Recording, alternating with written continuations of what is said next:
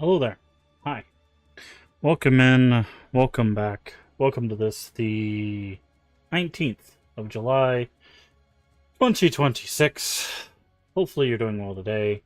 We are back today to attempt to make some more progress in Shadow Corridor 2.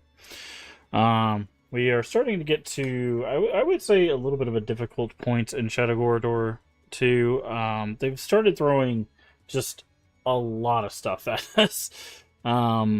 We've gotten so many mechanics on top of mechanics on top of mechanics. I'm hoping they start pulling back on some of that stuff. Something tells me they probably won't. But we'll see. We'll see how it goes. But welcome in. Hopefully you're doing well. Again, I know this is not a normal stream time. I'm still, I don't know, battling some stuff, not feeling well, mentally and physically, if I'm being honest. So I'm just trying to get streams in. This is supposed to be a celebration month, and it's been quite rough. If if I'm being honest, I'm just trying to get these streams in to have some fun, share some games and stuff with everybody. Trying to get back to our normal stream time, but unfortunately, it's been a bit of a task. So we've just been kind of doing these evening streams. So I do apologize to the people that were like, "Hey, you said you were going to go back to the afternoons." I'm trying my best. But I do appreciate everybody hanging out with us. I know I was really good about it before, and usually when I say I'm going to do something, I stick to that. It's just like I said. It's been really rough. It's been really rough. I'll be honest. It's actually been a really rough year. Like in all honesty, these past 6 months have been uh really tough physically, and of course with physical comes mental, and it's just we're doing the best we can. We're doing the best we can. So we're gonna keep moving forward. So I'm hoping we can make some good progress in this. We know we have about 5-ish levels left. I don't know if any of those levels will be story levels. We haven't run into any story levels in this game. Every level seems to have been a uh, a dungeon level, a labyrinth level, if you want to look at it that way. So we have not run into any story levels like the first game, where there were only like 3 labyrinth levels, and then the rest of them were story levels. We haven't run into any of those yet, so we'll see if we have any of those. But we do have, it looks like, about 5 more levels of this. So if we can knock out about 2 per stream, we have about two or 3 more streams of this, depending, and then we'll move on to our final game of the celebration, which I have not announced yet. It's still a secret.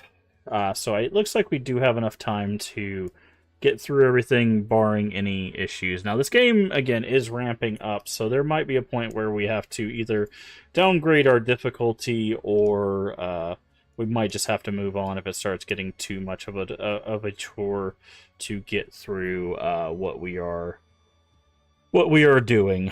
I still think it's interesting. I still like the aesthetic of it and some of the gameplay, but the story has been... The story of both of these games are kind of not vibing with me, to be honest. And I think some of the game design is starting to get a little tedious. Like I said, the idea that they're starting to get so stacking with all of the stuff. Like, usually what you do is you introduce mechanics, and then once you don't need a mechanic, you like remove a mechanic and introduce a new one, right? Like, so you stack the skill by, making harder mechanics, but by removing previously easier mechanics. And the problem with this game so far is it's been like, here's a mechanic, here's a mechanic, here's a mechanic, here's a mechanic, and they keep just adding more without removing the lower things. So we're starting to get to where it's just there's just so much. Like with that last level, we had like I want to say like 7 different apparitions we were dealing with. We had to have so many items just to acquire the things we needed to progress. It was a lot. We still got through it, mind you, but it was a lot. So as I mentioned, like if there comes a point where I'm just like I'm done with this, we'll just move on. I'm not going to keep myself beholden to the idea that we have to beat this. But I did want to give it a fair shake, and we put 7 hours into this. I would like to at least get another stream, unless it gets to the point where it's just like we put another 3 more hours, and it feels like I'm just banging my head on the wall. In which case, we'll just move on. But yeah, so that is what we're going to be up to today. And if we do move on from this or beat this or whatever, and we do finish the other game early, I do have another thing we can play. And if we finish that early, we can always jump into Kuon. We got some Fatal Frame games. Hey Boyd, how you doing today? Like, we have some other stuff to finish out the month as well, so we are good for all of that. But anywho, I think that's all I wanted to mention here at the top of the stream. And again, I do appreciate everybody's support for like the raids and stuff that we've been getting, and the follows and the subs over there on YouTube. I do see you guys, and I do appreciate that. Also, again, I appreciate everybody that goes and hangs out with everybody else and other streams and stuff, because when I'm lurking and I see people being like, hey, hanging out with people that we know, it's nice to see that. I've always talked about how like this is always meant to be a community, and community is about supporting each other. So it's really nice to see that stuff as well. As we can going, it's going all right. It's going all right. I've been having a bit of a like pressure headache because our weather just keeps up and down. Like it just like it'll get hot, and then storms will bring everything down and change the pressure, and then it'll get hot and then storms, and it's been a roller coaster. But outside of that, I'm doing okay. I guess. Alright, we turned off our music. Let's switch over to the game, and let's see if we can make some more progress in this. How about you? How did the party and everything go yesterday? Were you guys actually able to do the pool? I know it was kind of up in the air. So it sounded like you guys were going to be able to do it, but I know there was also kind of that, like, slight possibility that it was a no. Okay. So I'm going to go with weak coffee. We had a pivot. Okay. That's what I was worried about, is that you're going to have to pivot. I think we already bought... Yeah, we already bought stuff. I did not mean to rotate. Oh, this is interesting. 2 and 1. I was wondering if we could do passive item slots. This would be really good to have, but we do not have enough for it. So what did you guys end up doing instead, then? If you don't mind me asking. They had already started off rough, then we got everything packed. We were in our swimsuits ready to go and got to use the pools. Oof. Well, yeah, I know you guys had said that was like a possibility, and then... Yeah, that really sucks. I hate when that kind of thing happens, especially when it's like last minute. After I went to HEB to find the cake. Oh, that sucks. I'm so sorry. That's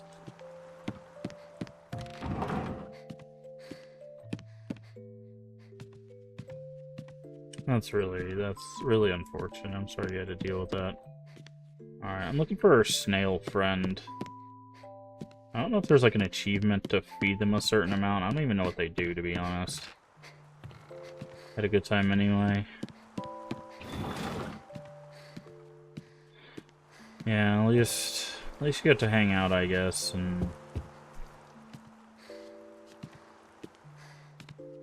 Okay, we do know they can be outside.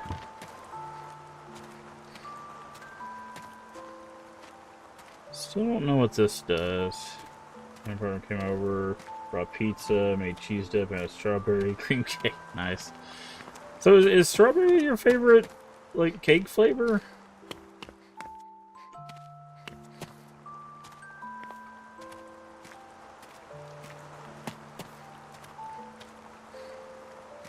Margaritas, monsters. Hey. Sometimes hanging out with friends can be more than enough.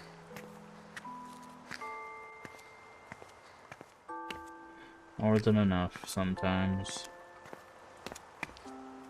I'm not seeing our snail friend. I wonder if it's because we already fed them this time around.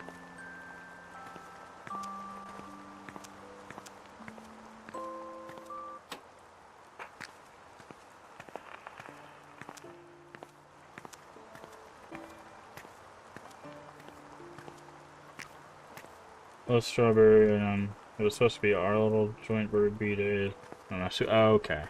That's what I was like. I was wondering. I was like, I thought you liked something different.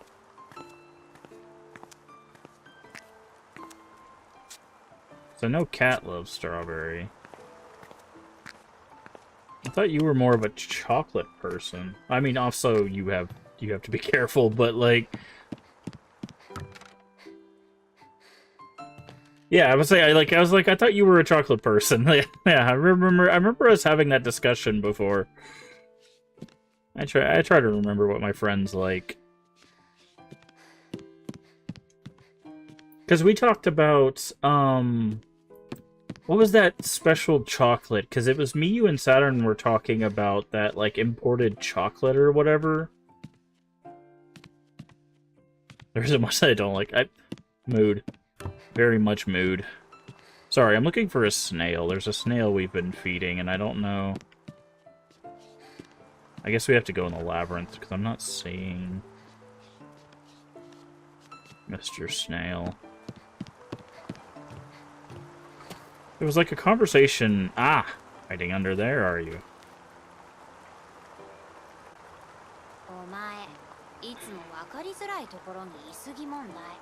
There was like an imported chocolate, I think me, you, Saturn, and maybe somebody else was talking about.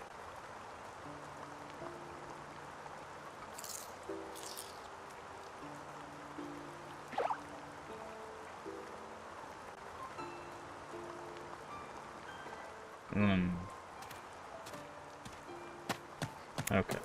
Alright, so let's head in the labyrinth. I think we have, what is it? The walking card, the... Purifying the item spot, yeah.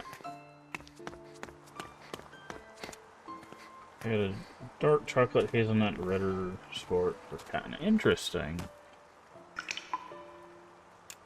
Missing a wind hole. It only has 4 beans. So I wonder... Okay, so every level before this one has had 12. This one only has 4, so maybe this is our first story level.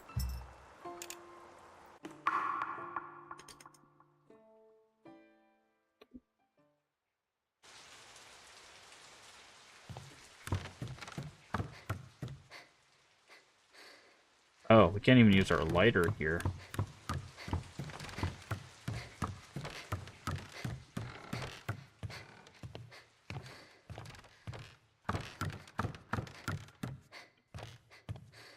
I am going to the Silent Hill Rave.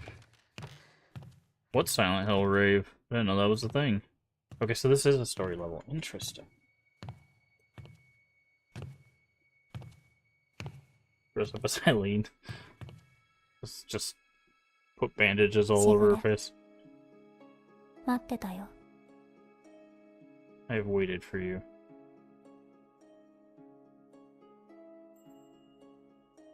Little hole in the wall bar. Nice. There was a hole here. My name is Shigure, the same as you.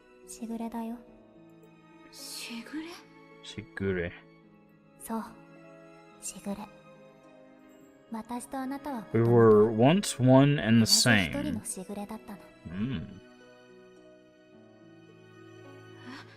Trying to get to Indigo. Nice. What do you mean? I see. You still know nothing. What is Mother doing now? She's dead, right? Or we don't know.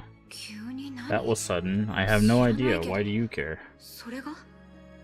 You no longer live with her? She threw me away. I don't remember much about her. I see. It's no surprise, given her disposition. The reason we became like this, after all, is... Became like this, after all, her fault. What are you talking about?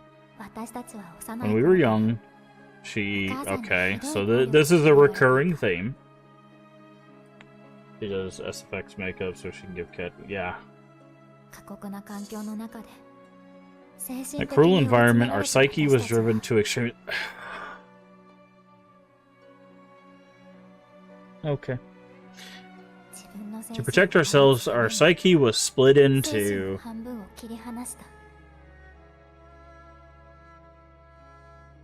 Okay. That is how there became two of us. No, you're lying. She was always smiling. That's the mom I remember. Indeed, that must be so. I became your replacement. I was always the one she hit.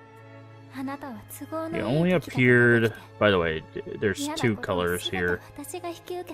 Like, compositionally speaking, this is actually a really good composition. These are complementary colors, or very close. No, blue and orange are the complementary colors, yeah. You appeared at times, were good, and pressed everything traumatic onto me. I bore the burden of your unpleasant memories, pain, and sadness. That is why you do not remember her. Because all the memories of her are full of nothing but pain. I have always been so jealous of your ignorance. No way. One day, I straddled the railing of our balcony in front of her. Thought if I did, she might worry about me. I wanted to believe she still loved me, and that my existence had meaning. This is why we have the trigger warning on the screen, by the way. What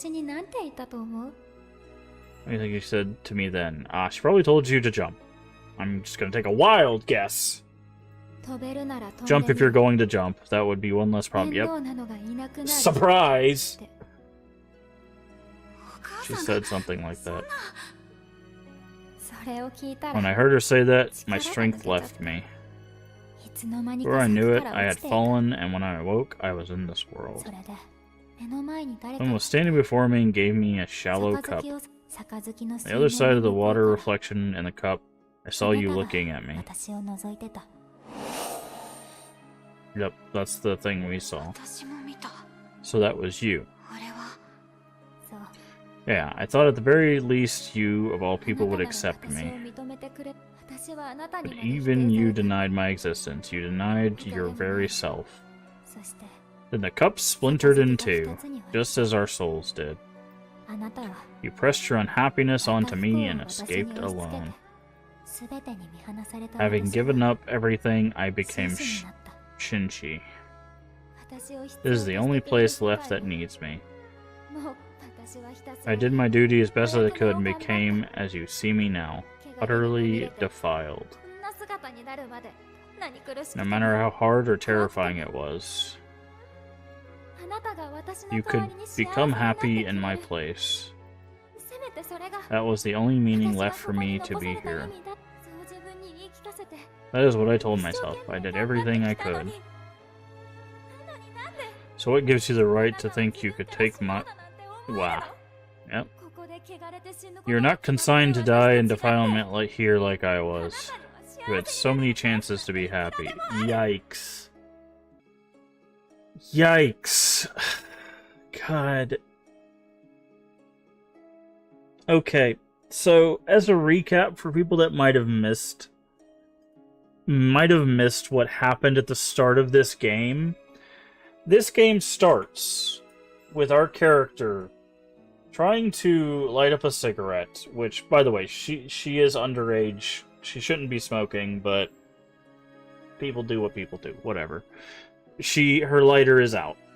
She goes and gets a key to unlock a drawer to get her uncle's lighter, which has sentimental value to her uncle. It is implied the uncle is the character from the first game. That lighter is the same lighter he used to get through the underworld that belonged to his grandfather. Thus the connection to Shadow Corridor 1. Anyways. She lights her cigarette. He comes home, finds her using both smoking and using that lighter, which has sentimental value to him. He gets upset. He hits her. She then runs off, upset for very obvious reasons, and then throws herself from like a 5th or 6th story balcony and ends up in the underworld. This right here, this sentence right here is the equivalent of victim blaming. She now has a abused child version of herself saying that she should have been happy with that situation.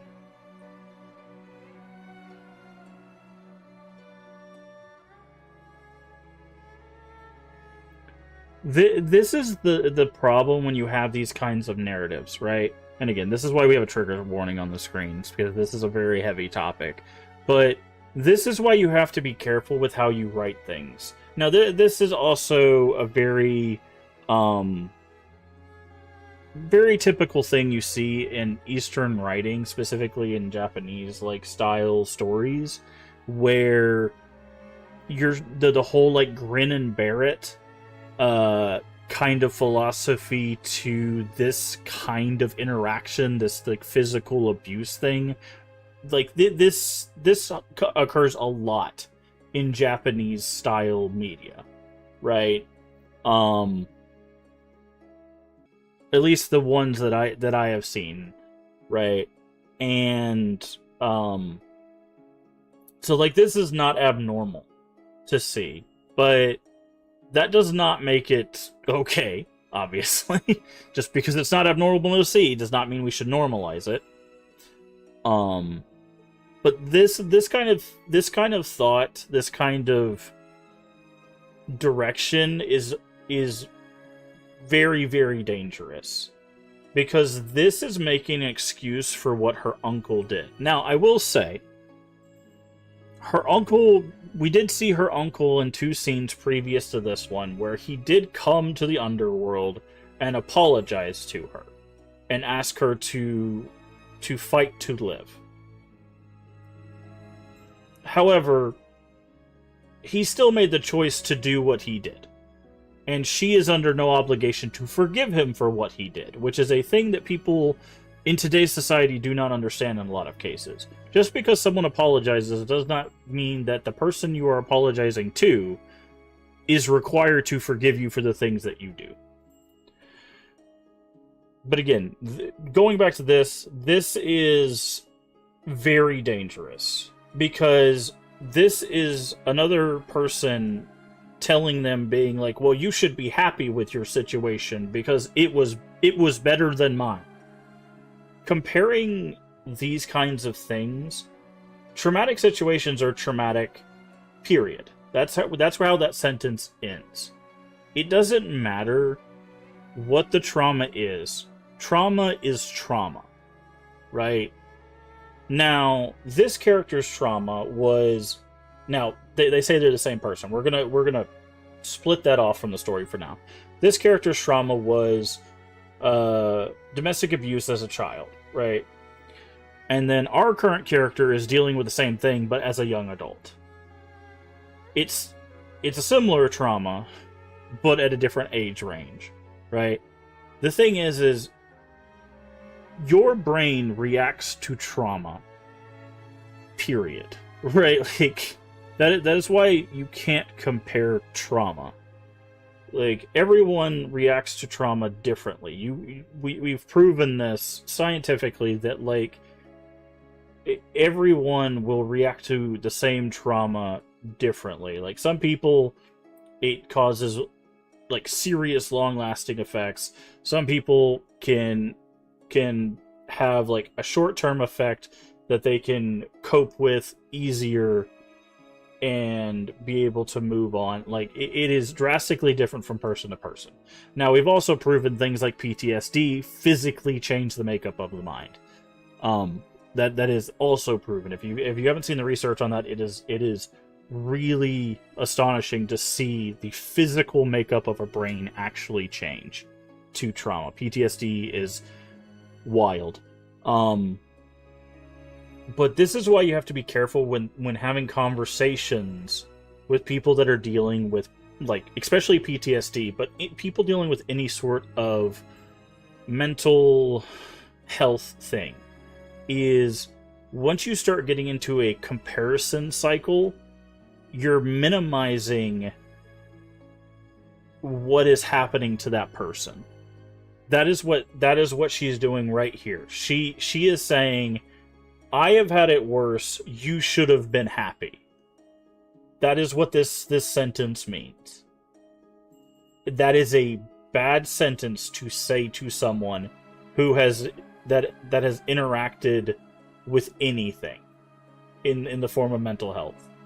Is I have had it worse, you should be happy that you didn't have it as bad as me. Right?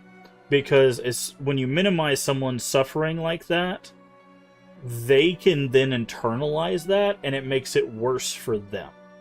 Because if they internalize that, then they start to have the problem of, well, yeah, I should just be happy with this situation that is causing me potentially physical, but definitely mental suffering. Right.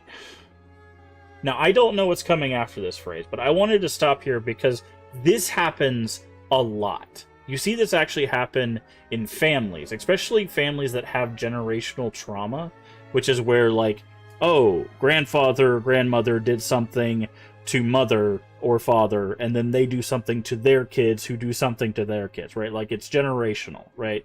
You see this happen a lot, where it's like, well, at least I didn't treat you how my parent treated me, and that's where this phrase comes in families, right? You had so many chances to be happy. Like, that is essentially what this is. So, we'll see what comes next, but if the way this writing is going does not give me a good indication that this is going to go anywhere good. So,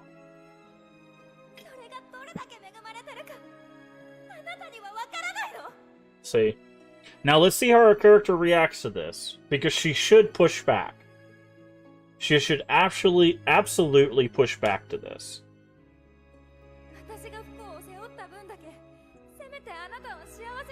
So let's see what our character reaction is to this.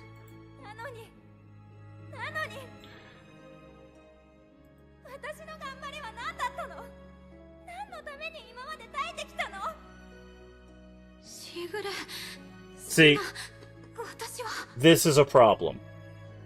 This is a problem. Because that phrase right there is exactly what happens. That's exactly what's said when you internalize it. That's someone going, oh, my suffering actually isn't as bad as yours, I'm sorry. She should have pushed back. Because her suffering is just as relevant as this other character's suffering. Now, there is a weirdness going on here. They're technically the same character. So, in theory, they're sharing the same suffering, but yeah. This phrase right here, this is a problem. Because now she's internalized that her suffering is not as bad as the person who is berating her for suffering.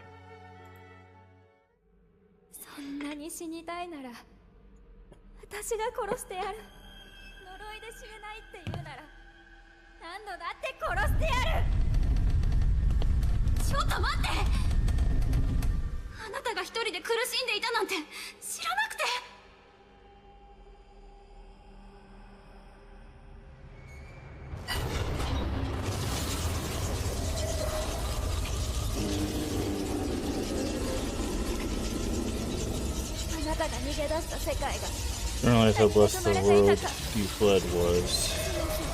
Then repent with your life. Yikes. Are we getting a boss battle? Is that a thing we get here? Or are we just getting like a chase sequence? I can't.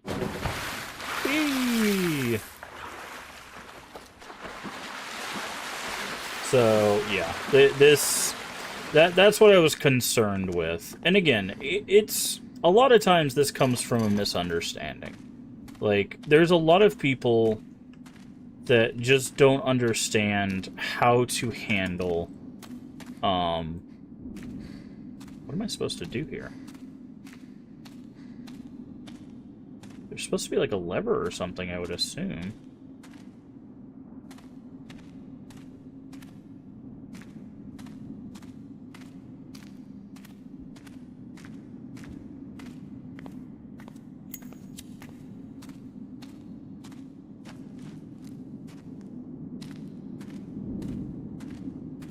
Oh, I see what it wants to do. This is explosive.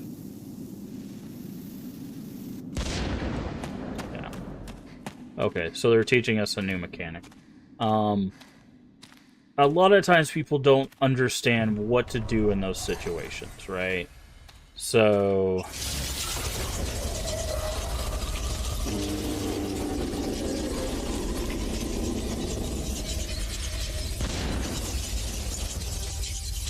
Shadow of Shinji.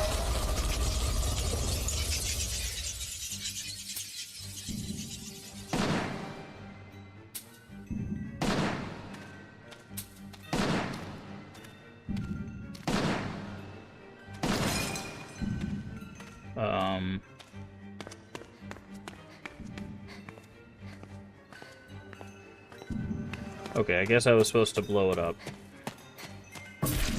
Yeah. But...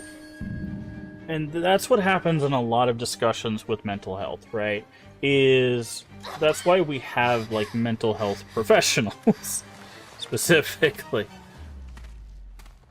Is because... What the hell am I looking at right here? Is because that's what the training is about. Is learning, hey, these are how you interact with these situations. These are how...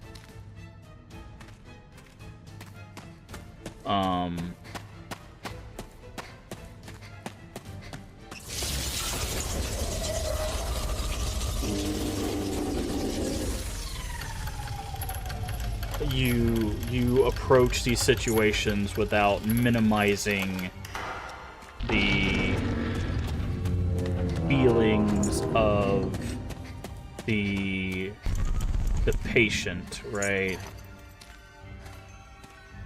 That is the point, right? And the average person doesn't know that. Or most of the time does not. There are people that can understand that or learn that.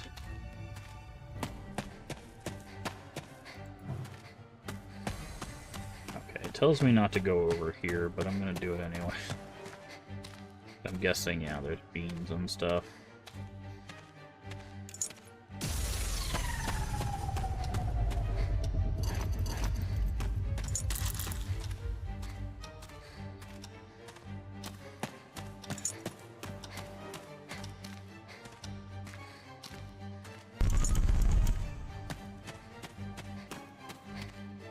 Oh great, there's shadows now?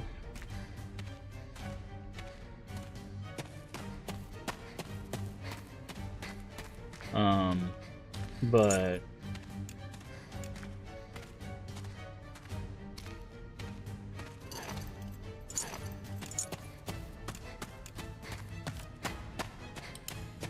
And I will also make it clear, I am not a medical professional. Like... I also don't know how to deal with all the situations that occur when people deal with, like, mental health crises and stuff like that. I am not trained to do so.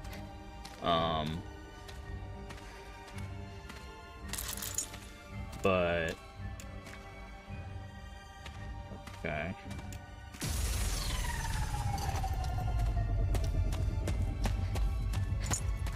don't know what does this want me to do? Like, obviously it wants me to damage them, but...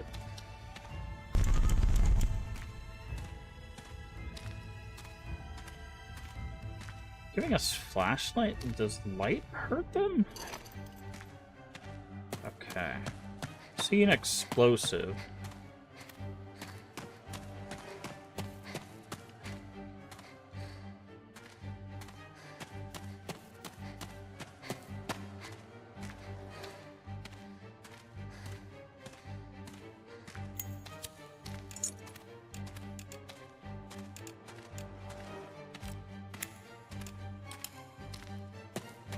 Did they lose me? Is that what's going on here?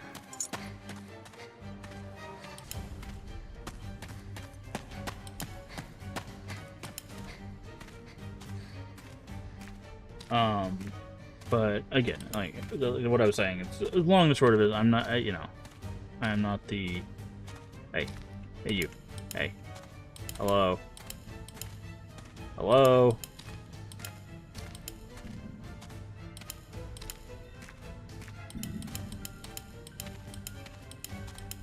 Are you stuck?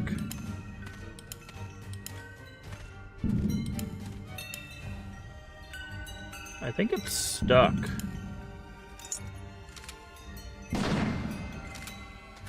Okay. Great.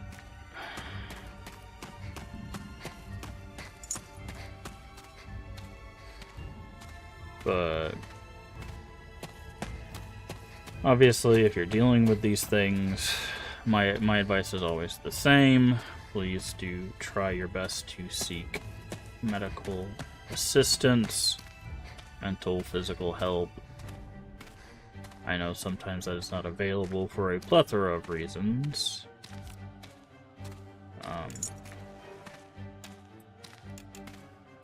Maybe financial reasons, maybe just availability reasons.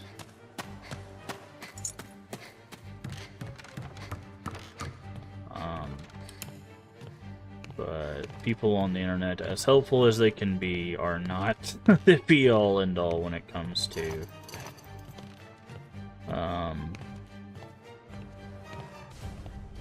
getting help, obviously. Like, am I supposed to leave? Like, is this just bugged?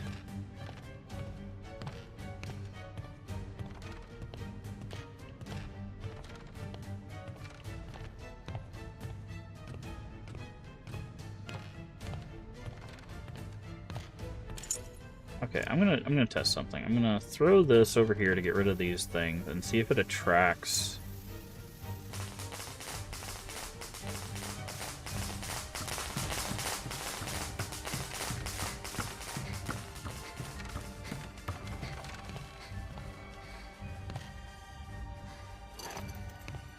See if it attracts. Okay, it didn't.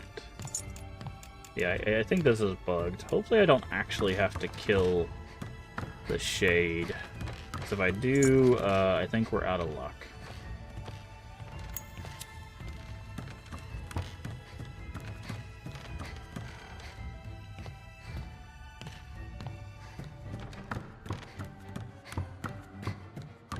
Because I do think this was supposed to be one giant chase sequence, but...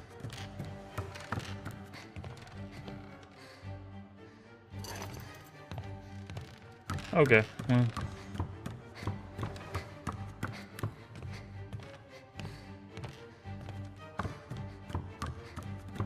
Maybe there'll be a trigger at some point. Okay. So we can open this. So, like, what it wants us to do is... that.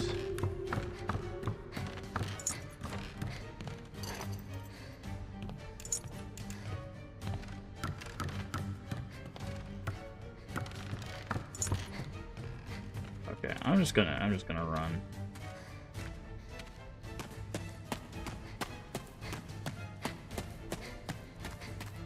Yeah, I think this is bugged.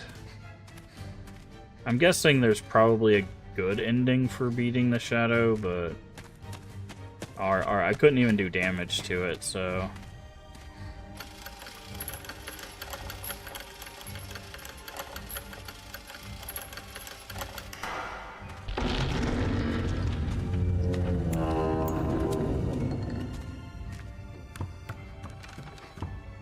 so I only had one key.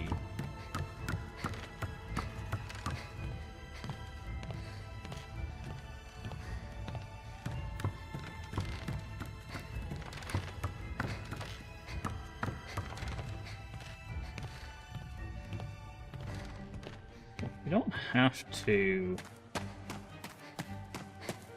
do anything to those guys.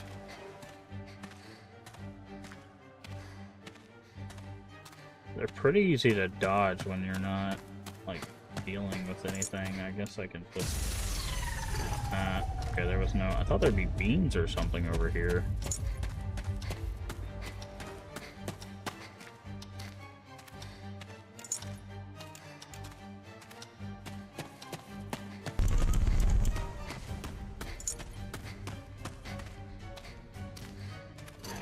Key, take that.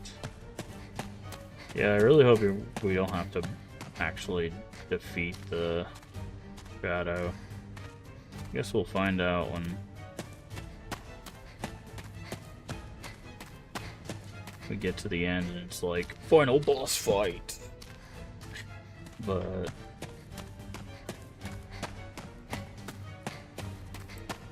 Because, like, there's been cases that I've had talking to people where, you know, people have been made to feel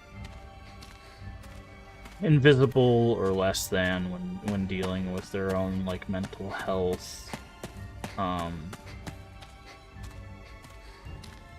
And it's always saddening to hear that stuff because, like, you should never have that happen, you know. Everyone has something, you know, they have a story, and having someone minimize that story because they don't think it's as interesting or as dark as their own is a very cruel thing to do to someone.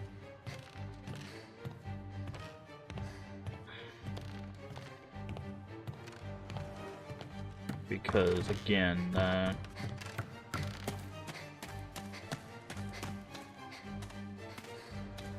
Yeah, I figured that's what was gonna happen here. Now we've got to pay attention to these things.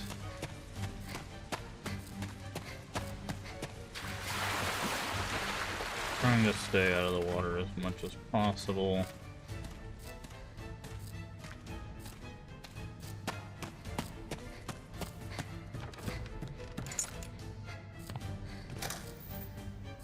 I need to test something. Do barrier rooms get rid of corruption? They do not. Okay.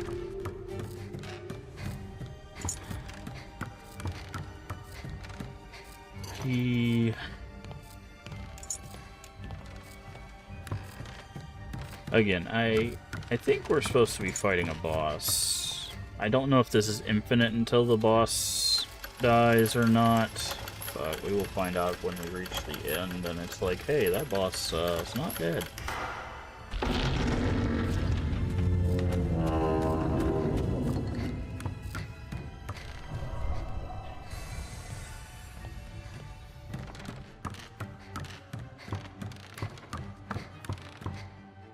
Interesting they keep giving you these. Oh, it's because they run out. Hi, Energized. Hopefully you're having a good day.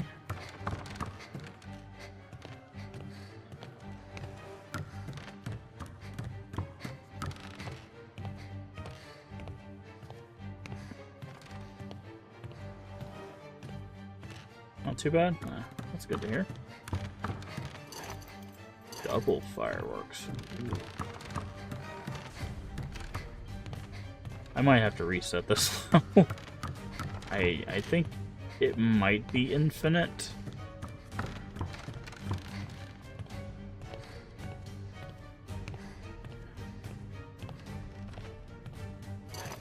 We're just constantly getting resources, and our boss kind of bugged out, so...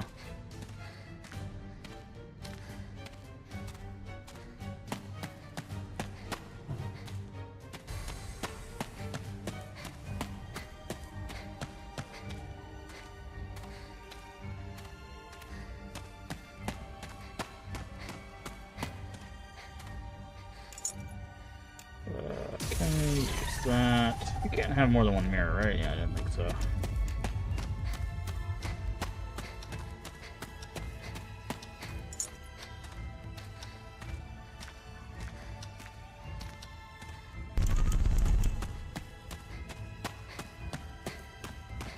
Leave it to the story level to be the first level that we get that's bugged out.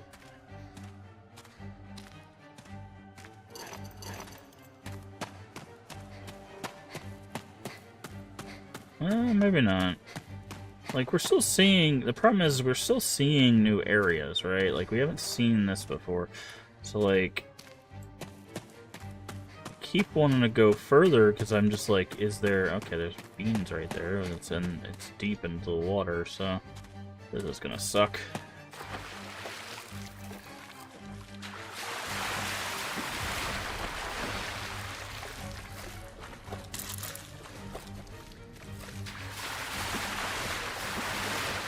By the way, there's no jump button, otherwise I'd be using it to get out of the water more often.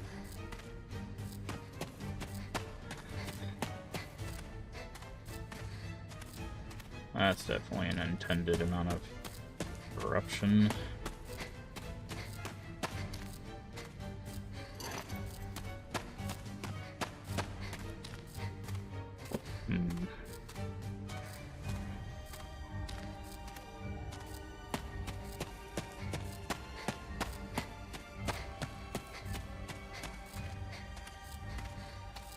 Next stamina thing we see, we'll try to swap out for... Oh, there's an anti-corruption thing right there. Perfect.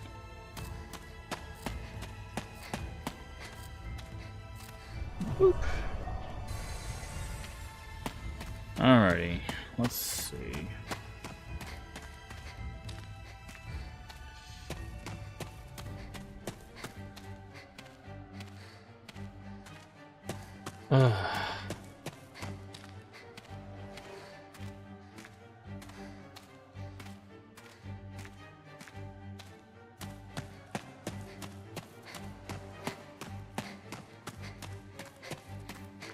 Like, if there's guaranteed 4 bags, I'm wondering if it's just like it'll spawn somewhere along the path, or... I don't know, like I said, we'll figure it out.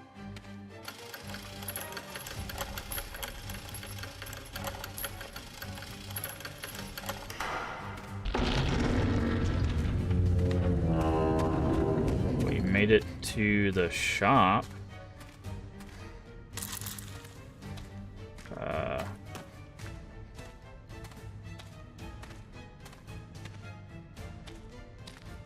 Okay, we made it to the end is what this is. Okay, so...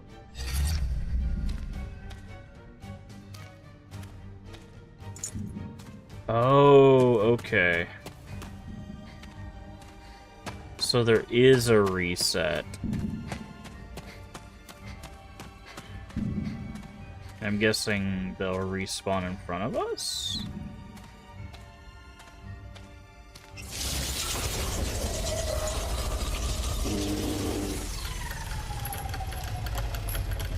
Okay. So there is a way to fix it. I should have used a mirror earlier. I didn't know what the mirror was going to do in this level, so I don't know. What I expected. Oh no, we haven't been here before. Okay.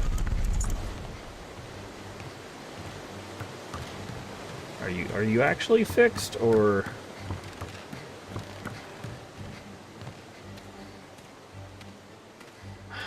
Okay. What is going on with you, friend?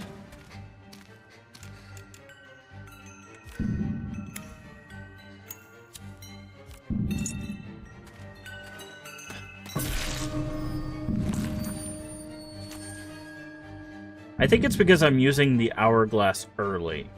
I think that's what it is. I think I'm bugging them out by using the hourglass early.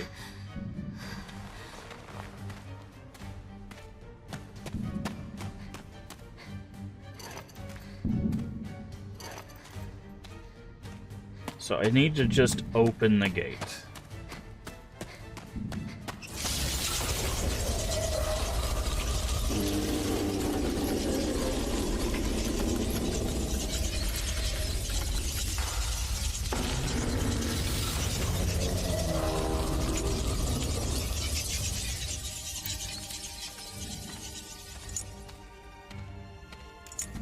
Nope.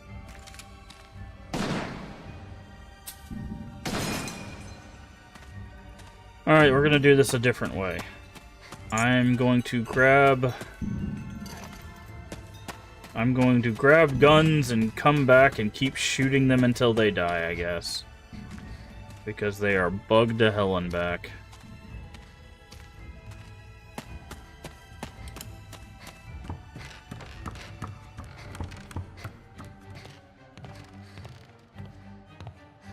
I didn't do anything to them except interact with a mechanic, and they just don't. Well, the problem is I can't.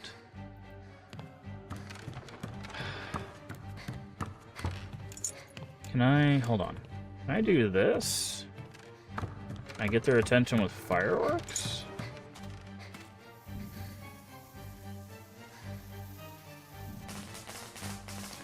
No. It's like they're stuck on those lamps.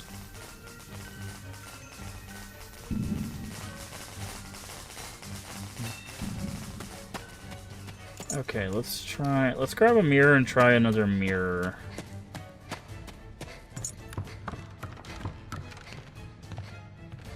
Man, I don't...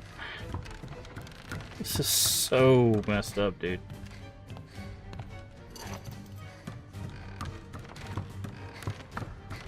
Like, I think what's happening is I think the lamps that are dangling from the roof are breaking their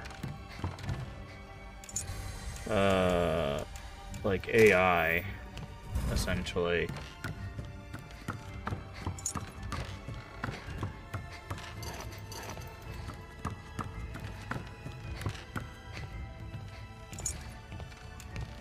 Leave me alone. Could have thrown firecrackers at it, but I don't care at this point. Like, basically, I think what we need to do is have a gun and a mirror, and then just, like, travel back to them, shoot them until we run out of gun, and then just rinse and repeat that until they die. It's gonna take forever, but it's better than resetting, because it'll at least finish the level.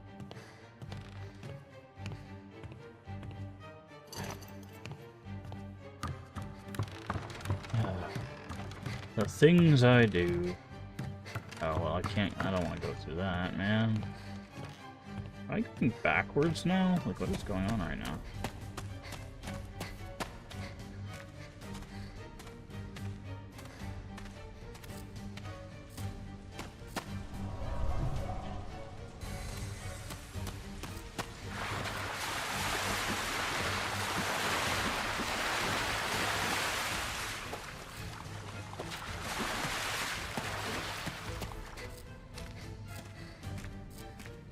Alright, man. So I should probably just get fireworks ready so that I can throw them at. Alright, is there a mirror here? There isn't. Can't carry any more of those. Get rid of the corruption. Thank you. Alright, let's see if there's a mirror at the end of this dead end. Usually there are.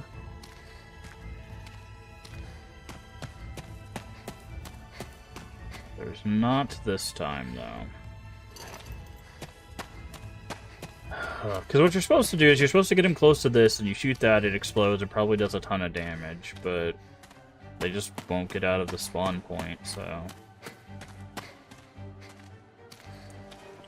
10 out of 10!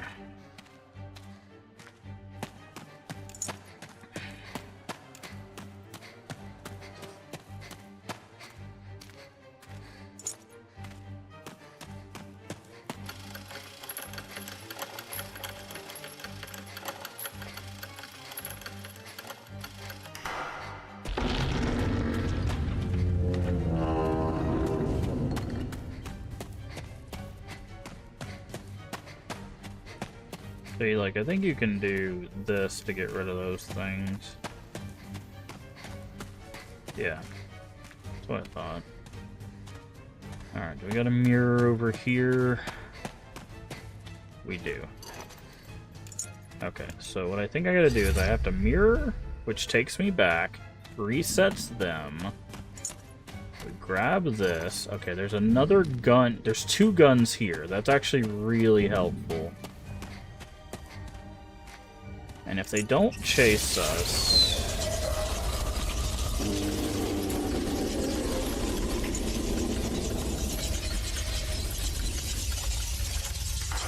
which they're not. Hello? Yeah, see, they're not chasing us. So what we're gonna do is we're just gonna go... Ow. Ow.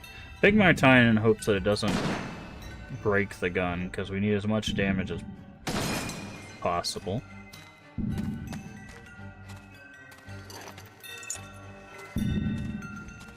See, it's like they want to chase us, but they just don't. Well, thanks, great. That was a super useful gun. And then I believe we can run through them with that, grab this gun, and then we can go pow, pow, pow. Alright, and then we just gotta rinse and repeat that for however long it takes to kill them with guns. So... buckle up, peeps. That's our strat for the next however long it takes.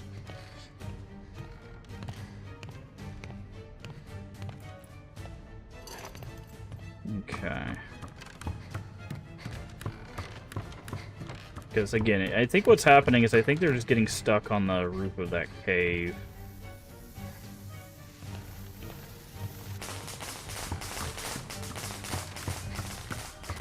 Is a gun. That is a gun.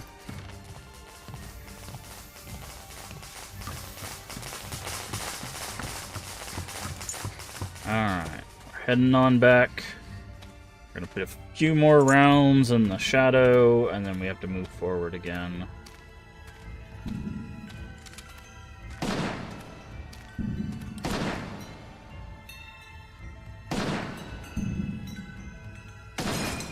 I've never got more than 4. I don't know why they give you 6 bullets if 4 is, like, the absolute max you get anyway. It's like, it's just nonsensical.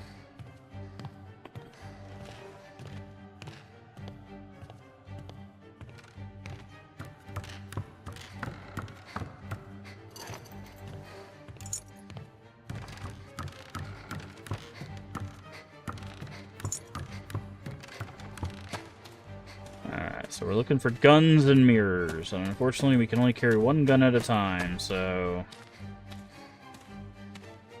and 1 mirror at a time.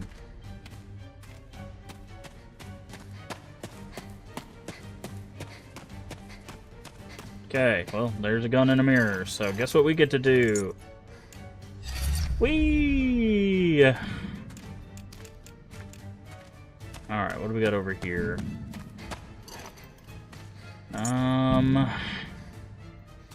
So we're gonna have to...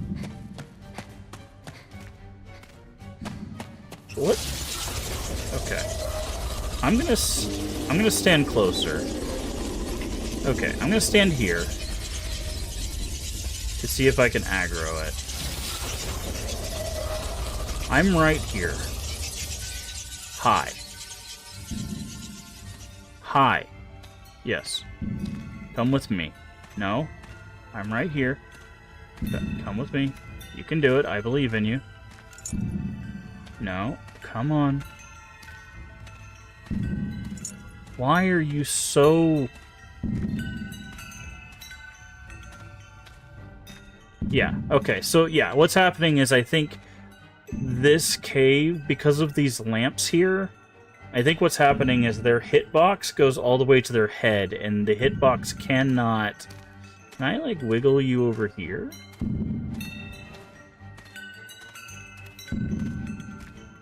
No. Yeah, the hitbox can't pass this opening.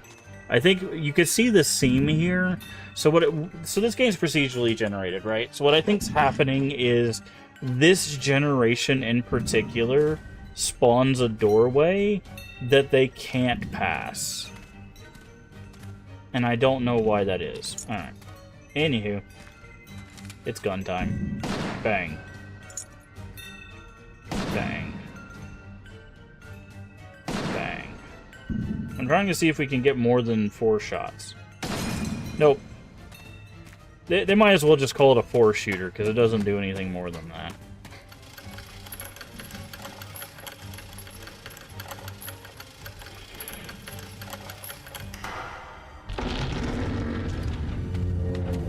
Because ideally, what's supposed to happen is they're supposed to chase you through here.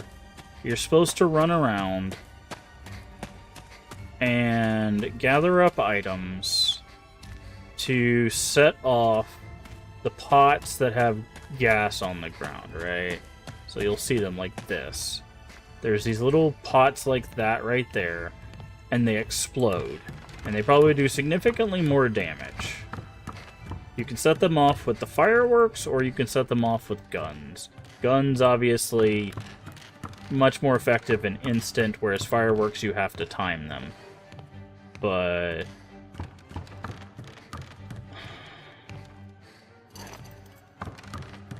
the problem is they're just not chasing us. I could reset, but the problem is there's no guarantee we don't get this exact same thing again, and I just would have wasted time.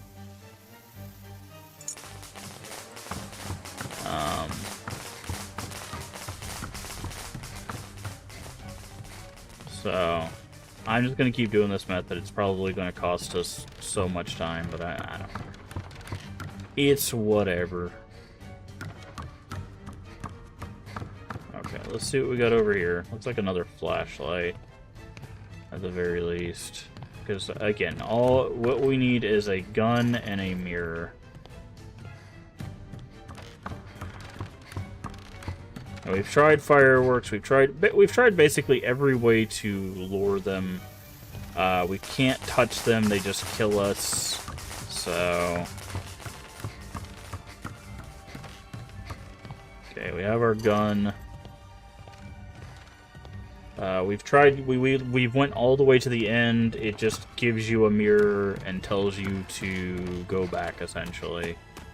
So there's nothing for us that way. You can't just reach the end of the level. You have to kill this boss, which usually when a thing has a health bar, the idea is that you have to kill it. Sometimes there are cases where you don't do that, but we have attempted to just not do the thing. Now I do check the dead ends. The dead ends tend to have mirrors more often than not, so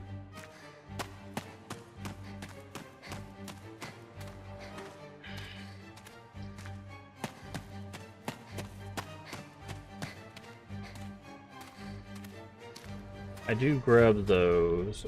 Like, again, I wish we could grab more than one gun, but we cannot.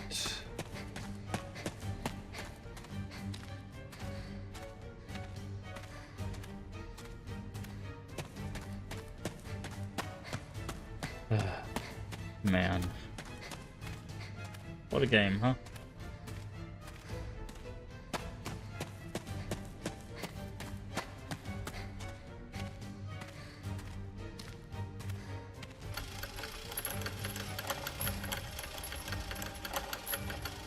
And the thing is like, this kind of thing happens in a lot of, like, modular or procedurally generated games. There's no way you can test every, like, potential outcome. Like, there's just going to be some generated seeds that just don't work properly. That's just how procedural generation works. So sometimes you will just get seeds that are just like, yeah, that didn't spawn correctly, or that doesn't work properly. So I would be curious to know how many times this kind of thing happens. Dang, really? Another barrier? Or if this is just a consistent bug.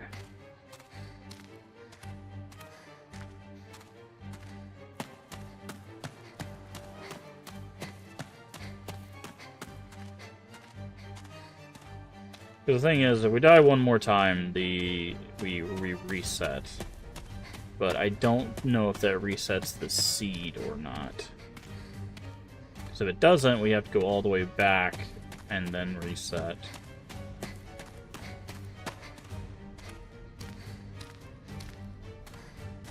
And that's even more tedious. Wow, they're giving us a lot of guns and barrier charms, but no mirrors. I wonder if we've run out of mirrors. If that's a possibility. If they're like, yeah, no more mirrors. No more resets for you.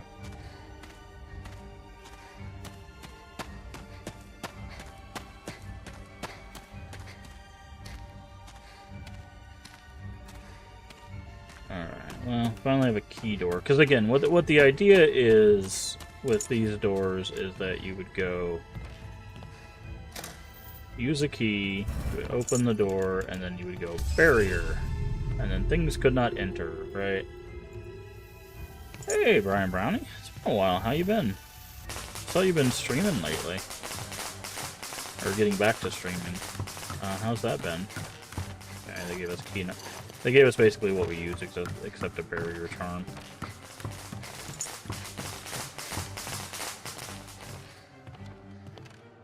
Streamed today for the first time? I thought you streamed yesterday or the day before. I could have swore I saw you the other day. Maybe I'm just saying things. I don't know. I'm delusional. Tried. Oh, your Wi-Fi. Okay. Yeah, I saw the notification that you went live, and I was like, oh, okay, that's cool. Didn't buy one. Okay. Bought a house. I thought you had a house. I thought you and your fiance had a house. Did you get a different place? Oh, you were renting. Okay.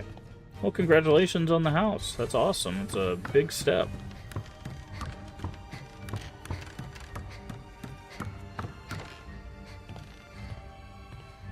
I know it couldn't have been an easy one. I know the paperwork for those kinds of things are very, very involved. Be surprised we got it. Hey. Yeah. Well, I hope everything goes well with it. I know those things are a pain. Oh yeah, they're a nightmare. Yeah, no, I've seen the paperwork for those things. They are not fun.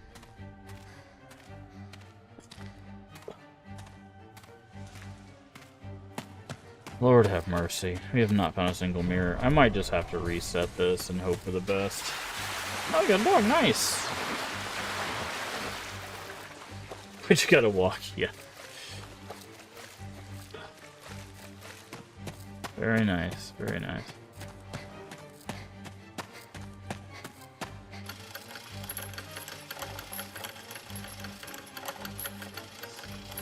Alright, if we don't find a mirror in the next few pickups, I think we're just gonna reset this and hope for the best.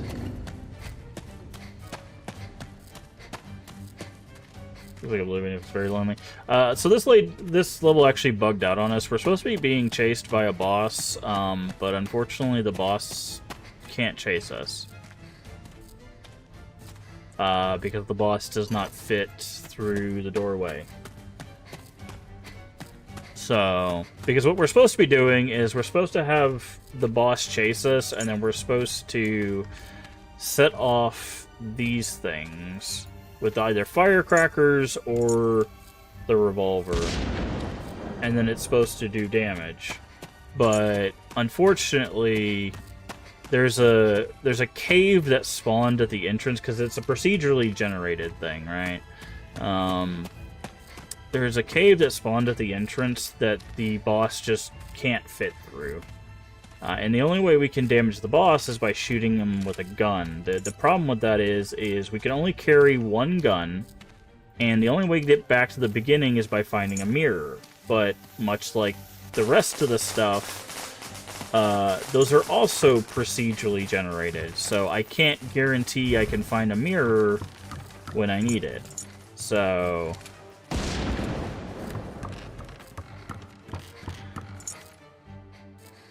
So I'm basically just running around looking for mirrors. I think I'm just gonna reset, but I don't know if the reset is going to fix the problem because I don't know when it does procedural generation, so...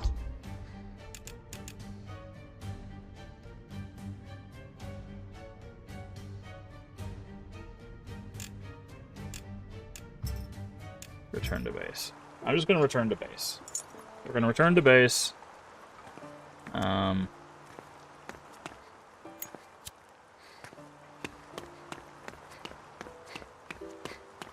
we can actually change these out.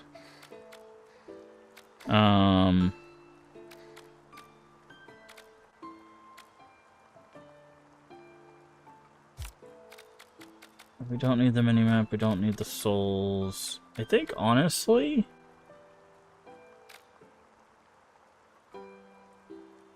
what we have is fine. Oh, you can just look at the cards, that's nice. Can we feed the snail again? Also, did we keep those coffee beans? It looks like we did. Which is nice.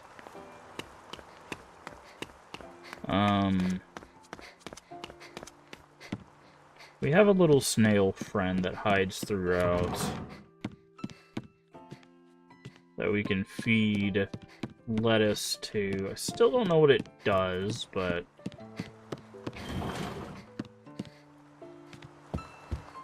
I've just been doing it every time we come back to base, just to see.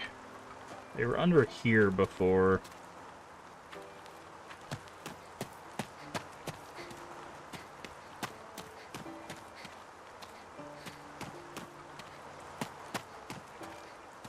I'm guessing if we feed them probably like 10 times or something, they probably give us a card.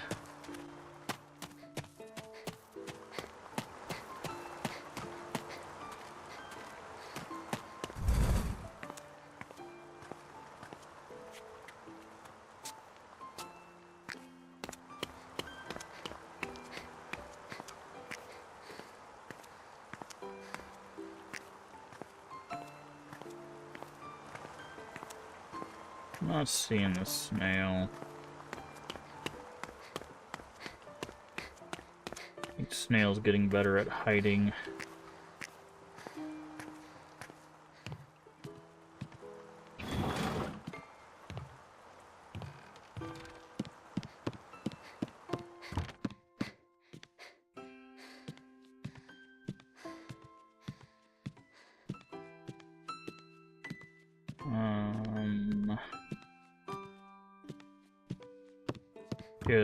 Or that, or snail doesn't respawn until we actually complete a level.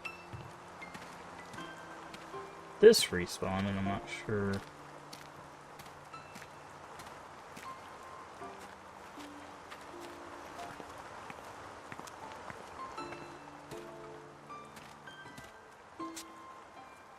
Let's see him under there. Wondering if he was eventually going to hide near the actual teleporter.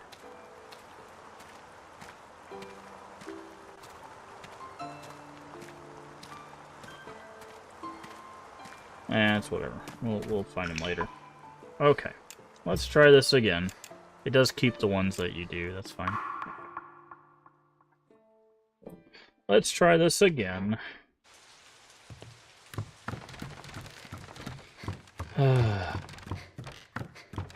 Skip the dialogue and everything, because we've already listened and discussed it.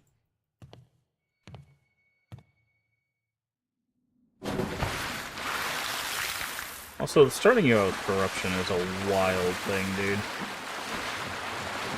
Again. So, this teaches us the mechanic. Oh, you can just throw it through it. Okay, so they don't have any, like, collision. Interesting.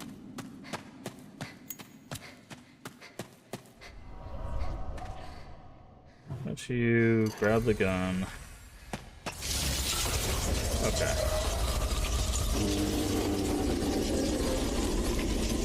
So does this cause them to dissipate? Is that why they put them in front of us here? Because this is also teaching us a mechanic. I wonder if that's what we did wrong.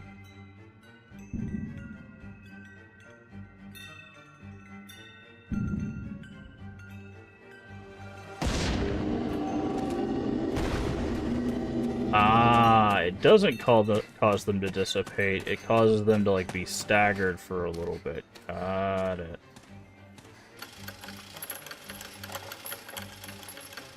Okay.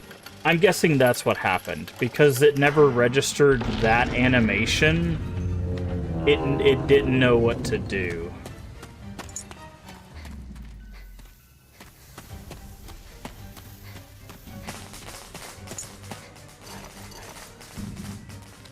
Okay. I think that's what happened. Is it never registered the idea that it like fell over. Come on. Come this way. And wow, 2 shots of that one. That was disappointing at best. Wow, we actually didn't get a fence like this the whole time. Yeah, we got a completely different map this time. Maybe the game was like, I'm sorry. We really messed that one up.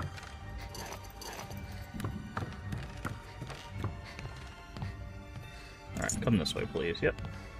That's a good one. Oh, you're fast.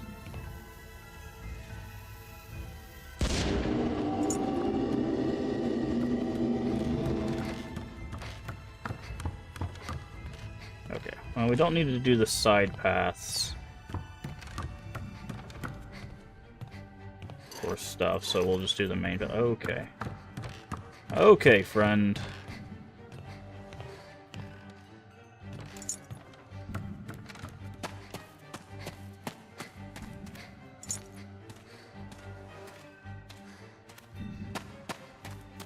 Alright, so yeah, this would have been significantly quicker.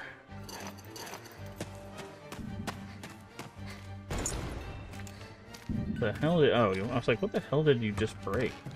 Okay, not going through the water.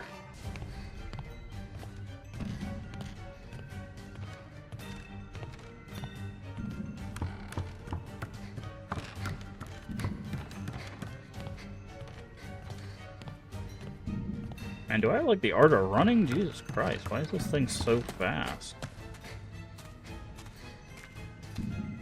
So what happened to all the explosives we found on the way in the last one?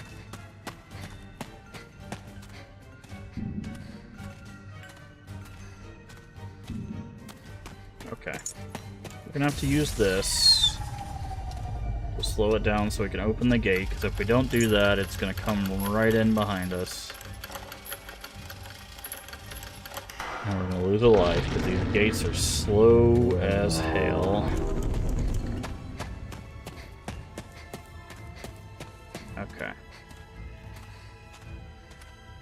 You're still coming, right? Yes, okay. Shouldn't have looked back. I forgot you can do this. Okay, now they're just giving us firecrackers. Okay.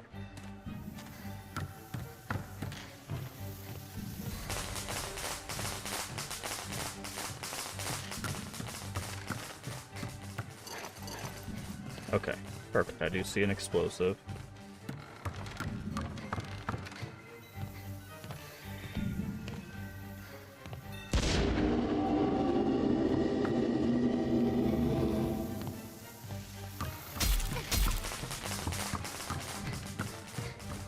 Okay, perfect. Stamina thing.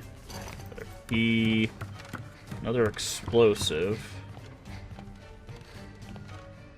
Okay, and then... Okay, so they speed up over time. That should be close enough.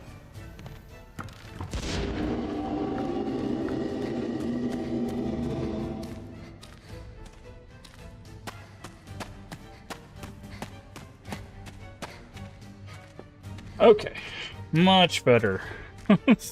Yeah, no, doing this any other way is definitely a bad idea. I do not have a way to set that off.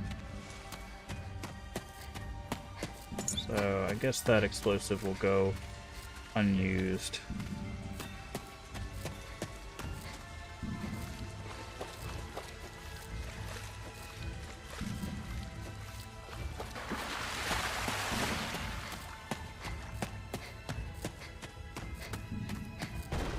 Okay, I would say I think they can slow down by the rocks.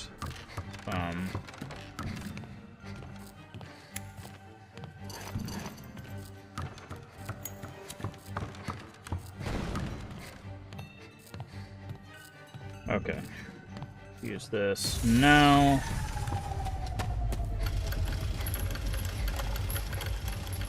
So we can get through this.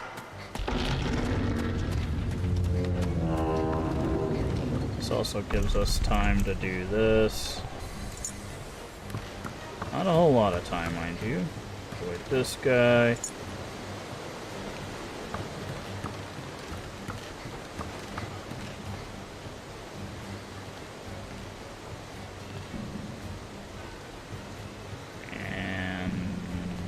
That should be good. Oh. Oh, that guy turned me around.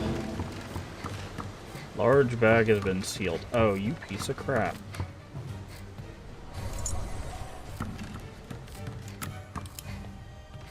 I hate those spirit dudes. They're like really unnecessary for this part too.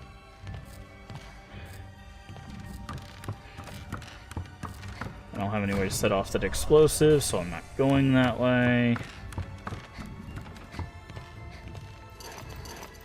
Okay, I definitely can't go that way now. I do see explosive in front of me. They haven't given us a single, like, barrier. Wow, that last seed would have been, like, amazing.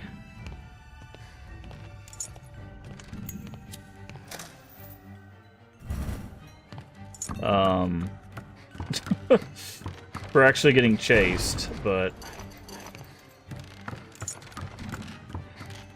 we are not getting lucky here. Okay, that should be good.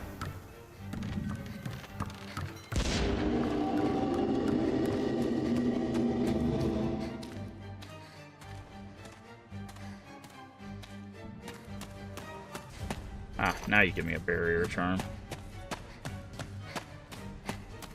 Very curious how the barrier charm works. Do they, like, run into it and take damage, or...? Okay.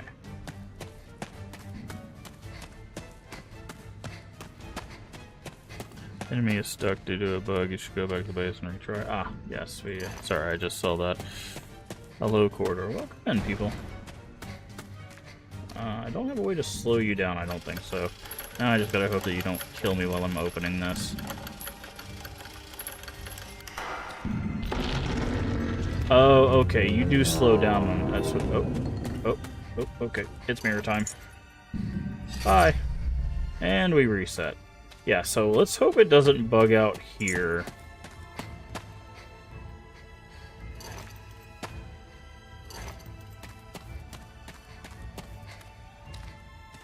This is where it bugged out before. But I'm wondering if now that we've done damage and stuff, if it'll be fine.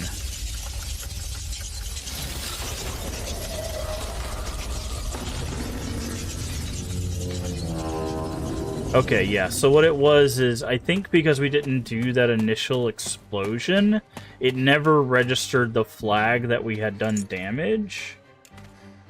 So it was like, hey, I don't think you've done the right thing, so I'm just gonna stand here.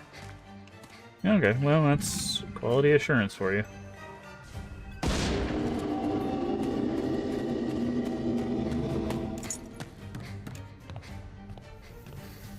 Go ahead and blow that open, because that'll also get rid of that guy.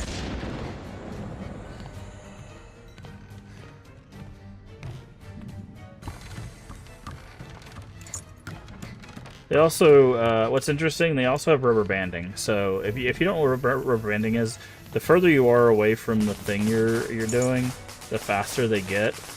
So like this boss is meant to stay a certain distance away from you.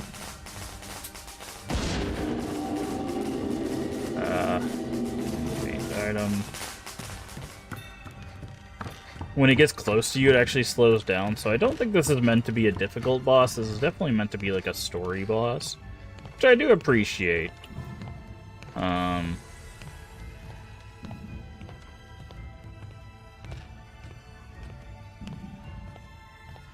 Because see, like, you notice how fast it is? If I wait and let it get closer, it will slow down. See how much slower it gets? I need you to get a little bit... There we go. Yeah, so the bug there is if you die to it and don't trigger the flag of the first explosive damage, then it will not chase you in the following sequences.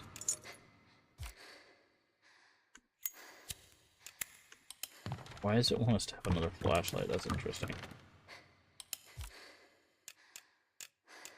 So that's basically the bug we ran into there, which is interesting. Like, so basically, if you don't know how game design works, basically what happens there is there's probably a flag in the intelligence of the creature that checks to see if you did certain things, and because that flag never tripped, oh,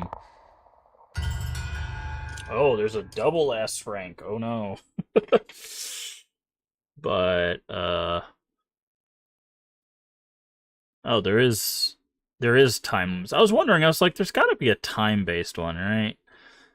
Finished with less than 100 damage. Okay, so there's a damage-based one. Yeah, but say that there's gonna be no apparition detections. Okay, so there is a no fixed light source. And there's also no stop time or more times. Okay, I see.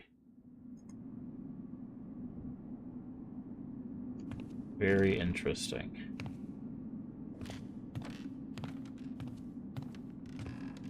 Alright. So, Shigure is, or the other version of us is gone. Shinshi. Shinshi. Okay, that's the hydrangea flower. Wow. Why you gotta stab her like that?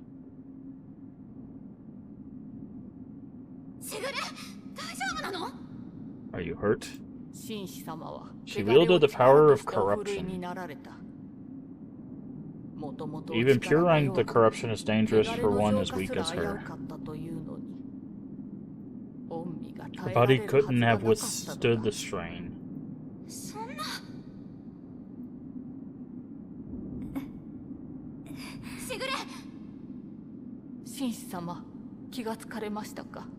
Have you come to? Please forgive me. Though it was to contain the corruption, I have done something terrible again. No, it's nothing. Thank you. Hey, welcome in. Press X to Jason and Raiders. How you all doing today? Let me switch over the screen. Let's see, what were you up to? Playing Finding Frankie. Is that the one where you're doing the like jump park mascot game? I think somebody told me about that one. Welcome in, everybody. You don't know who I am. I'm MaskofGames, play a variety of games here on the channel, mostly horror, mostly retro. Obviously, Press X Jason, another member of the Crib Stream team. Make sure you give him a follow if you haven't already. But tonight we are making our way through Shadow Corridor 2. We have played the first one. But hopefully you had a good time over there finding Frankie. If you need a raid run for any reason, get you some food, get you some water, or go take a nap. I completely understand. Just throw us a follow, come back when you can. We'd love to have you. Also, if it's your first time here, feel free to tell us what's your favorite horror game, what's your favorite retro game, And if you have one, which favorite retro horror game, we'd love to hear from you. Or just feel free to keep lurking with us. Working with us. I don't know where I was going with that. Lurking with us. I do appreciate it, and we do appreciate our lurkers here, so I do. Yeah, unfortunately, the game kind of broken. Really? It's kind of broken.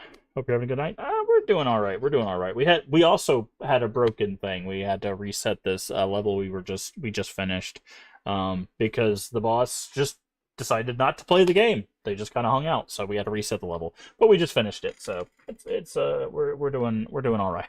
So we're also dealing with a broken game, I guess. But welcome in. Also, this is a little bit of a story beat. If you anticipate playing this game, there is a bit of a spoiler here. But also, there is a trigger warning on screen. It has touched on a lot of touchy topics. So if you're not in the headspace for some intense topics, a little bit of warning before we get any deeper in here. So I do want to mention that there are some pretty intense topics. But I do appreciate the raid nonetheless, and obviously that trigger warnings for anybody if you're just not in the headspace to deal with that kind of stuff. I completely understand. Like I said, just throw us a follow, come back when we're doing something maybe a little bit more lighthearted, but I do appreciate it. We're gonna get back into this. So I couldn't contain my jealousy for you. Made me want to kill you. Yikes. If I despaired, I knew you must be happy. Nothing made sense otherwise. I was wrong. You fled here because you too were suffering beyond your limit. Okay, so we talked about the first half of this.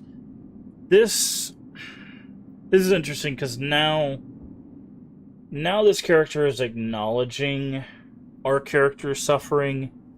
It doesn't excuse the minimizing done before, because again, there's a lot of characters doing something bad and then apologizing afterward, and obviously there's a discussion to be had about growing as a person, right? The problem is, a lot of people believe this is all it takes, right? A lot of people believe you just go, I'm sorry, and then everything is fixed, right? The problem is you can cause people quite a bit of damage doing the things that we've seen these characters do, and then just going, I'm sorry, doesn't fix those things, right? It can cause quite a bit of long-term damage. And again, we don't know what comes after this. We'll probably talk in more detail as this commentary goes on. But this is the problem, right? This is how a lot of society works. Is they'll sit there and metaphorically stab you with a knife, and then go, I'm sorry, and it's just like, that's not good enough, friend. Like, it's not good enough for the damage you've caused. I always dreamt about switching places with you. Yet, even if we did, we probably would have ended up like this anyway.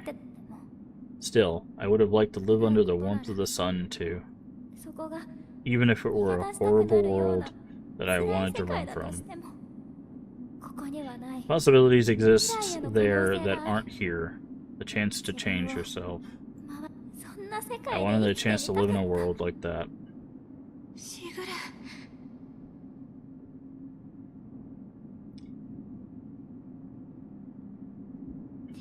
You still can. There just has to be a way. I asked the god of this world how. Let's go back home together. Stop. Jesus Christ, that was loud. Yeah, I figured you were gonna go villain mode on us.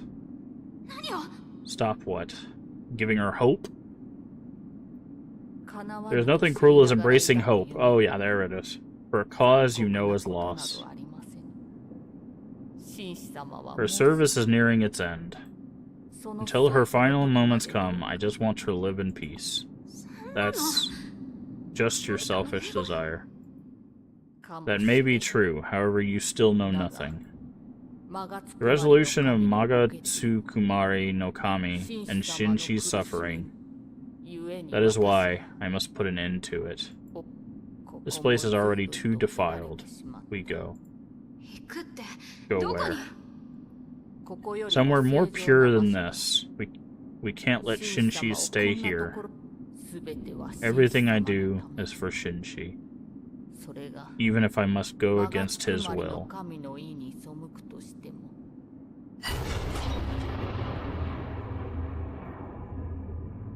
Okay.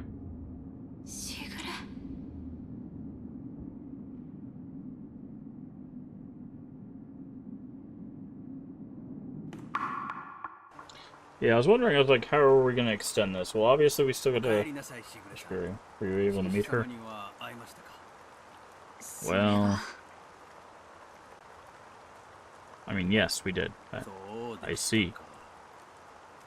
I had no idea. She sacrificed herself for us all, even though no one knows about her. This is all wrong. I want her to be happy in my place. I can't bear the way things are now. Not in your place. Let us search for a way for you both to be happy.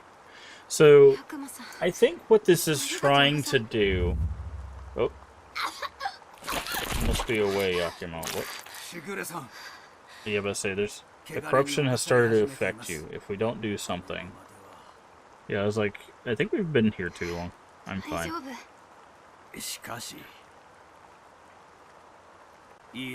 Listen to me. Coming in contact with corruption again is dangerous. I know you feel the need to hurry, but you must be careful.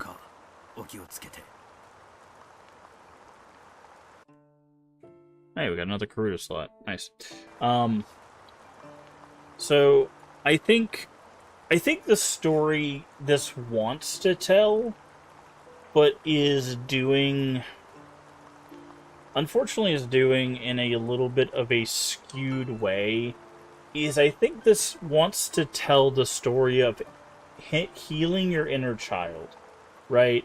It wants to tell a story about how people compartmentalize trauma that happened to them when they were young so that they can move forward in life. Because that happens a lot.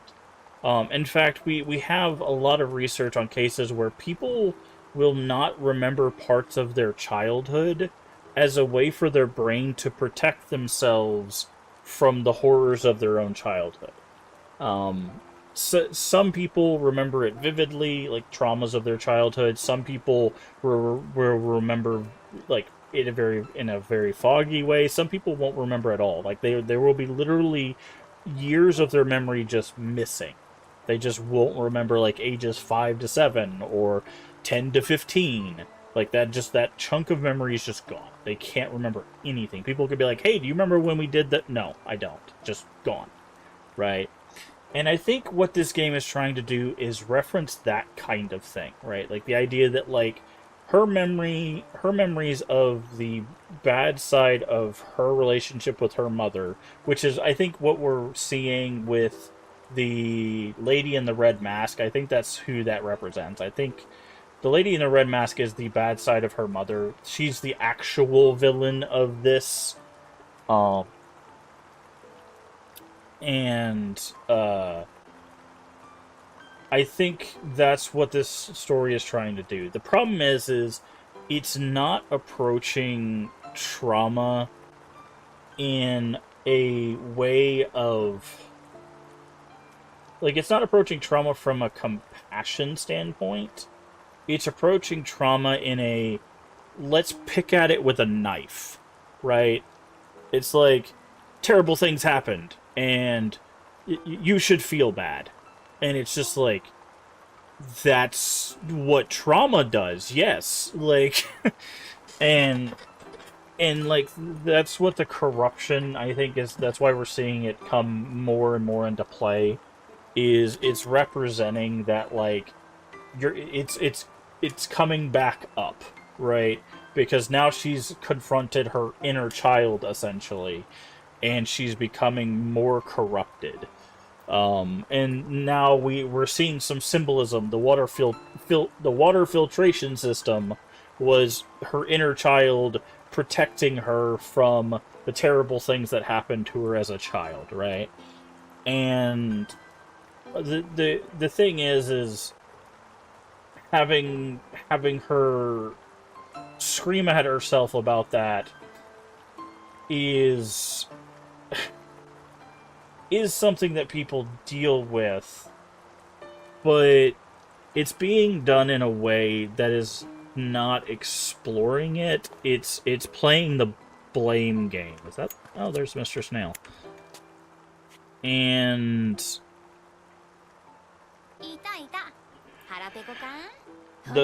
the problem with that direction is it's kind of surface level discussion of PTSD, right? It's like, well, you trauma is bad. Like, it's like, yes, we understand that. Like, anybody that's engaged with traumatic things knows that trauma is bad. Oh,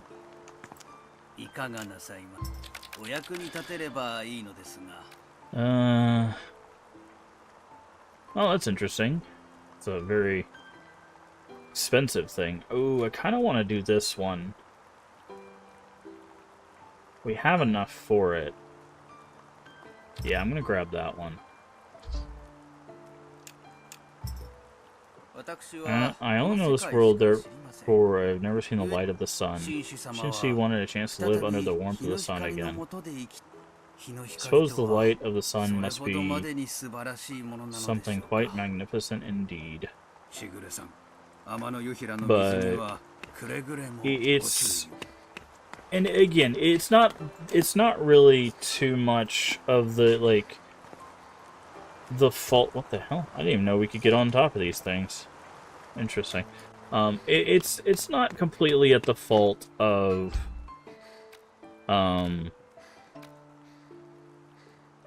the writer of the game or anything. It's the fact that, like, exploring any type of mental health thing is a very difficult and a very complex thing to approach, right? There's a lot of very fine lines between exploring the topic and demonizing the topic. There's a fine line between being compassionate about it and blaming, right? And it's very easy to slip between the positive and negative while you're writing about those things, right?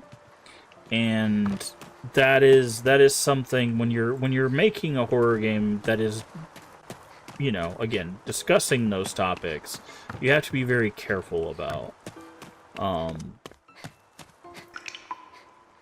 Glass building. Oh, that looks really pretty. Almost looks like where we're at right now. Alright, so let's do that. So it's going to be interesting how they wrap this up, because it seems like they're trying to lead to our character reconciling with her, essentially her inner child, to realize that, like, her life has not been easy, but her death is not the solution to that. Which, again, it is a very surface level approach. It is the, you know, death is not the answer, right? Like, it's the thing that you hear a lot of times when people deal with mental health topics. Obviously, it is true, but it it simplifies a very complex thing, which is why it's dangerous to just reiterate that, because an oversimplification can be just as dangerous as an overcomplication. Because you start getting to the point where, like I was mentioning, where you start making it seem like people's things are not important, and you don't want people to feel unimportant or their struggles to feel unimportant.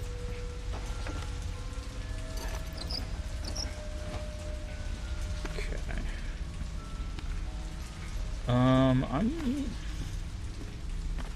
Should we go for the no? Fix that. I don't care about our score, to be honest. I know we get more Magatama for it, but I don't really care. I'm just trying to get through the game.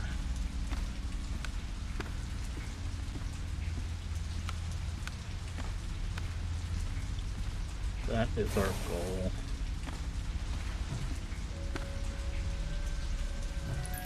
Oh, okay, these music boxes are the souls. Got it. Okay. Good to know.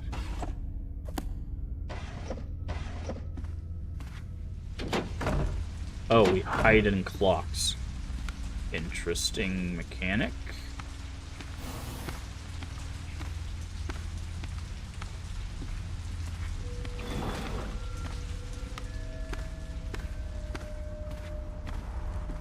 I like this. Again, the level design of these games is what attracted me to them. I like the exploration feel of these games.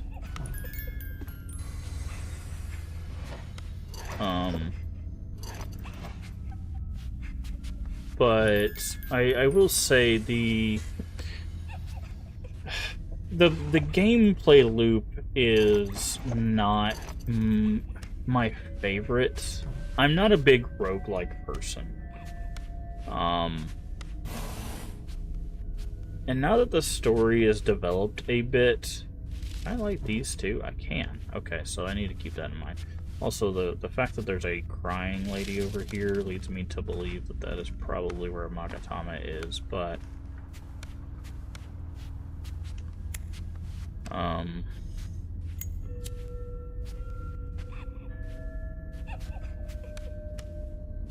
But, like, I'm interested in the story and how they're going to, like, kind of finish it up now, because I feel like they could wrap it up in a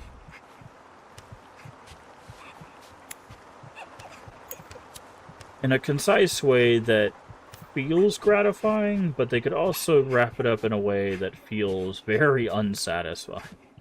Okay, is this locked? It is not. Okay, that is the Magatama.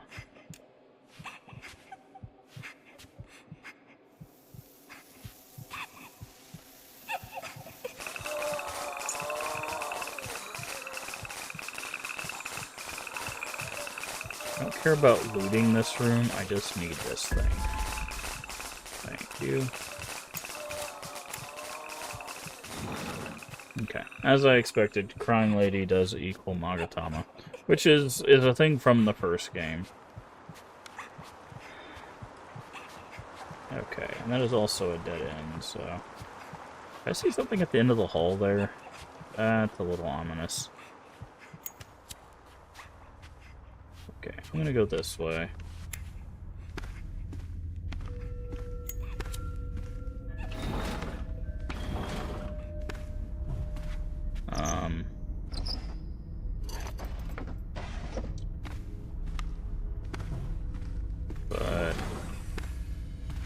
So I'm interested in the story, but if it gets to the point where I feel like the gameplay is becoming too tedious, I might just turn it down to the easier difficulty and try to just finish the game that way. Because the gameplay loop has not changed. It is collect the things, get to the end of the level. I wish there was actually a bit more to that. Like, I wish there was, like... Honestly, I wish each area had something to its own when it came to what you were doing with the... That's definitely worth it. The things you were collecting, right? So... I get, like, Magatama are, like, the thing, right? But... it would have been cool to see, like, if each area could tell a story with what you were finding. But, like, it tells a story with its environment, which, again, is part of the reason why I'm exploring it. Okay, I see a hiding spot in here. I also saw Magatama back there. Oh, is this a... Handle Shrine? There's also a hiding spot.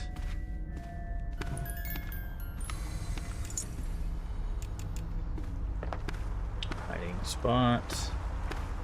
This is actually huge.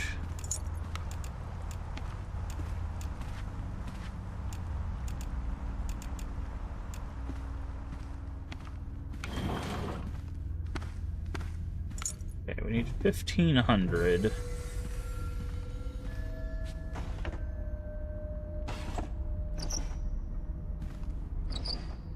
Okay, can you open the second drawer, please?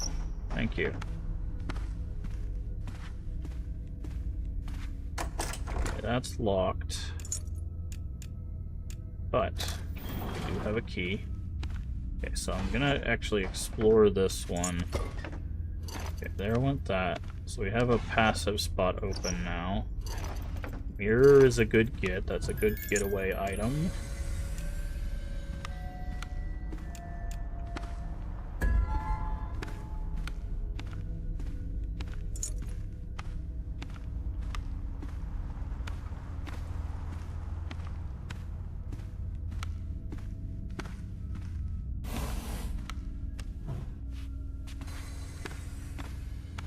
Trying to get up to 1,500, because if we can open that shrine, we can...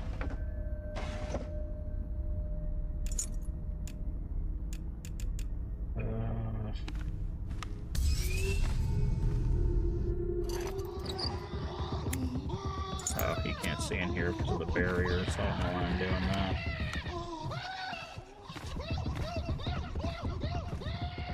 Coffee bean. I was like, I know I saw something else.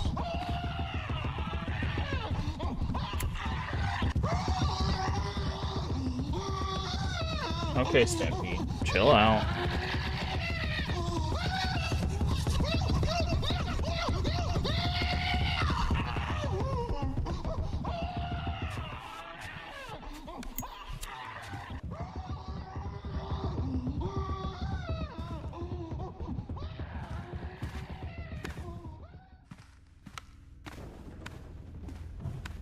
Okay.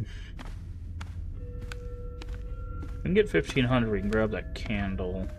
Problem is, it's kind of a waste of an item spot right now because we don't know where it goes.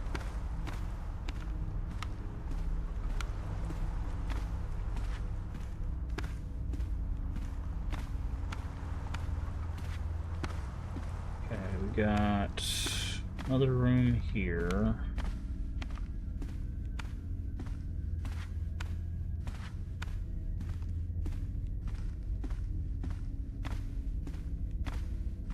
Another Magatama room. Oh. The hell is that connected to? I don't like that.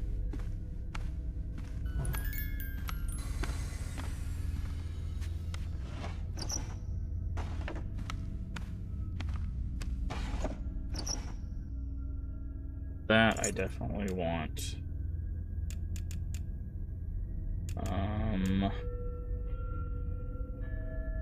Getting rid of our get out of jail free card.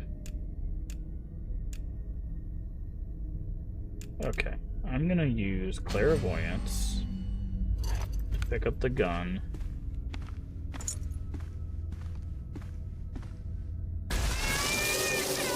Okay, that's what that is. Oh, okay.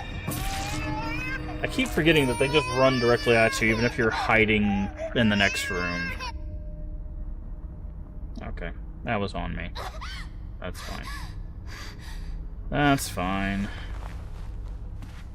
Okay, well, it spawned us near a Magatama, so honestly, it's kind of worth it. So there's a Magatama right there. What the hell is that? The Magatama right there, and then there's a Magatama down that way. There's also some beans, I think, over there.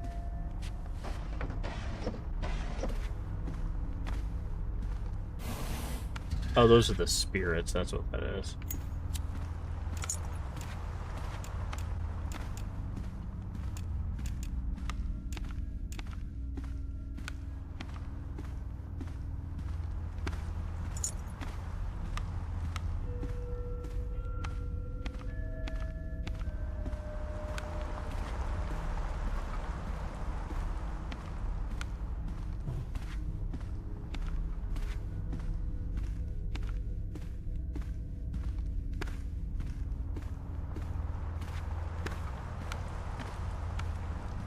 So Magatama should be in one of these rooms, right?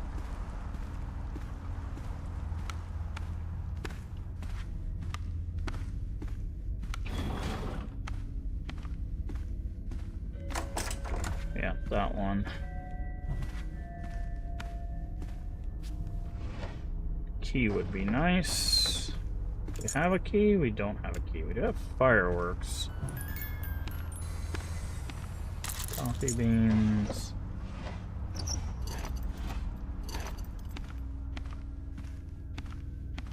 Oh, okay. Let's do a 2-for-1 here. Can we...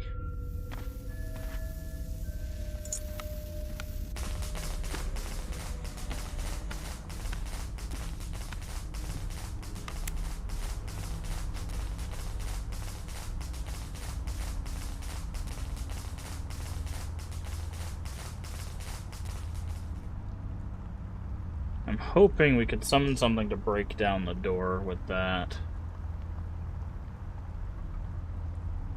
Ideally Stampede, because he'll just barrel through the room.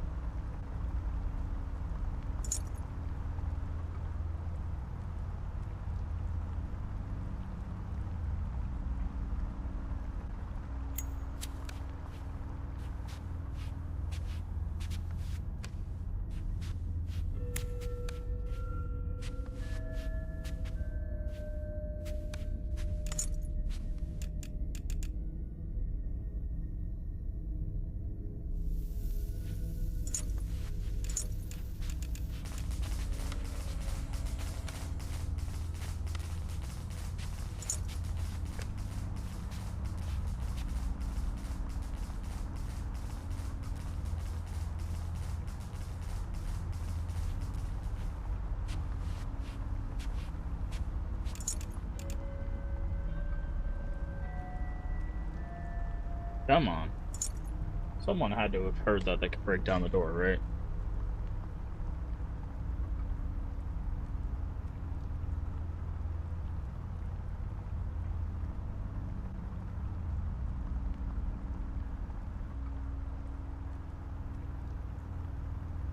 Really?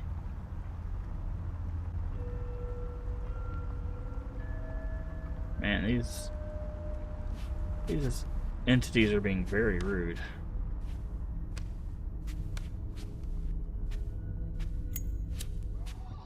There we go.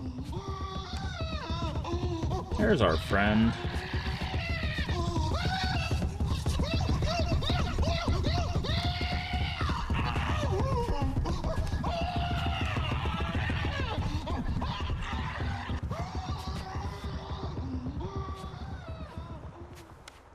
Wait, really? That didn't attract you?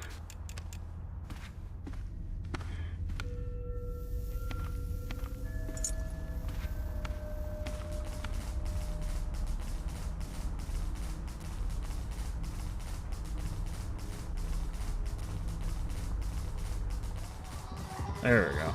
I guess he just wasn't spawned in yet.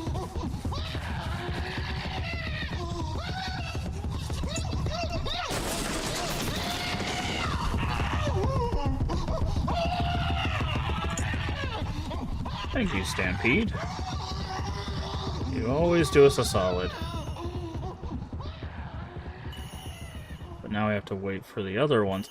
Of course, when I need someone to spawn to break it, no one shows up. And as soon as Stampede shows up, then 4 other entities show up. Because you can hear Bell behind us.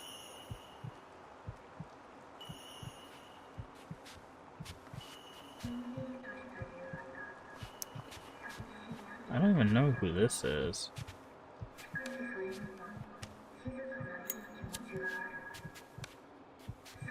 This is a new entity.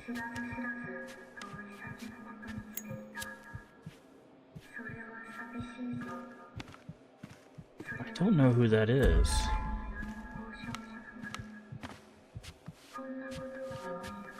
Like, I don't know who this is.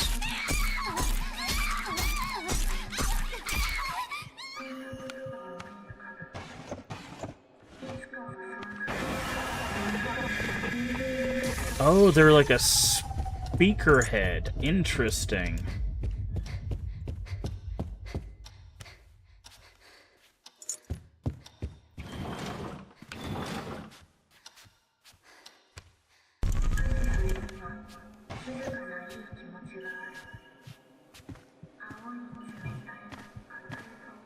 Yeah, we've not seen them before. They're a new entity to this area. The problem is they're... Can you go away?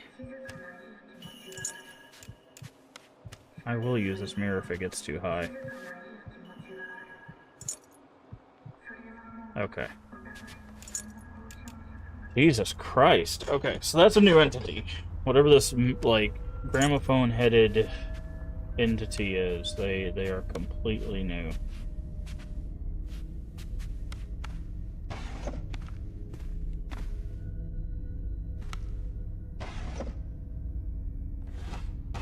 Let's see. Okay.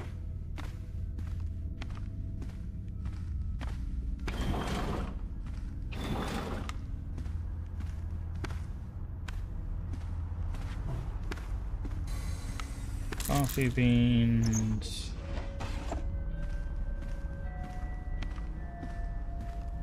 Alright, we got 4 Magatama.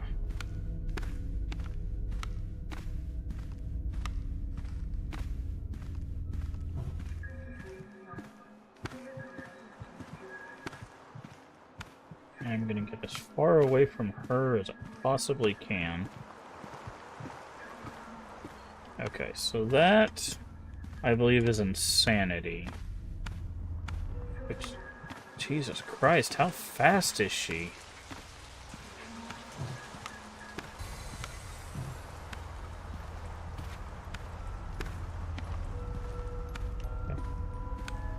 I hear the shop.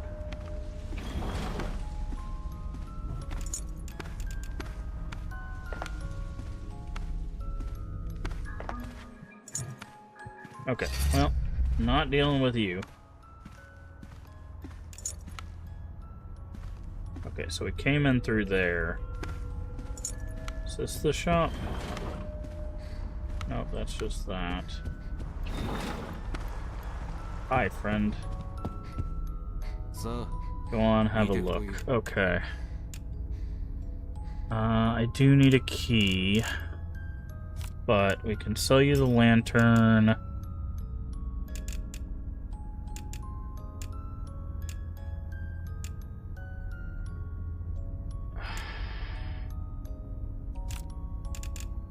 Okay. Pure high collar. I think that's what that thing is. Okay, I'm gonna buy a key. Because there's a door right next to where...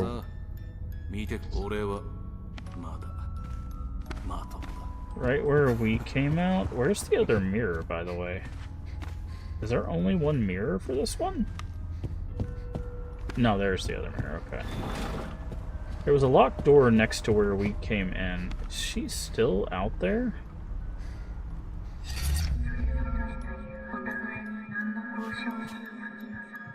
There's two of them.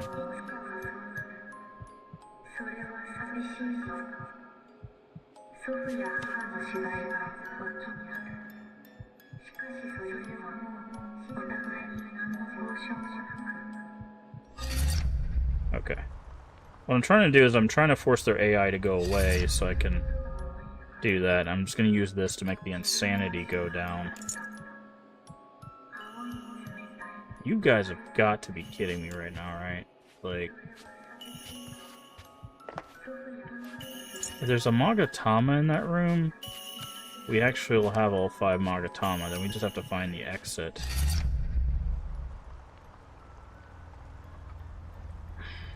Is there just one in a Magatama room? Is that why this is not... Yes, yes there is.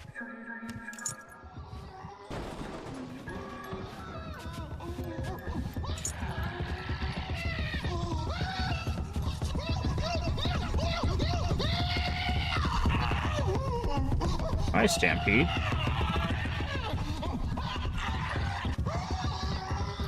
Okay. The problem is I need to see the Magatama. Because I don't want to waste a key not seeing it.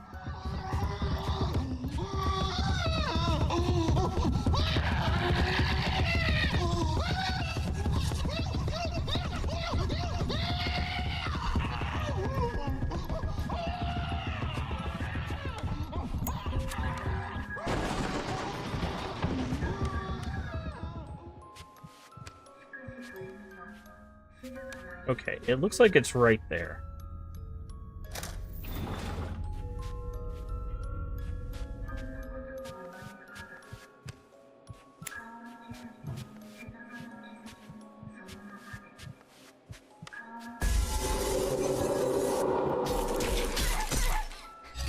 Nope. Aha! Okay, we have all 5 Magatama.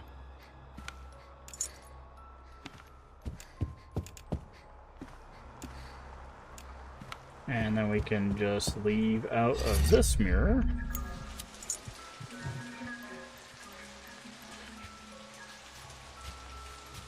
And now we just have to find the exit.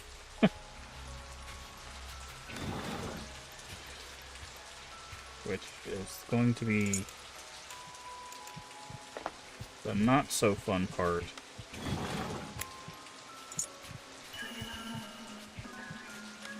Okay, don't go towards that way.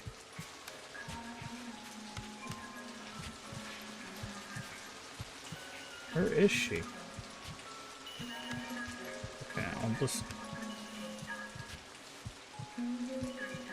I think she's walking this way. Go in here, get rid of that. Go back.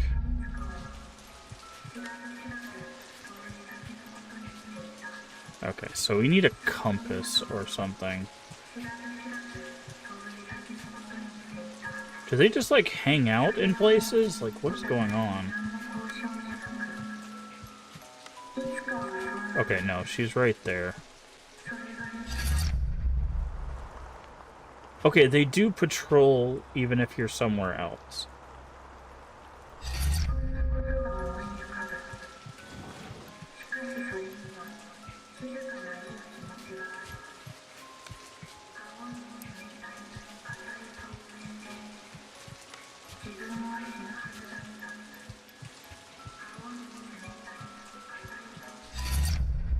Sorry, I know it's not the most interesting mechanic, but like it gets rid of the insanity or whatever she's causing. There's so many. There's 2 of the gramophone-headed ladies. There's the bell guy and there's Stampede. That's what we're currently dealing with. By the way, if you haven't caught that.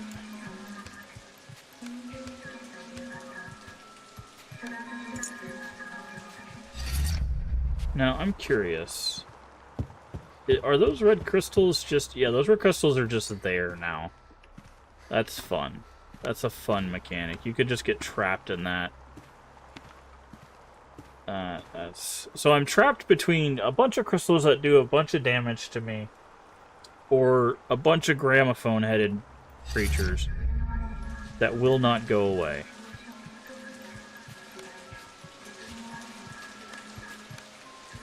I legitimately don't... See, this is what I'm talking about. By having too much going on, I'm just stuck. Like, it's just like... Every time I make a move, it's just like, okay, well, here's 7 more things for you to do.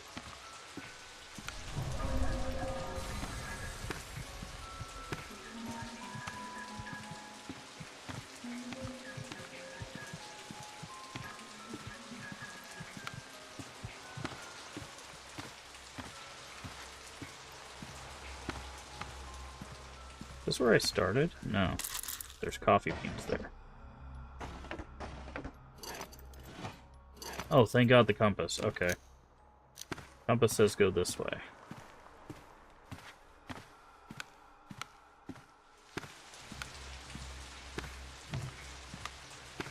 That was a huge get from the drawer.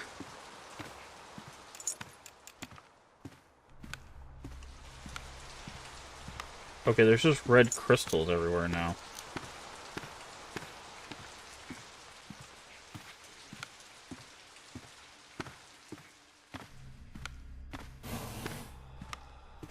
Yeah, there's just red crystals everywhere now. Well, I don't understand what that means. Okay, barrier charm's pretty good, because that means we can lock down a room if we absolutely need it.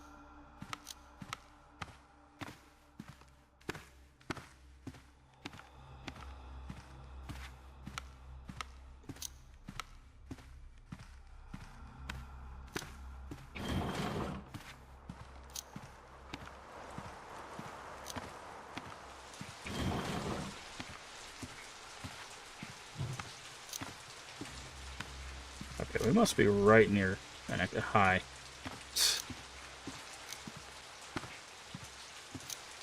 Yeah, we're like near the exit. Because this needle is going all over the place.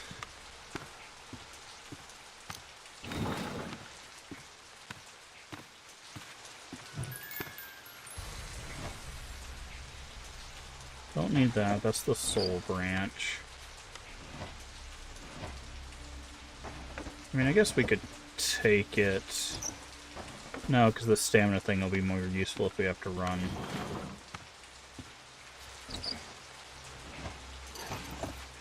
I'm doing this just in case we need hiding spots.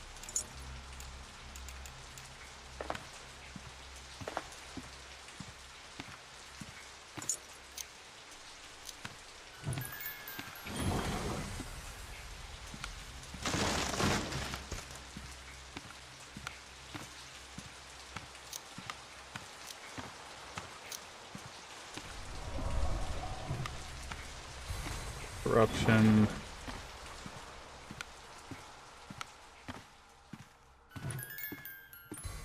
Okay.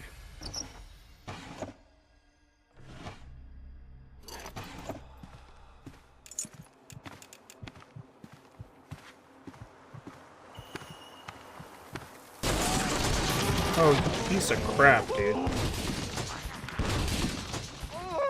Jesus Christ. Things are always so god dang loud.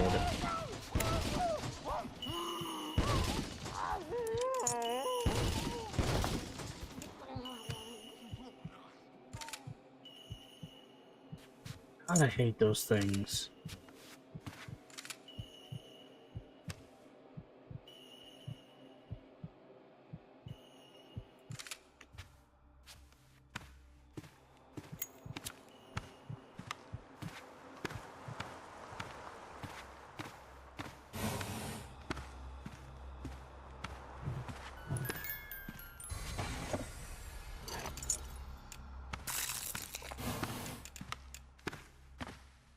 Good roof dwelling pains in my butt.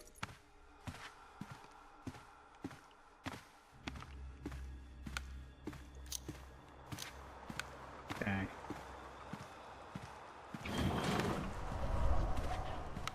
So this must be the exit then, right? Yep, that's it. Oh. Okay, that one wasn't too bad. 30 minutes, actually. See, yeah, I don't want to bite me, I don't care. I don't care. I don't care about no ranks. Okay, what do we get here? Oh, look who it is. Yes, I'm still following you. Are you impaled? You came. What happened here? Where's Shigure? This is my punishment. No harm has come to Shinshi. The corruption will take her soon. In time, death will free her of her duty. Oh. Will you take her with you? That's the plan. She said she wanted to live under the warmth of the sun again. I want to fulfill that wish for her. For the burden she's borne for so long, she deserves to be happy. You who sought your own death are certainly invested in others' happiness.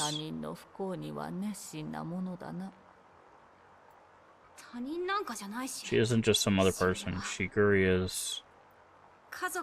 She's family. She's you. She said this. Anyway.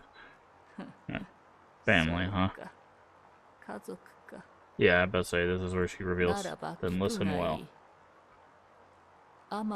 Seek the god tree that towers over Ama no Yohira.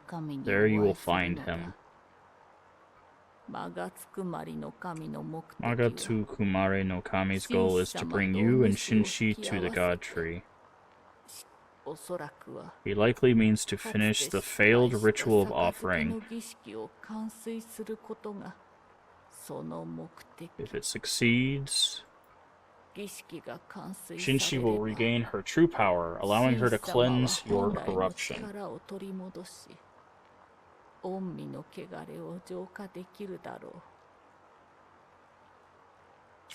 There's no guarantee he will do what you desire once that is done.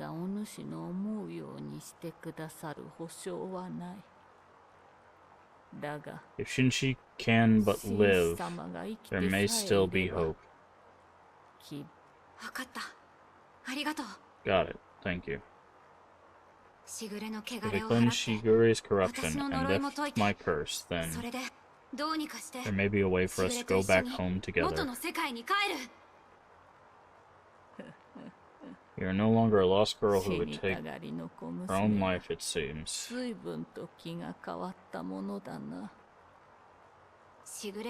can't leave her alone. Indeed. In the end, I couldn't provide her the support she needed.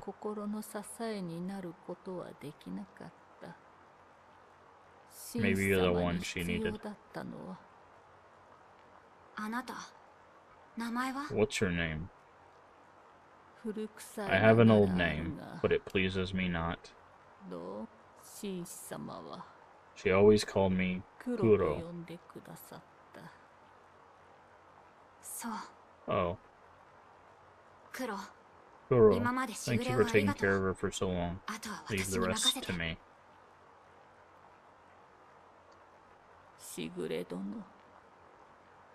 Please, you must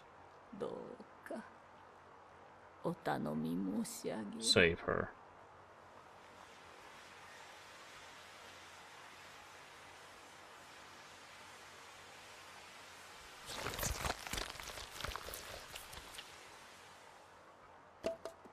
Okay, she turned into, what is this, a snake and then our mask?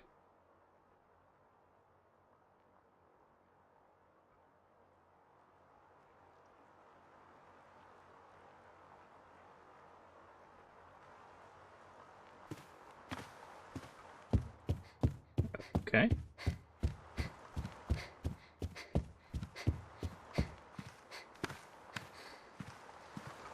Interesting.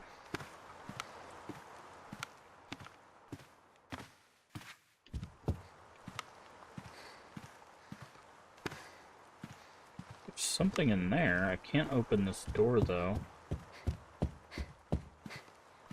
Oh.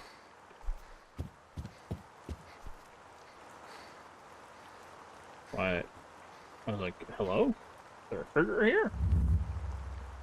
Yep, corruption. I have to hurry. 急がないと。しぐれ？大丈夫。 Everything's going to be alright. Go home. 黒。黒は。 Where's Kuro?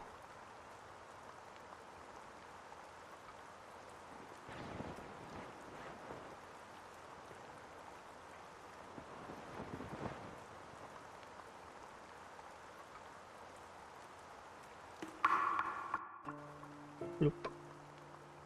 You always spoke of how you wanted to do away with your emotions. But it is thanks to you that Shinshi has been saved. Be at peace now. Okay, interesting. So he knew Kuro, which we expected. Yeah, you knew her? Indeed. You could perhaps say we were siblings. We have known each other for a long time. More importantly, Shinshi does not have much time left. Once you cross the next area, you will find the god tree towering overhead. Your journey to Ama no Yohira is nearing its end. Please do be careful.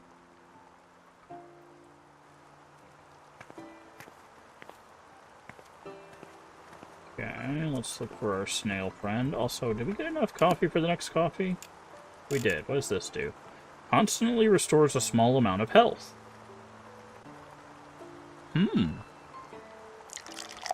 See, that's interesting. Because that coffee right there, actually, just that thing right there would have solved one of the biggest problems with the first game. Because one of the biggest problems with the first game was chip damage. There was so many things that just did a little bit of damage that it would end up killing you. The further you went in the game, the more of a problem that became. How much do we have? We have 7.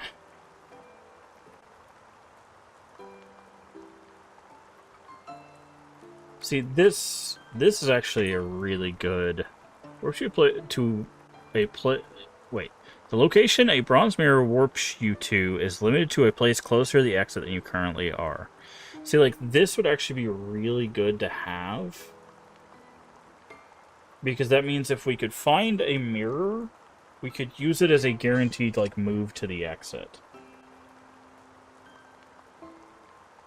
This is also really fun. Consume 80 HP to break locked doors. Causes a loud sound. Well, see, what's interesting about this is, with the coffee we just got, technically you could do this, go immediately to a hiding spot, let them go investigate a broken open door, and while you're hiding, you would also be healing, right? Just a little bit, but you'd be healing. Then you could go grab a Magatama, and then, like, hide and heal some more, like... So this system is actually really interesting, because this is the roguelike system, and you could definitely see how you could develop like builds around that kind of thing. I personally, again, I'm not a big roguelike person. I do like games with builds, but usually for me, like, builds are the ways, or like a navigation to get to cool things, but these in roguelikes, a lot of times, like, you're just doing the same thing over and over again. Like that area, we don't unlock anything other than more things to do that area over and over again, right? Now, obviously, we're still doing the story, but once the story is done, the only thing we get for replaying these is more cards, right? There are some side levels that probably have some extra things, and there is, like, probably a true ending and stuff like that to work towards, but, like, once you get those things, the only thing you get for replaying those is just doing it faster or achievements, which for some people is fine. Like, that's what they love doing those things for. Me personally, I don't. I need something more substantial than that. You know what? I'm gonna grab mirror polish. We're not gonna use it because we don't have the space. We don't have the space for it, but I like what our current setup is.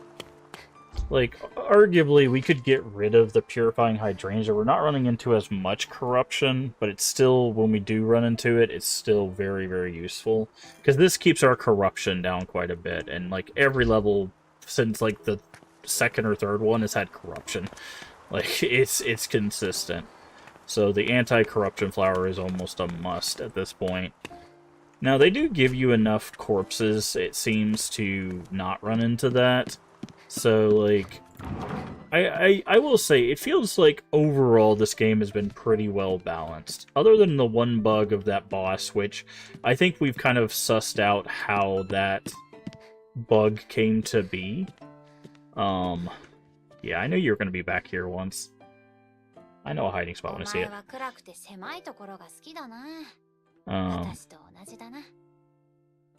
Again, I feel like if we feed this snail like 10 times, there's probably a card or something.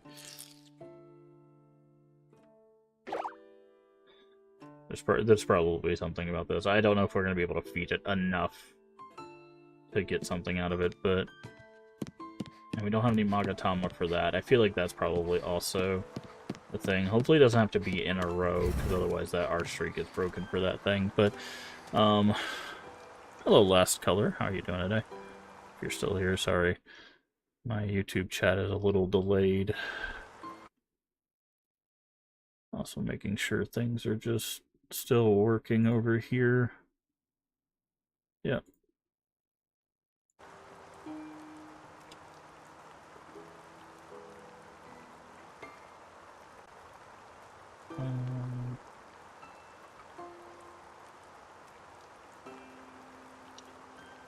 Alright.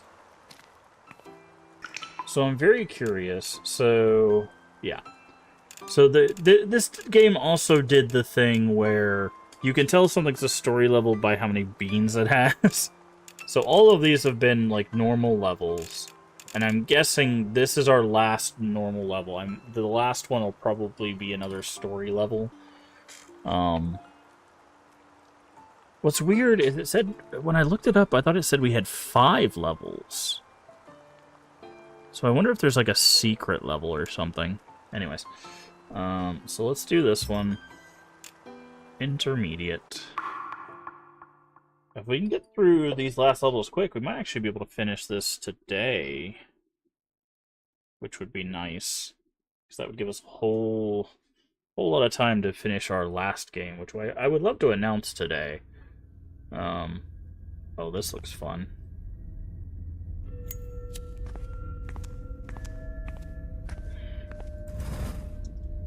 Okay, so we need to figure out what our light sources are.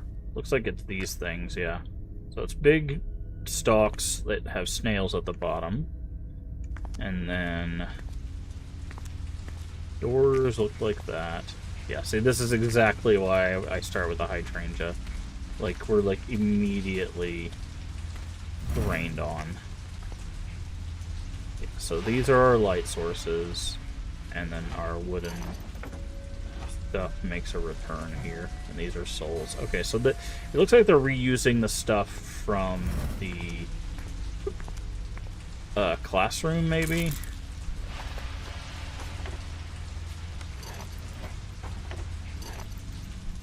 Yeah, because I think this is... Well, no, this is not the classroom. This is, I think, we found in the town.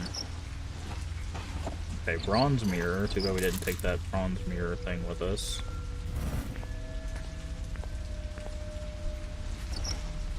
Barrier talisman.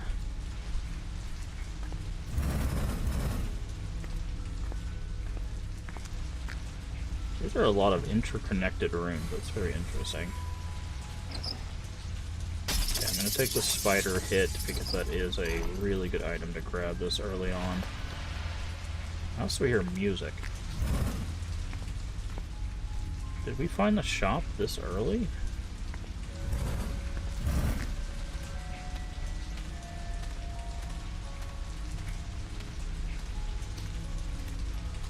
Yeah, the shop's right there. Yep.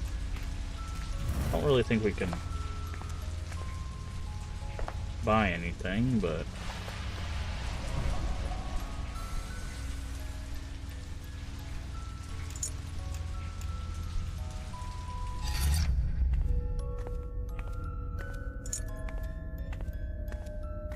okay, I need to see where the other mirror is. Guessing it's over there. Yep. Okay. Got any things for us? Shop's good to know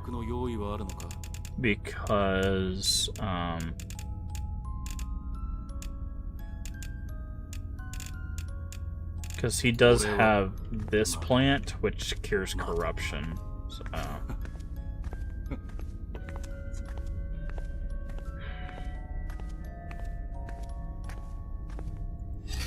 okay, our coffee doesn't seem to be working. We drank the coffee that heals us over time? Oh, there it goes. Okay, no, it is working. It's just very, very slow. Well, it did say slightly, so I guess it wouldn't make sense if it was like as much as like a regular healing thing.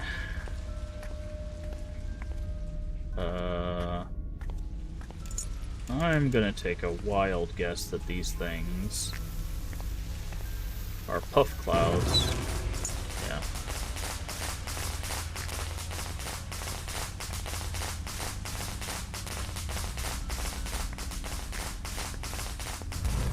Yeah.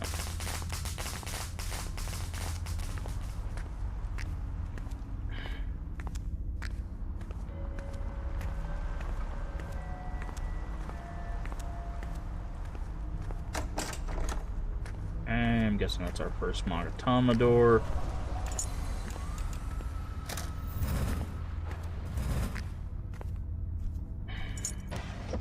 Always check the room first for items because sometimes Magatama spawn things.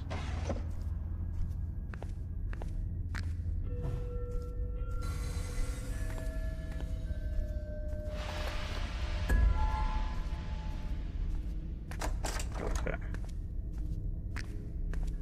This was just a old-fashioned Magatama room. That's unfortunate. We don't have any more. Yeah, I didn't think so.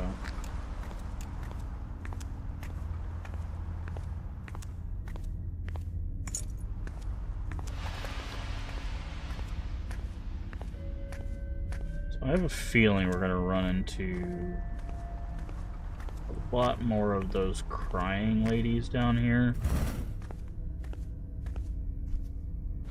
Okay, so don't interact with the top of them. Got it.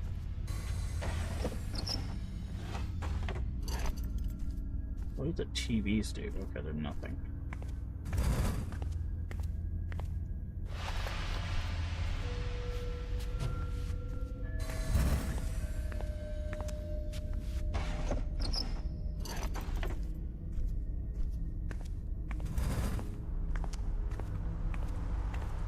Alright. Something's coming.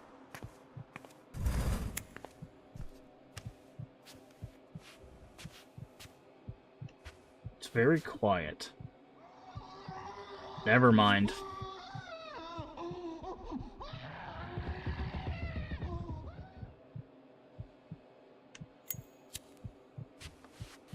was gonna say whatever. Oh, it is very quiet. What is this thing? The snail person?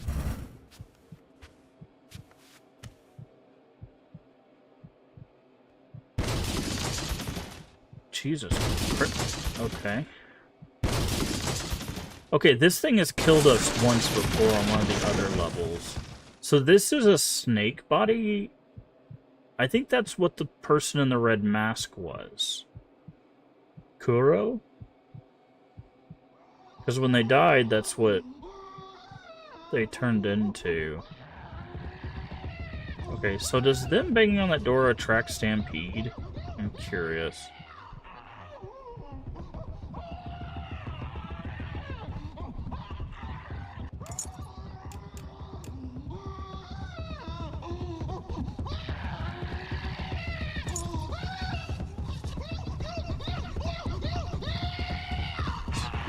Stampede.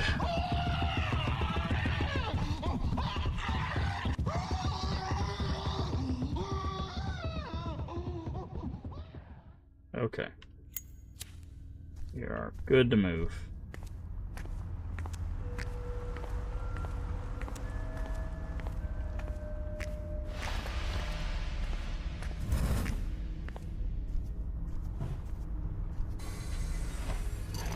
Food. Okay, well, we're definitely picking up gun.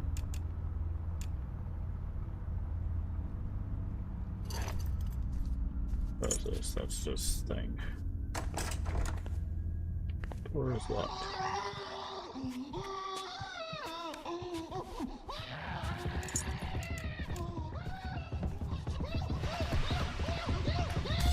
I'm just gonna put a barrier on this.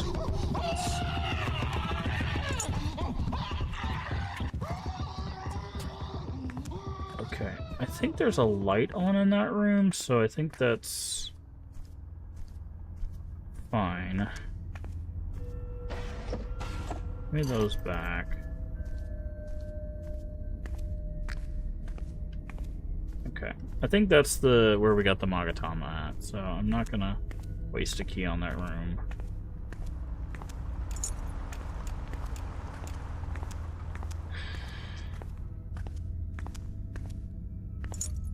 Of course.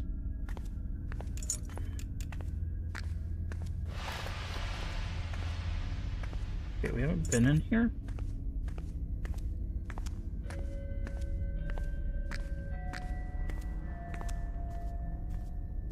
Is this also locked? No. We just haven't been in here. Got it. Ooh, a shop ticket. Well, we've already been to the shop. So...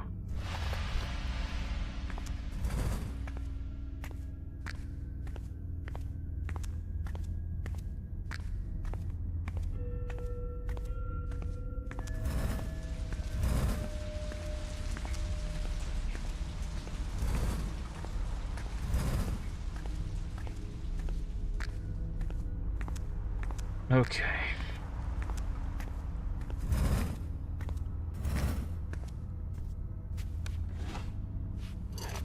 Firecrackers. A lot of doors. A lot of doors in this level. That's what I thought.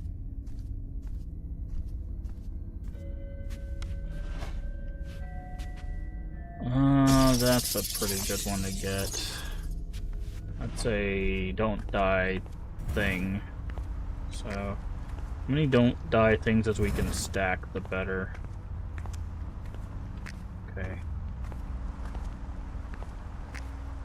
Why is there a tarp here? I don't trust that. Okay, it is just a tarp.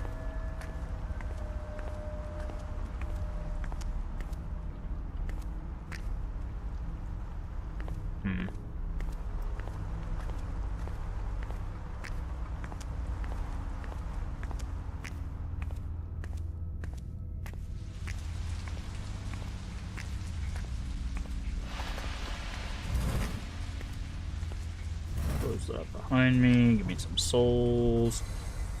Turn the light on. Open the door. Open the door again.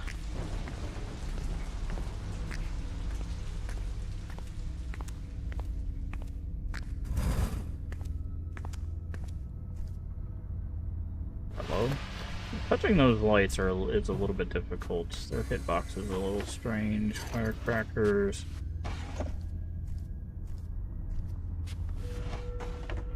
Ooh, clairvoyance is huge. Oh god.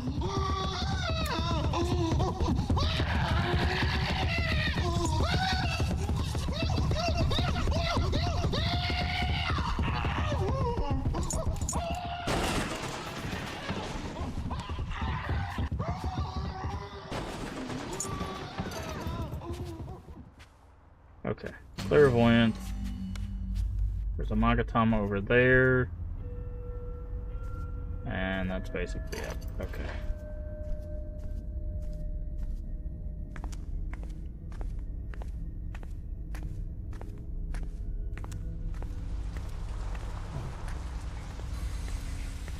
How did we miss this one?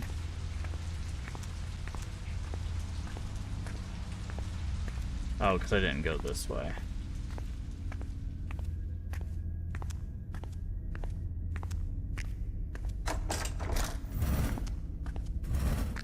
Okay, there's also a hiding spot here. So I'm going to put a stone here. I like marking my hiding spots. Always check the Magatama room before you grab the Magatama, because you never know.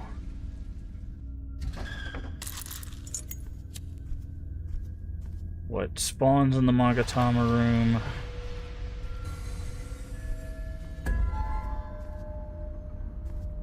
Nothing so far.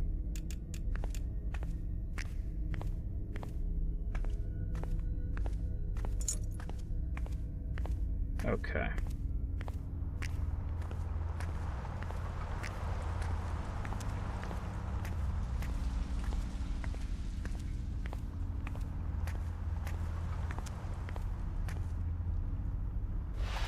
Man, those things. It looks like I have to touch the tendrils, maybe, to get those to light up.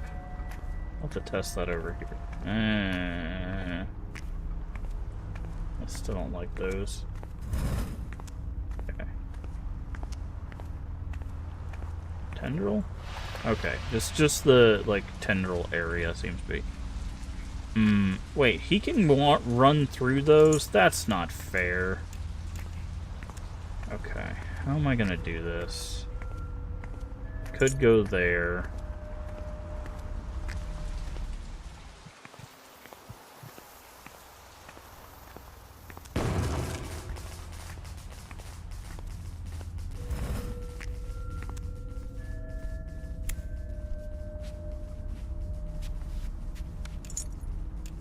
We'll get mirror ready, just in case. Oh god, we forgot to close that door, that's fine.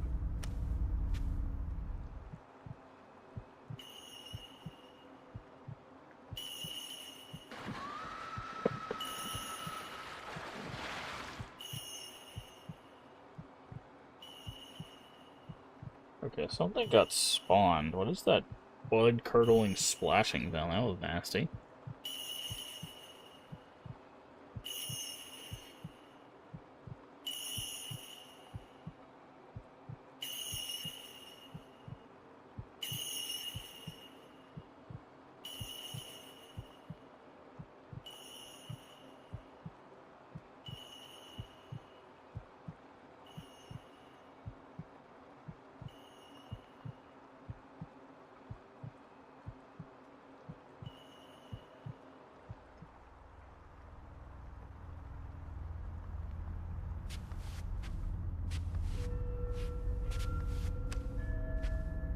Worried about going over there because we haven't seen Stampede.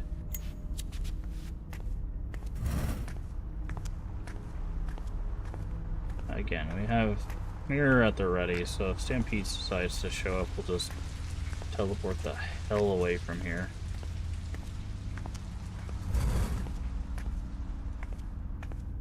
Okay. Oh, there's a hiding spot. Perfect. And beans.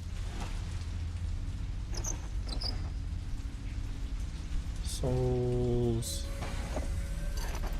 Firecrackers we used. Okay, tendril area is the interactive area, it seems.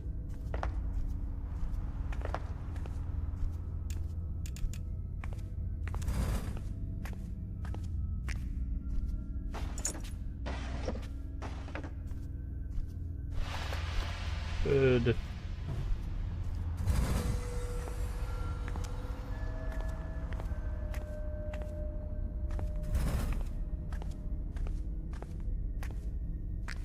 Okay, we got some stairs down. I'll worry about that in just a second.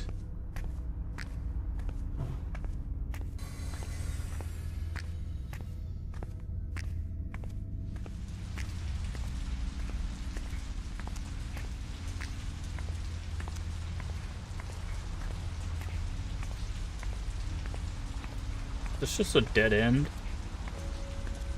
That's wild, dude. It's just a big old dead end.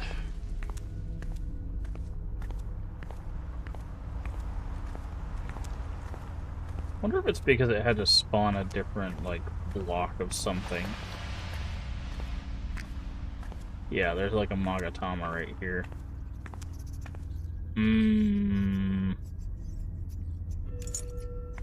Do I have a key? I don't even have a key, so even if I was to go over there, there's nothing I could do to... Okay. If I find a key, we'll go back over there, but I'm not gonna de-aggro those spiders without some way of...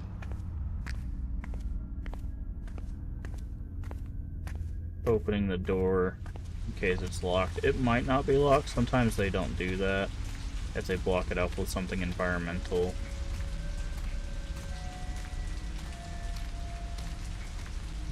Oh, you son of a... This is gonna suck. Yeah, I'm gonna have to do this.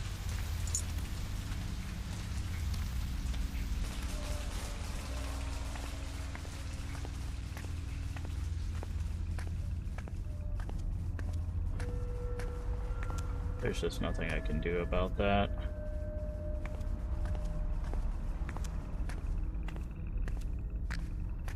Okay, actually... I might be trapping myself here, but...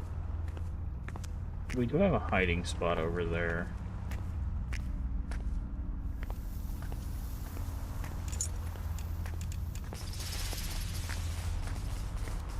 Oh, of course, there's a corruption snails over there too.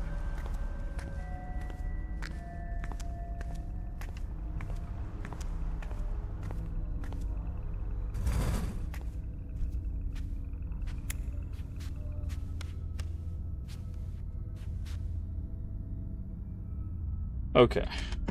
So we had to get rid of a couple things there. So I have no idea how many entities we just attracted, but... do we have any corpses in here? No. What about out here?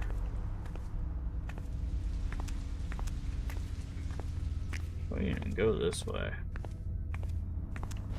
Wait, does this wrap around? Oh, it wraps around. That's nice. Yes, there is one here. Wait, how did that even work? Why were you not scared off? Why are you so fast?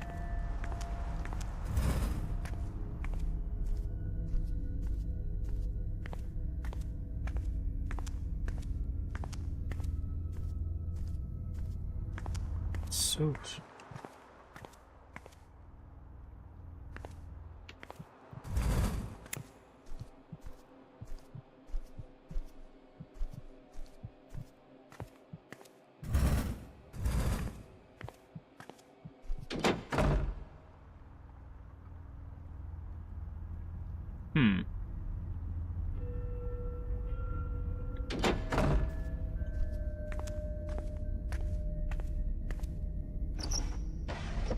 Oh, that's what's in there. Okay.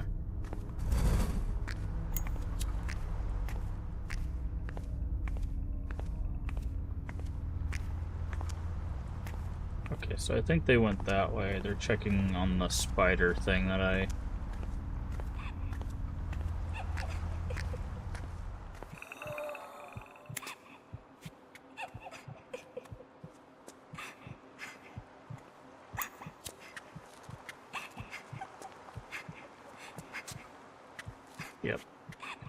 Well, if that's the case...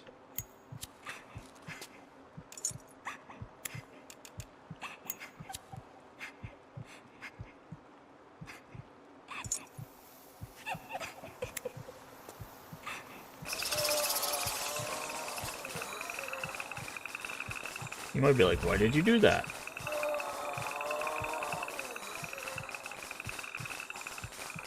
There's two reasons.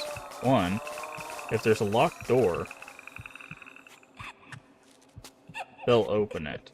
Two, these crying ladies actually have anti-corruption things on their back.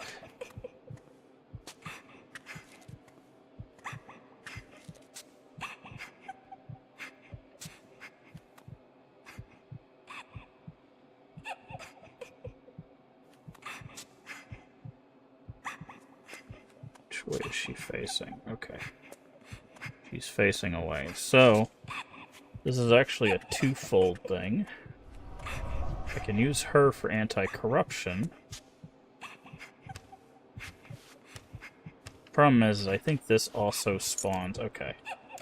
So we're gonna have to do something very silly here. Yeah, this is a caterpillar baby one. So what I'm gonna do is I'm going to grab the Magatama and immediately mirror out of there.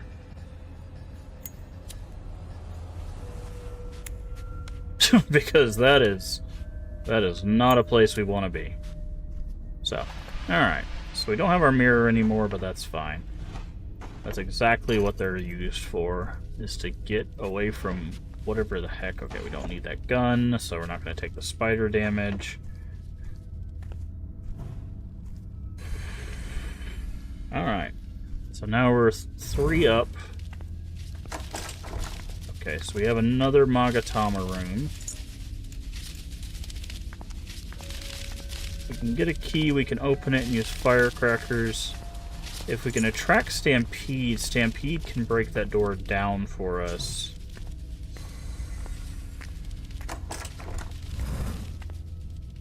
So if we can get a hold of Stampede, so that would make 4.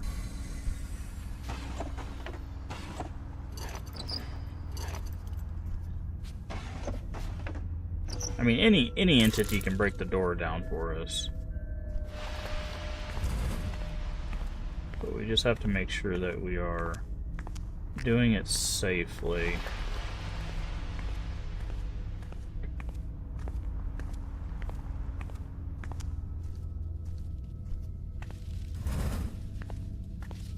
Okay, this room has multiple entrances. So that's actually really good for us, because that means we can attract an entity from multiple angles. Okay, so here's what we're going to do. We're going to set that off.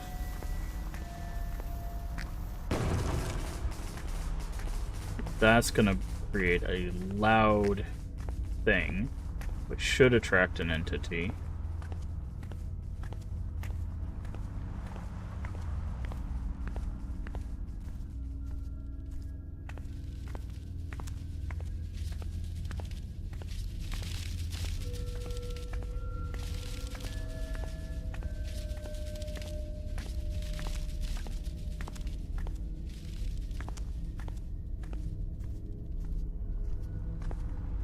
Close this door. And this door. We're going to put a stone here just so we can see if they walk through. And now that that's summoned them, we're going to throw one of those in there. So the hope is the explosion summoned them, and then that will bring them into the bug room for us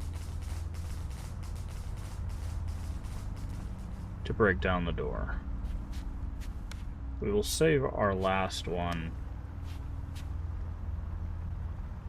just in case it doesn't work, because we'll need it to get in there ourselves. Otherwise we'll take constant damage.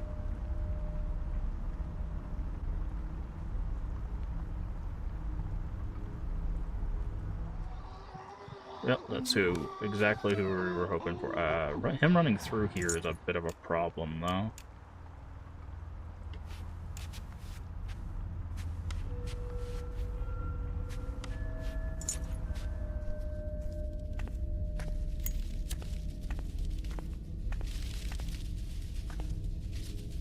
Okay, maybe we'll just take the constant damage. We have 4 heals, so we can also use this, but I want to keep that, so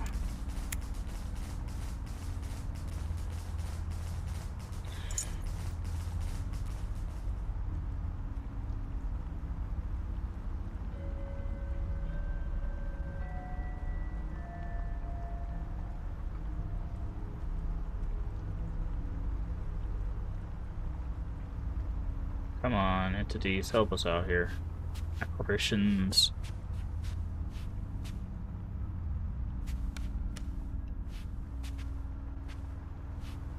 Alright, looks like we're not gonna get any assistance.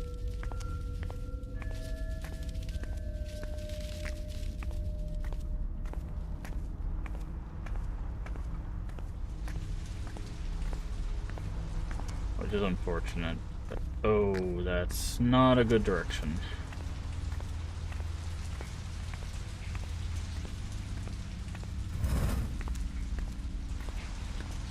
Alright, so we're still gonna need a key.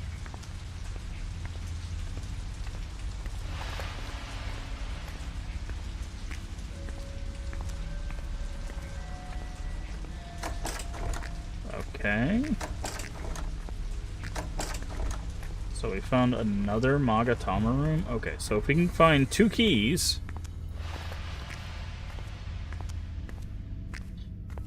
Jesus. This place is locked up super tight.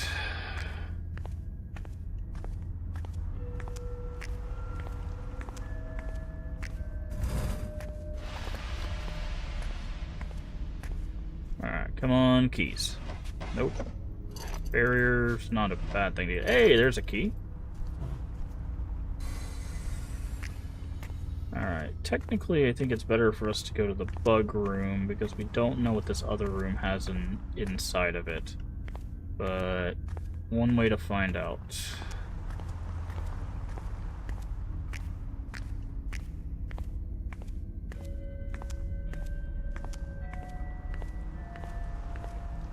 One way to find out.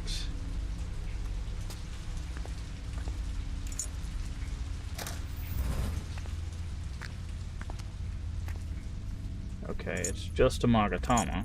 Okay, well that's fun because we can do this. Bite me.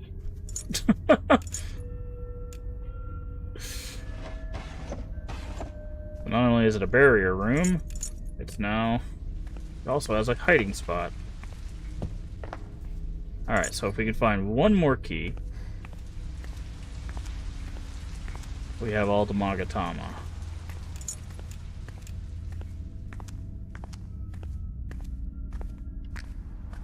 Or if we can just find one more Magatama that's easier to get.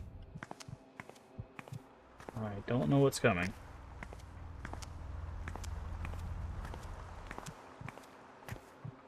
Oh, it's probably the snake thing. It's very quiet.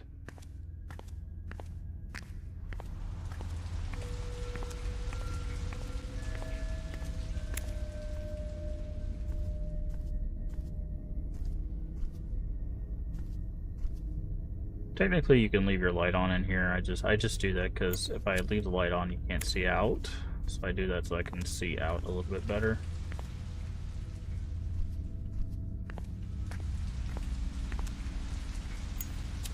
Unless I go out there.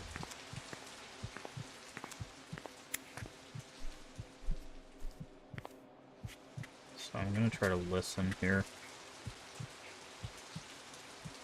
Yeah, it's silent and it has to be the snake thing.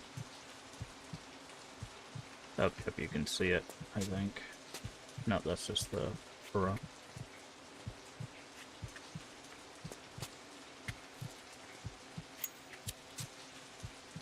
Okay, I don't think it's passing in front. I think it went to the side. Oh, we know who that is.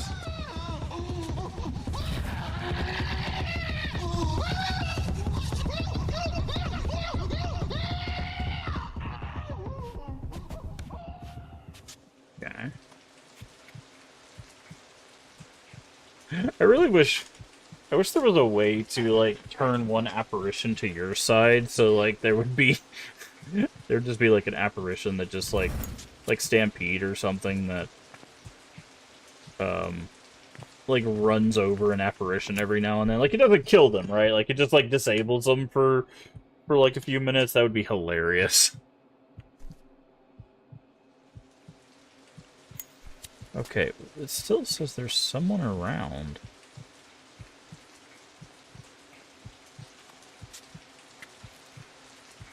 Ah, it is the snake. Okay, so if we get a heartbeat with no sound, it's the snake entities.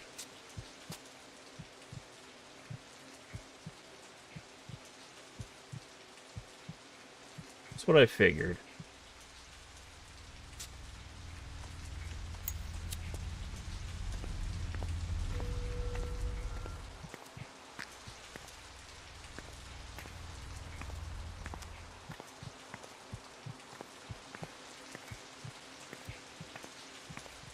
They go that way?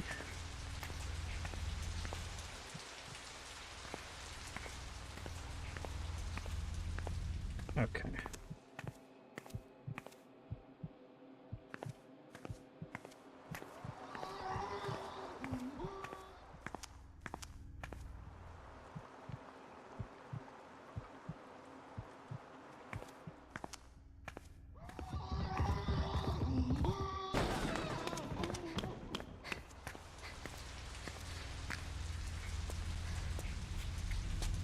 Okay, Stampede just barreled through a door.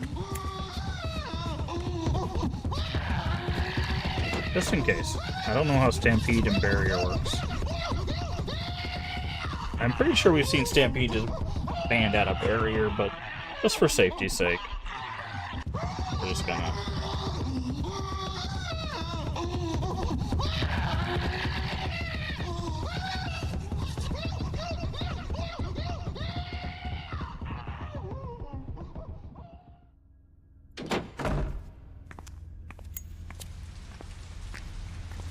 need to go this way. I need all the apparitions to, like, buzz off.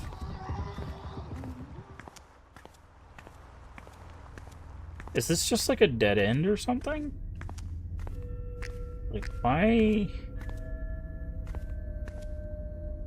Is that the exit?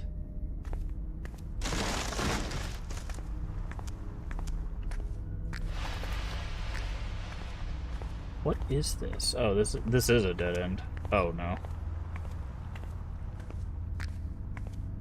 Oh, no.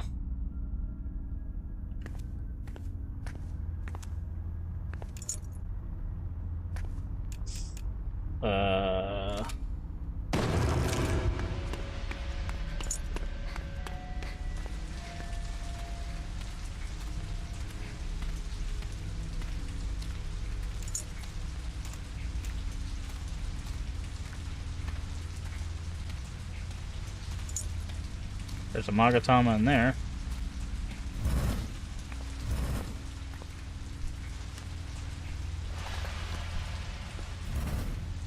But I hate those rooms. Those rooms with the dangly guys.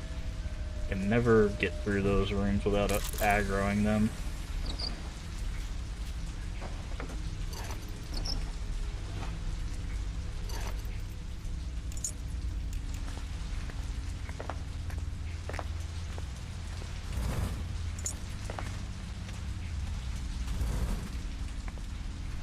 Well, we found a lot of coffee beans so far. There's a key.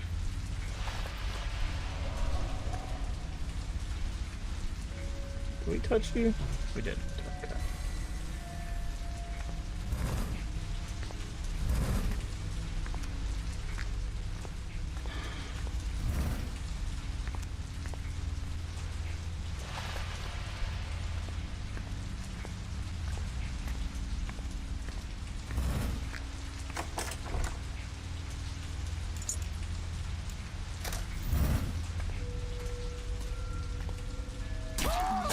Yeah, like these get I could never do their room without aggroing them.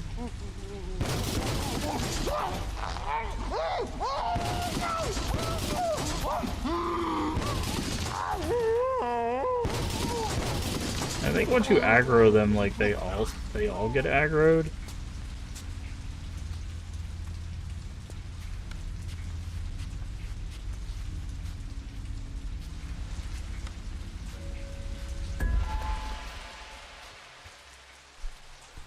Why did those all light up?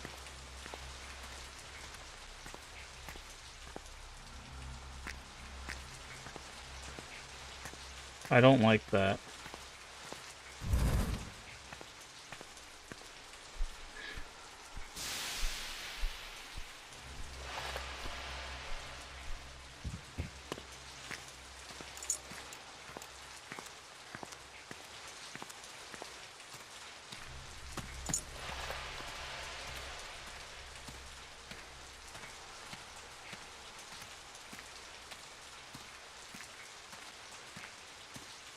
I need to know where the exit is.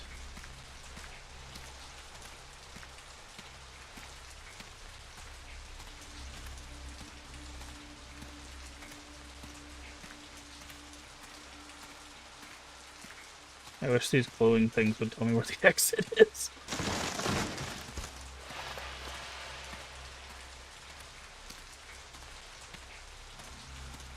They're actually kind of disorienting. I'm not gonna lie.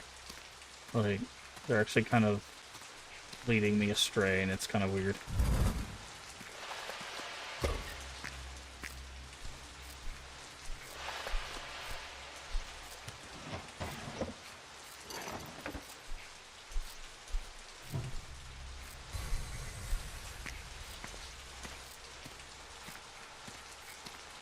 I need a compass.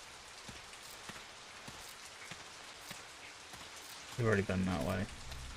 I'm going in circles now.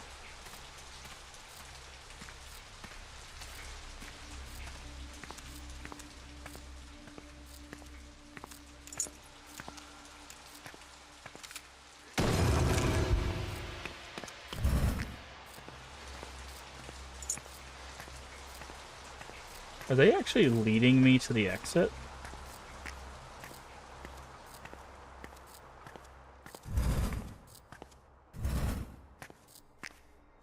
I'm gonna die of corruption.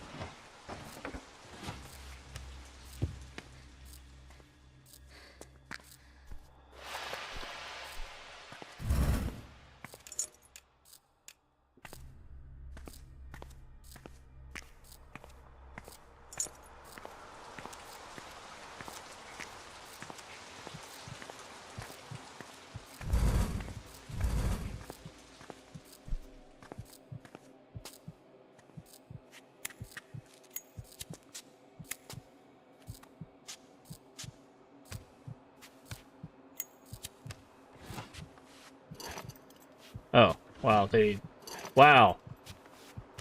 That has to be scripted, right?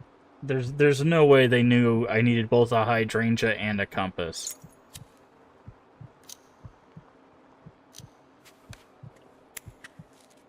That had to be scripted.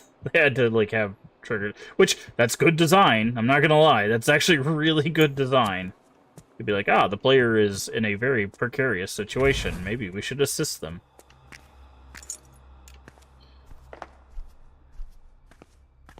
A corpse would be great right now, too.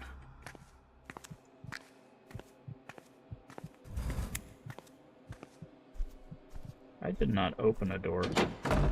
I do not know what opened that door. But I am not happy that it did.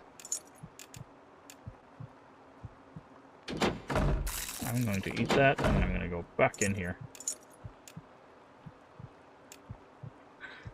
It is probably a snake thing, because I do not hear anything.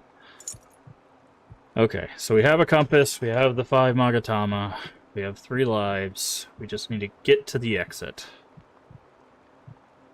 If we can get to a corpse and get rid of our corruption, we have a chance here.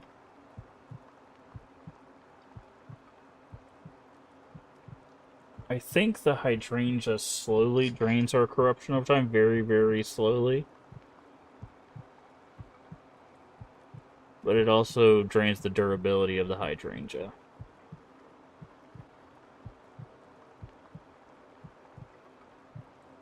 Or maybe just corruption goes away over time. I'm hiding in here until we figure out what the heck is causing the heartbeat. Okay.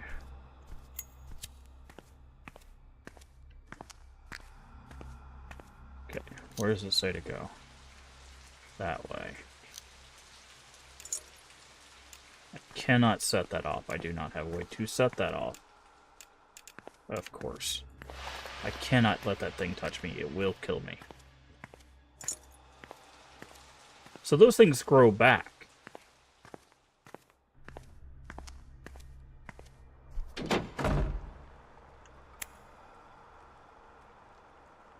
I thought once we exploded them once, they went away. But no, that grew back.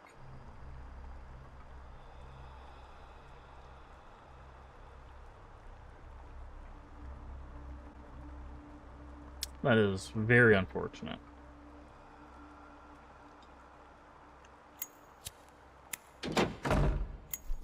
Okay, we're gonna need to look around. Which means we probably need to go ahead and just use this key to get in this room and see if there's any useful items here.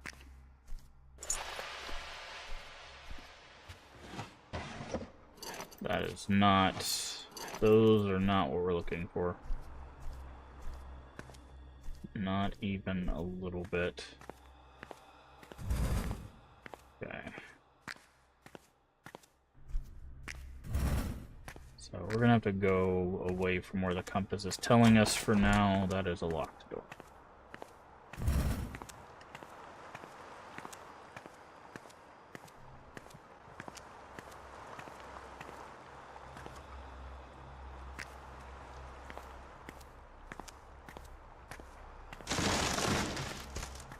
Yes, there's a reason I did that.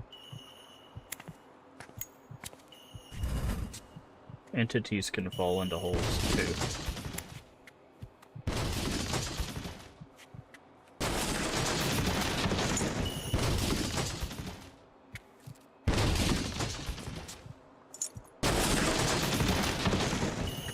Why is that entity punching his way through the Magatama room?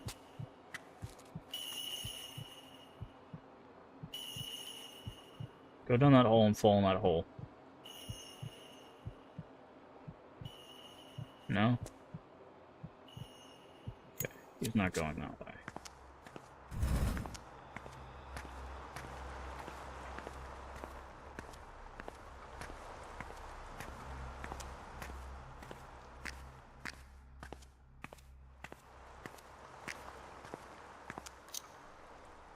Yes, as I thought, it's the opposing direction. Unfortunately,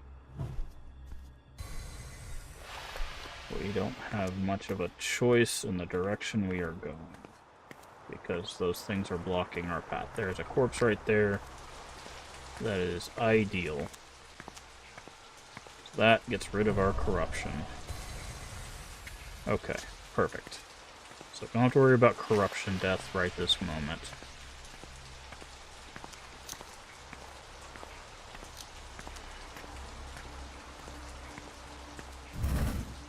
Yep, those are blocking our path. I hate these things.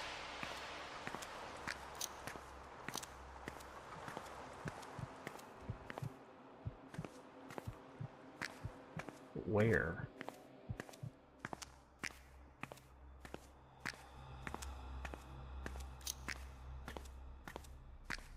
Yeah. So we are stuck because of these. Can we? Okay, we can. Fine. That's fine. I don't care. That was a worthy... That, not so much.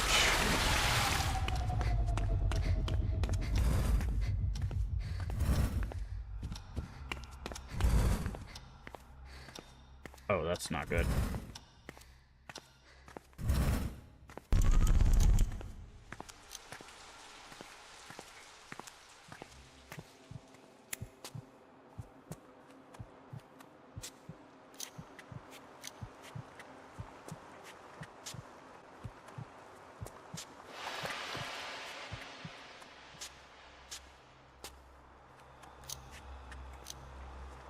We must be really close to the exit.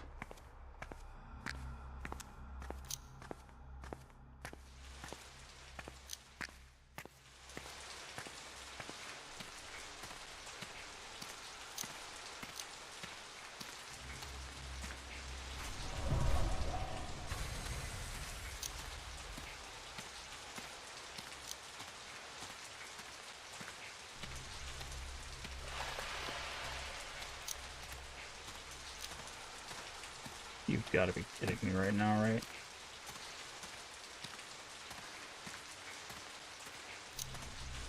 I've got to go through another batch of those.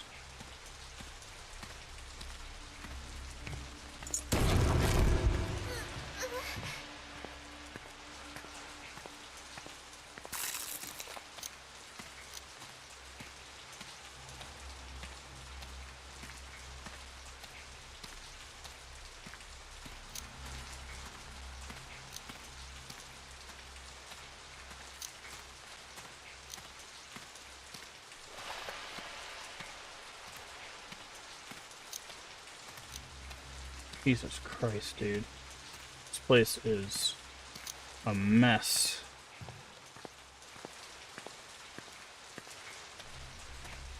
So yeah, I do think these things are supposed to be leading you to the exit.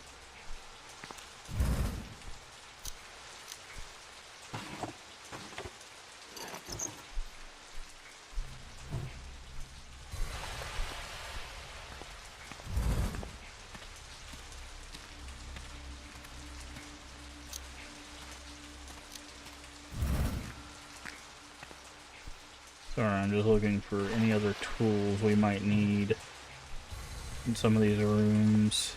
Right now, all we have is healing item, which does basically nothing versus entities or apparitions. Okay. It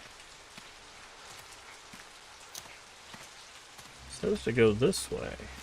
We can't go that way.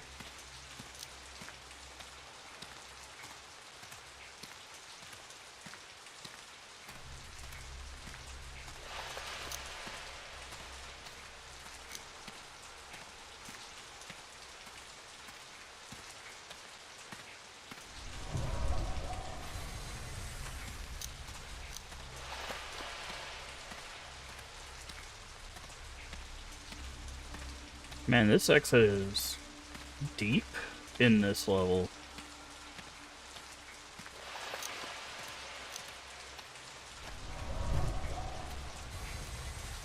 Is this it? I think we found it. That certainly looks like it, yep. Ooh. That one was hard to find. That's probably the hardest exit we've had so far. Probably the hardest exit so far. That was a very winding path.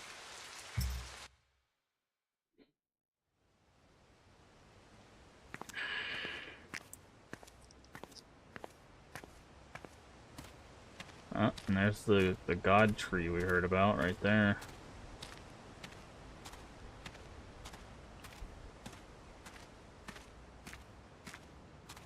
I'm gonna say it's probably gonna take us back to base after this.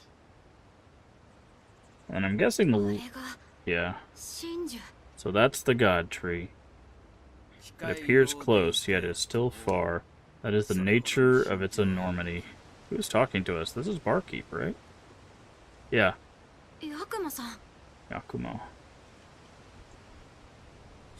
Our consciousness has faded. We cannot afford to wait any longer. How did he get here? Yeah. However, this is as far as I go. Once you reach the god tree, I suppose you won't be coming back to see me. This is goodbye. Yakumo. Thank you for everything. I'll do whatever it takes. For Shigure. No. For all of us. Good luck. And be safe. Shigure is pushing herself too far. Oh, okay. He probably just used it. You as well, Magatsu Kumari no Kami. Perhaps the promised hour draws near. So, I'm hoping we see a 4 or 0 coffee bean thing here. So that way we know it's just a big story event.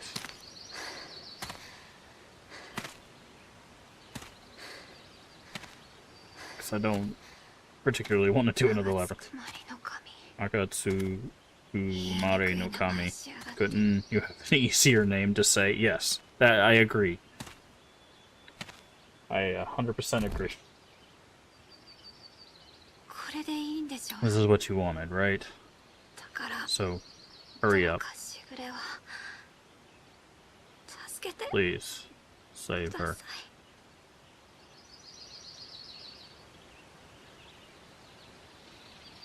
Ugh. Okay.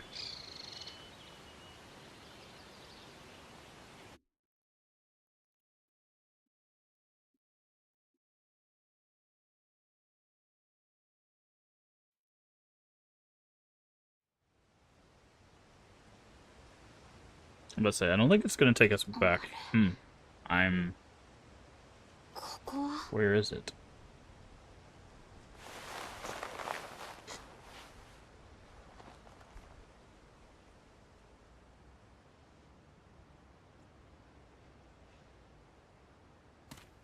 Okay.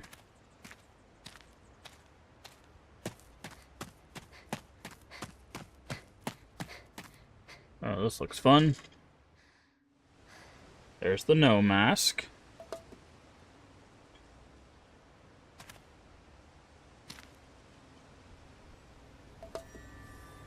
Which we know from the first game was a bad thing. There she is. So this was the girl from the first game who was taking souls. Konnichiwa, Hello, Shigure. I am Hibana. Nice to meet you. What's going on here? I kept watch over you through the power of that mask. I wanted to come out and meet you in person sooner, but the mask's power has all but waned. Sorry about that.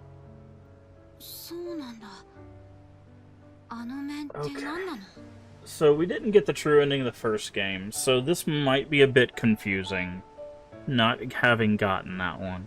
So we'll see where they go with this. I see. So just, what is that mask? Okay, so this is officially making canon that the uncle is the main character from the first game. I gave that mask to your uncle. It has the special power of protection. That is not what you were selling that mask as. You said it gave the power of immortality, but it turned people into monsters. But that power affected you when you were still a girl. Then Magatsu Kumari noticed you and called you to this place. This is all my fault, to some extent. Wait, it's all of my fault, to some extent. Those are clashing statements, but I get what you're saying. How can I ever make it up to you? No, it's fine. The other me said she fell off our balcony. After that, she came to this world. Had I not touched the mask, she might have died then. So there's no need to apologize. So, okay, so they're saying that that other her is not her split personality, even though that's what she described it as. It's her from an alternate dimension now? Okay. Thanks to you, I'm still alive too. そう I see. ありがとう I see. That is a relief to hear. それで So, ここはどこなの where is this? ここは This is a world inside the other you. Okay. Now, boy howdy. I knew we were going to get things scrambled up, but now... So now we've established that the other us was not younger us that we compartmentalized. It was a separate us from a different world that fell off of a balcony, but we saved by touching a mask in our world, supposedly, but didn't take on the role of. So they took the role of, and then now we are inside of them. Like, Jesus Christ. Okay. The reason you're here now is to save the other... Yeah, no, I get why we're here. Magatsu Kumari no Kami gave you this chance. Really? If I can save Shiguri, I want to, but... What should I do? Search for the broken offering cup. The offering cup. The one that was broken 10 years ago. It is your soul. So are we the same? Jesus Christ. So we are the same soul, we were split in two.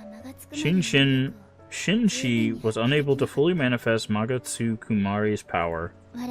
If you can find the cup and mend it, she will be able to manifest her true powers. Then she can purify herself and go back to normal. Yes. That is what Magatsu Kumari desires and why you are brought here. If that is done, you will also be freed of the brand's curse.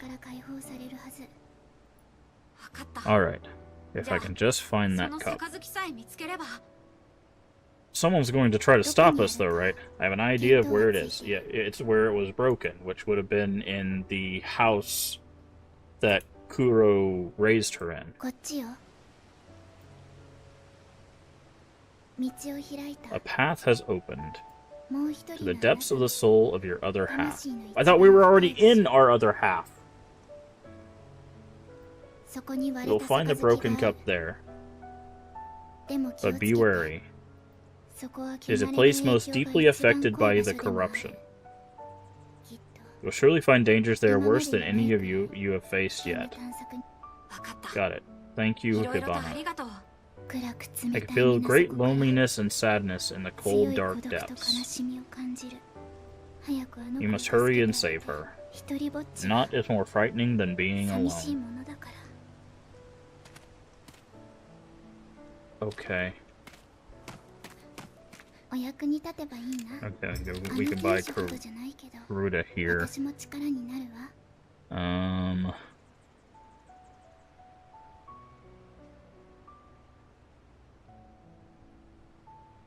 Oh, that's actually really kind of cool. So we need to buy a 6 or a 5 here. Increase your stamina, recovery speed, blood restoration. Receive souls equal amount of damage done when receiving damage. Let's just buy bribery. Okay. Where is our Karuta table? Okay, we can put that there. Karuta table, we have one more spot. I know what we're gonna put. Underworld map. Okay. Do we want the passive slot? Or do we want the souls so we can have the map off the... I think we'll just keep the purifying, or the extra slot. Because that means we can keep a purifying at all times. Okay. Coffee. The health was actually really helpful.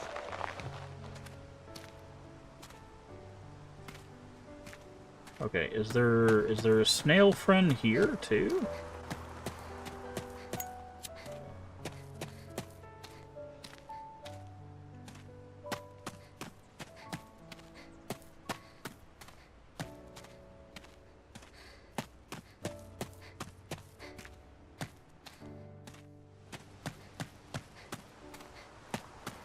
But there's a snail friend. I want to make sure that we feed snail friend here.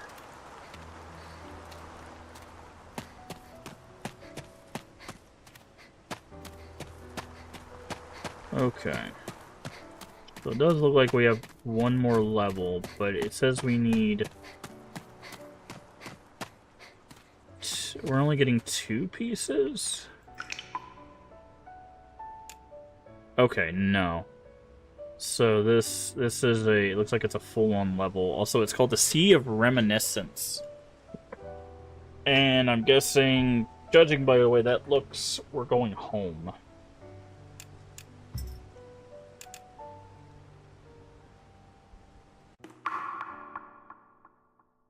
Yikes.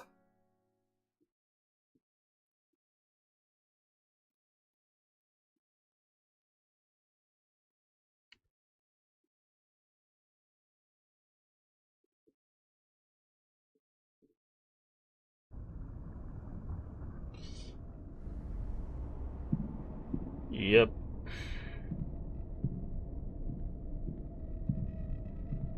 Okay, we're underwater, so I guess we don't have to worry about... Oh, are we just getting constant corruption now? Great.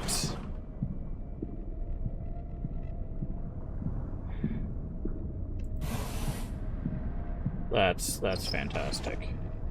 Love that. I love that the most annoying thing in the game is now just... Okay. What? Oh, that's sneaky.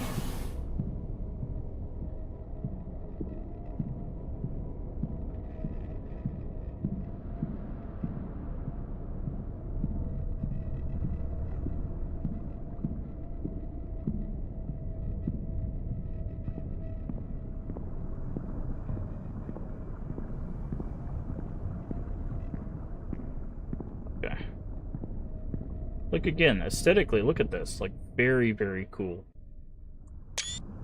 But, like... the gameplay, man. Not my forte, not my cup of tea. Okay, can't go that way. That end, okay. Yeah, I figured this was going to be the case. Wait, is there no minimap? Oh, it's because we don't have any souls. It's like...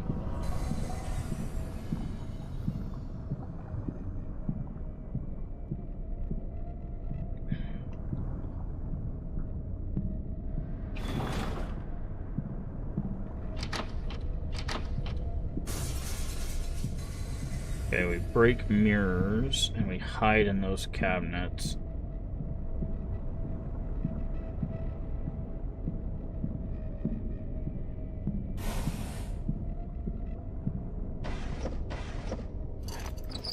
Speaking of mirrors...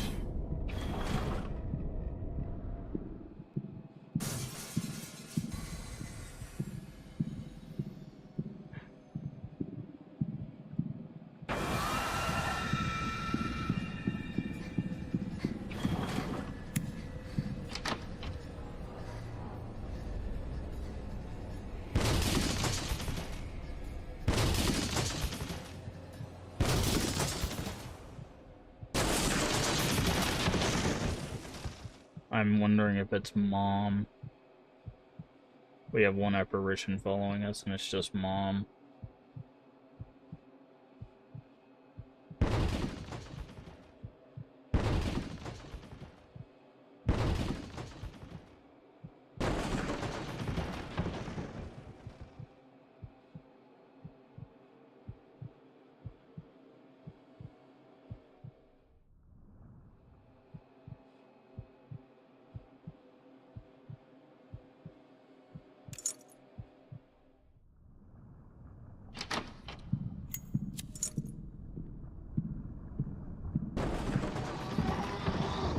Nope, it's not one apparition.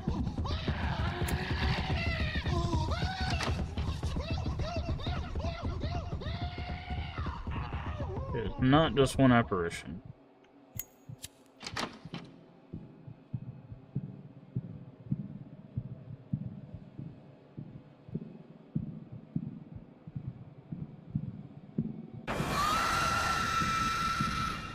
Okay, it is.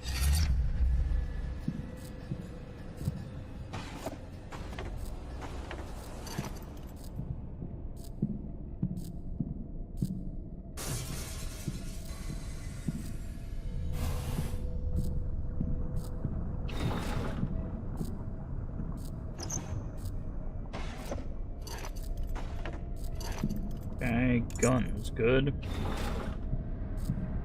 But, God, like, see, this would have been the perfect time to just not have the corruption mechanic. But having the corruption mechanic for an entire level is a wildly dumb mechanic.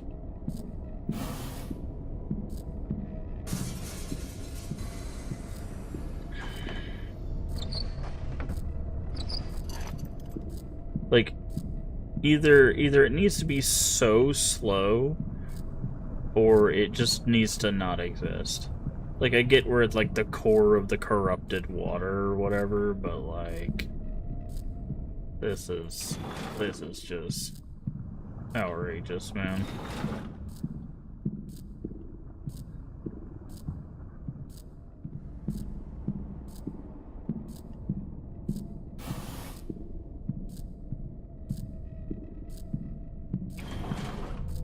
Essentially what that means is I've got to sit here and find corpses. Wait, why am I finding I still have to find Magatama? Wait, what? I thought the whole point was finding bowls.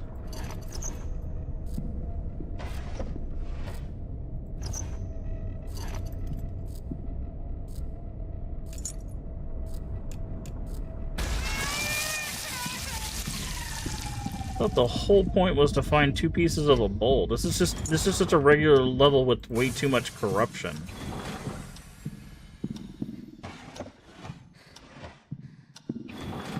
That's all this is. I was mistaken. I thought this was going to be actually interesting. No, this is just a normal level.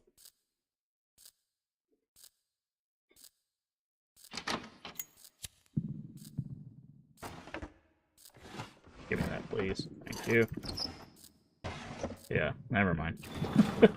I was like, okay, we're gonna explore like the psyche and maybe see memories and like no, this is legitimately just a normal level with non-stop corruption. That's all this is.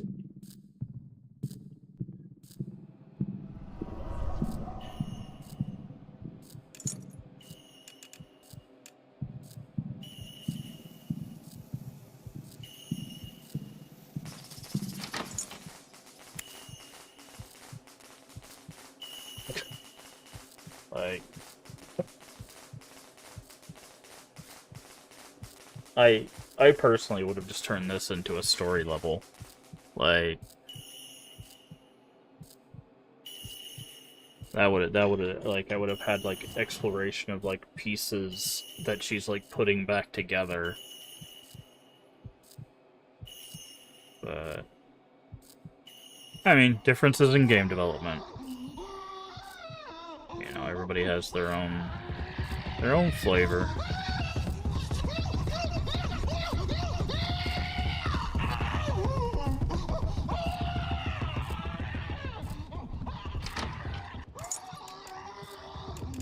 The problem is I don't even know if there's really a point to mark these things.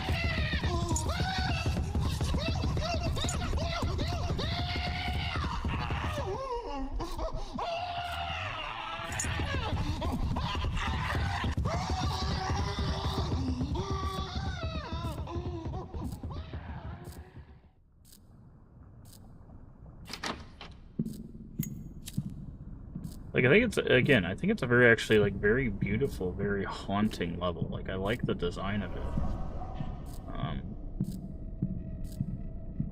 I do not think it needs the corruption mechanic. And I get, like, we're under the corrupted water, so it makes sense, but...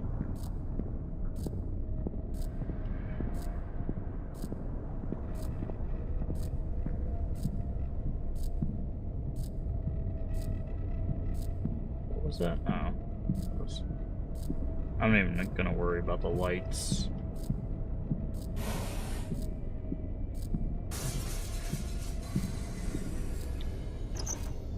Oh, that is a really good tool to get this early. Now he's gotta find 4 more Magatama.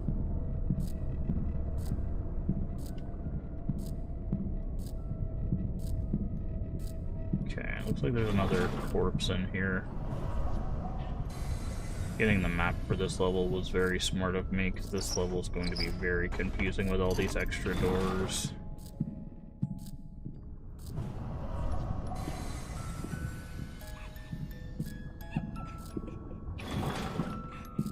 Okay, I hear shop. I also hear a Magatama room.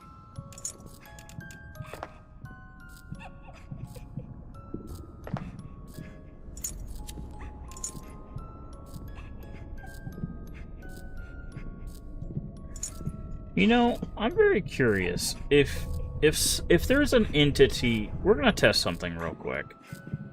If there's an entity in a barrier room, what happens to that entity?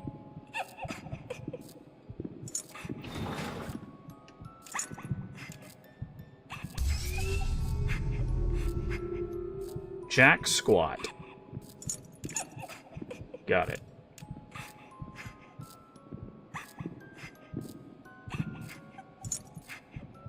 That is good to know.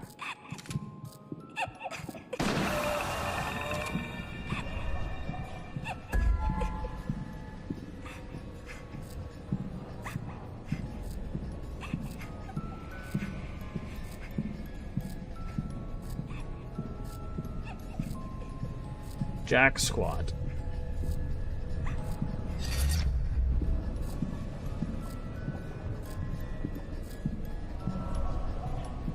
What? Okay. So, guy was all in her head. Got it. That makes sense, too.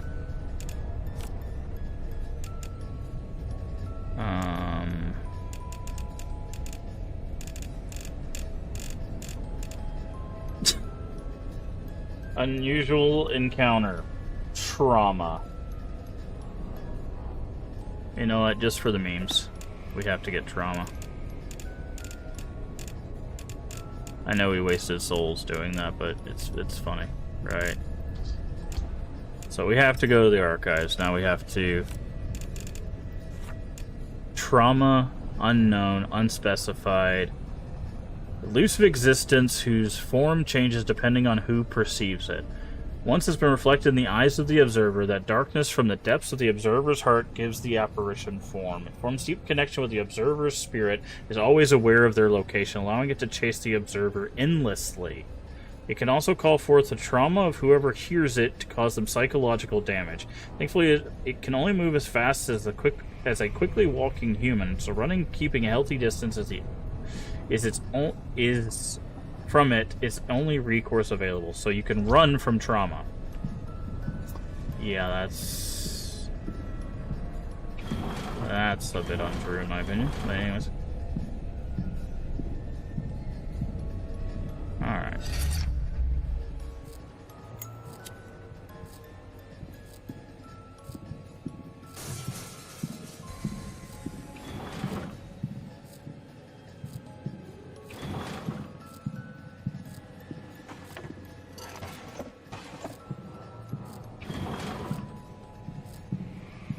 Okay.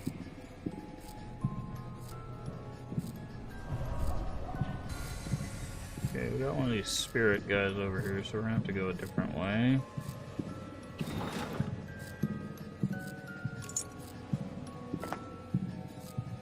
Oh, he's just blocking the path.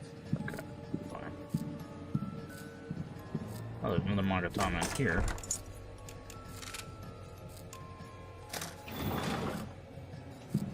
there something in here? Oh. We open the fridge, we can't.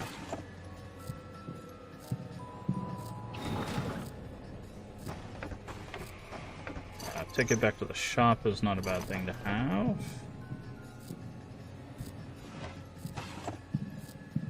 Probably end up replacing it with something. Well, that's 3.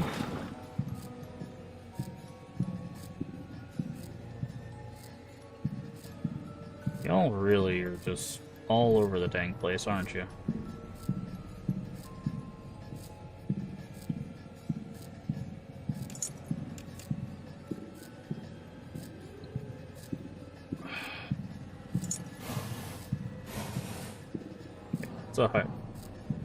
That's a hiding spot.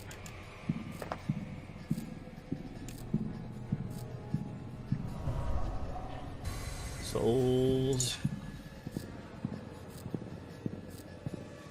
Up or down? Down, okay.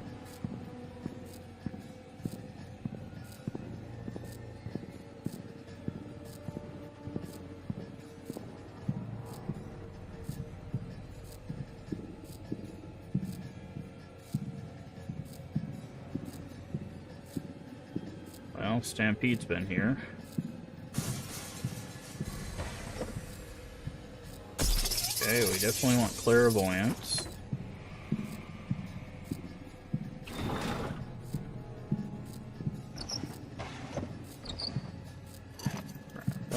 Break that.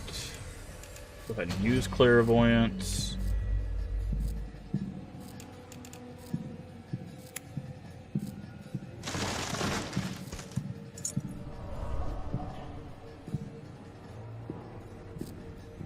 Okay, there is a Magatama over there.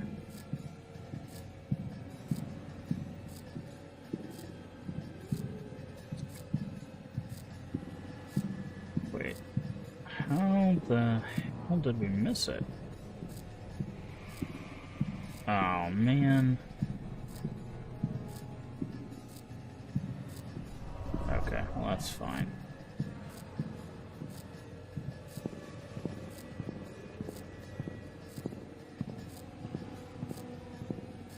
There's a well water over here. That's actually good. Or no, that's the candle shrine, which we can't use. There is a Magatama this way.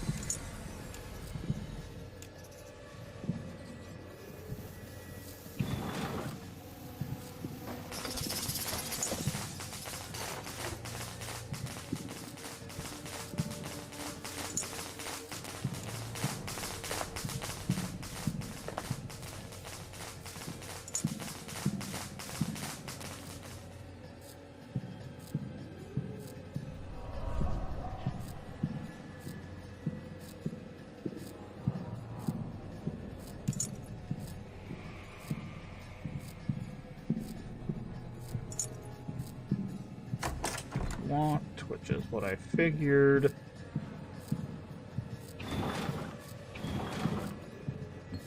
We don't have the souls for that, because we're using souls for the mini-map. Ugh.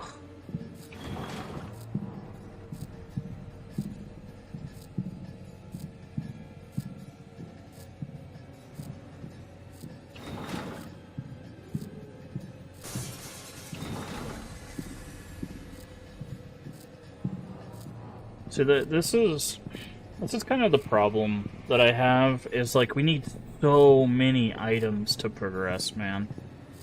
It's like I need keys, and I need mirrors, and I need firecrackers, and I need, like, it's just, ugh.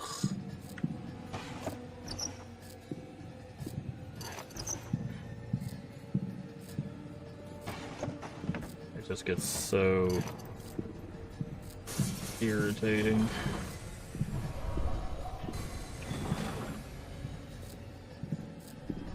Okay, you're the hydrangea thing. I think if you do one of these, it gives you a hydrangea, which would be useful, but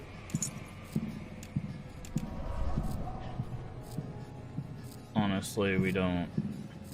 We just need keys. Yep. Like literally, if we had keys right now, we would have everything we need. And I like now I can't even get rid of the spider. Can you shoot spiders? Nope. So now I just wasted an item. You should 100% be able to shoot spiders, by the way. If you can use firecrackers to scare them away, you should be able to use a gun to scare them away.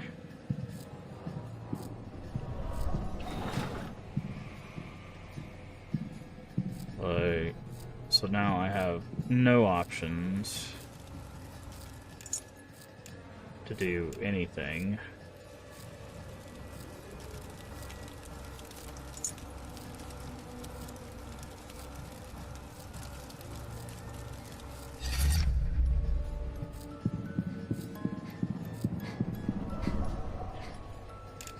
Like, I can sell this, 2 of those, which gets us 1 key.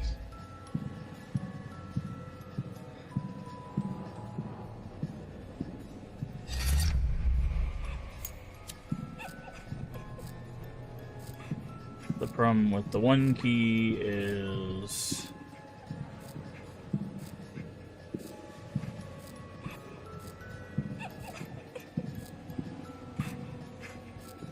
it still means we have to find 1 non-key Magatama somewhere, or find another key.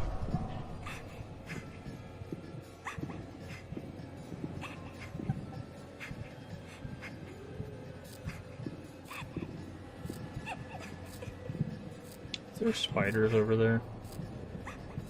There are.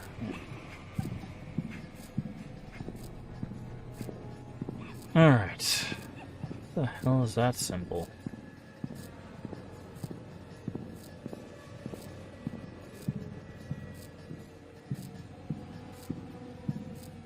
We're about to run out of mini-map.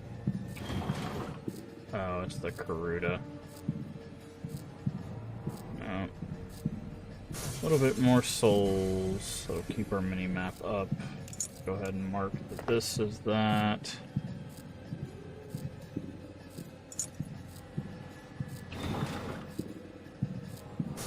Literally just gotta check everywhere. Okay, well, at least we found another gun. I don't like having no defensive items. It makes me worry a bunch.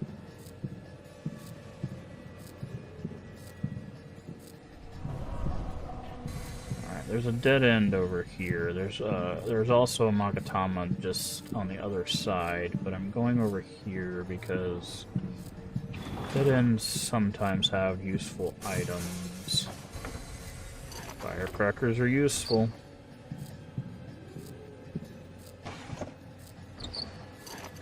Double firecrackers even more useful. Okay, so if we can make it to the other side, if we get lucky that door isn't locked and we can just pick up that Magatama.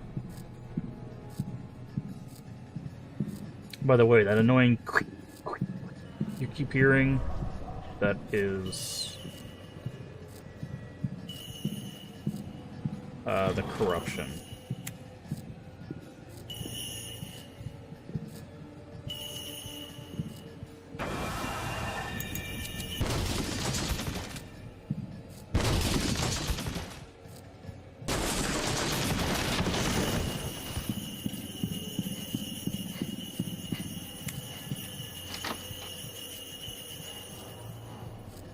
And that's why we mark our hiding spots.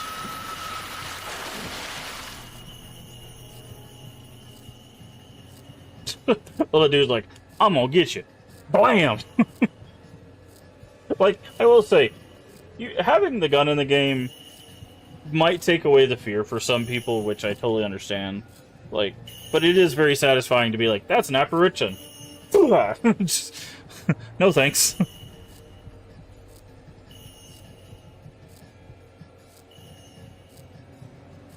Sometimes you just need to put a bullet in an apparition, you know.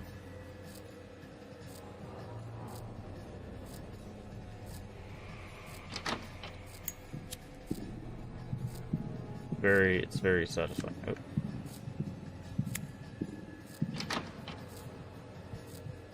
I don't think they're both gone. Is that? Yeah, I was about to say that sound should have attracted Stampede. But the problem with the gun is it also attracts everybody else.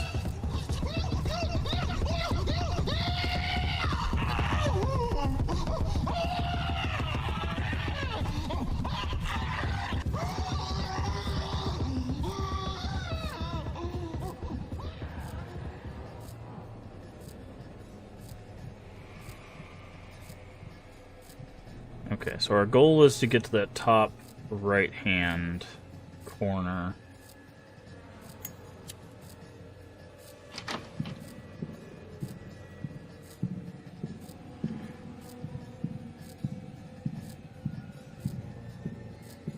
Over there, because there's probably a Magatama in there. I'm still gonna check all of these rooms. Because again, defensive items being low, not good. Almost ran out of souls there for our map.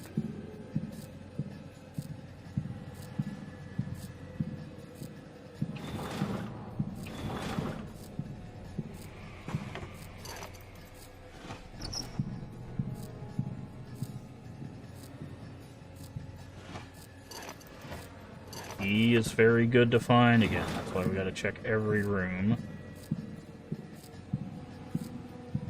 Okay, we've run out of our map, but I kind of have an idea in my head what we're looking at. Please don't. Oh, that is cheap.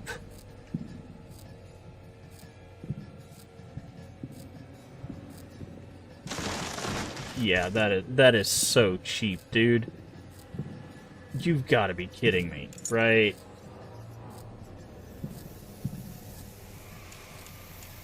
Then there has to be a mirror in this back room. It has to both be unlocked and there has to be a mirror.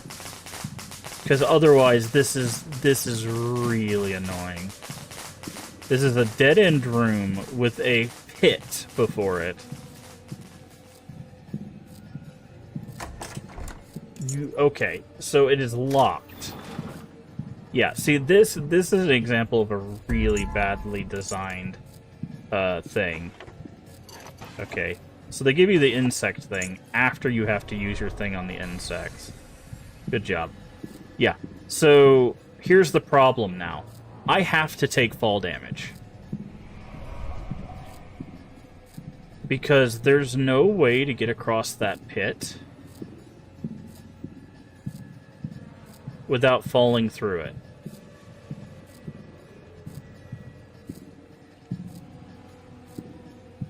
It's literally a one-way trip.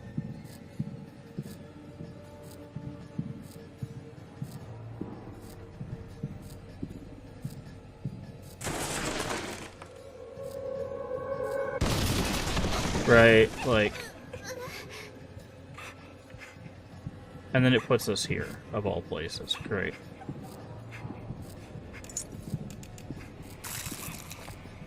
That is fantastic. Okay. Well, on the upside, they gave us bug incense to get through bugs now, so... That is... if you did not have enough health, that's just a guaranteed death.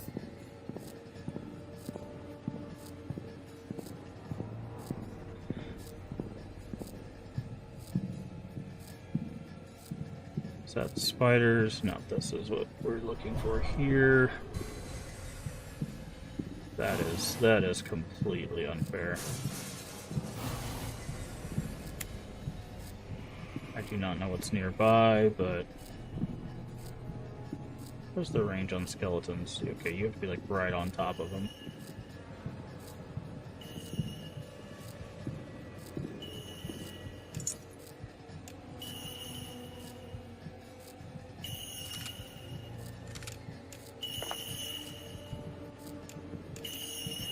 Oh, I'm glad I put that stone down. I was right next to the door.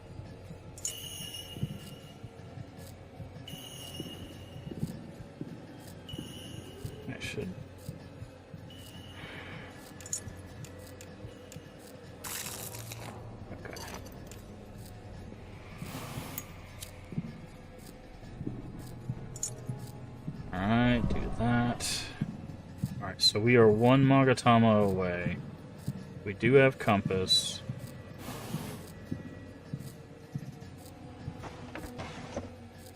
That is a really good item for us to pick up right now. Okay, there's beans over there. Don't care about those. Magatama. That is exactly what we wanted to see right now.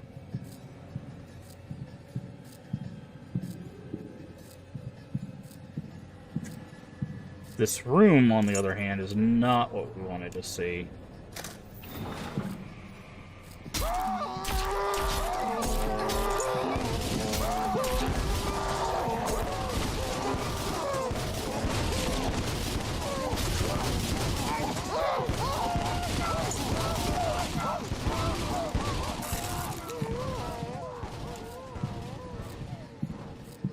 Okay, compass says we need to go this way.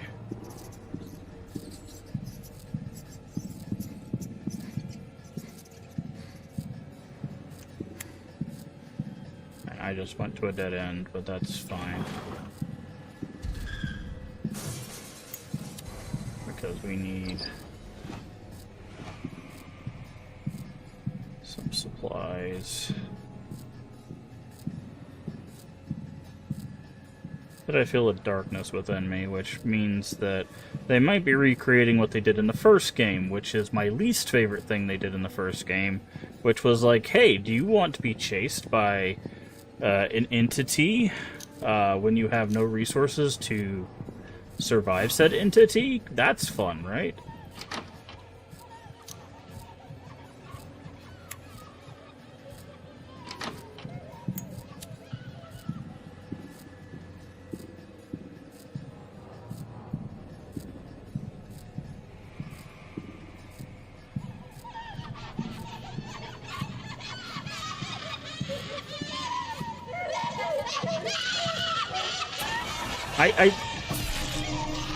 The gun clicked. I fired the gun and it clicked, because sometimes it misfires. Wow. Thanks, game. Thanks, game. Yep, that's trauma. That would be trauma.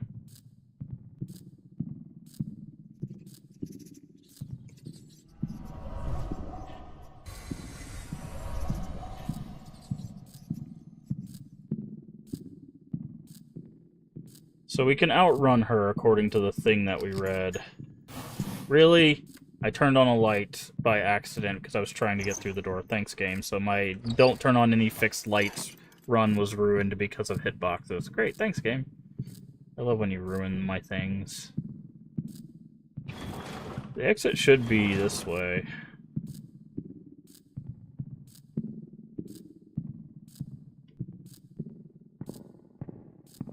Also, it looks like it might have got rid of the other apparitions.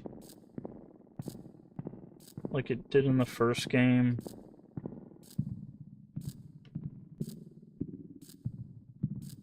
I don't know if we can stun her like other things. Good thing we have the insect thing. Otherwise this would be quite annoying.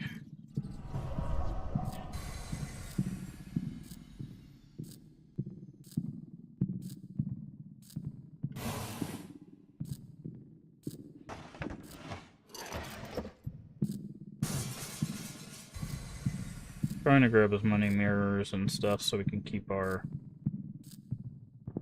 thing going, but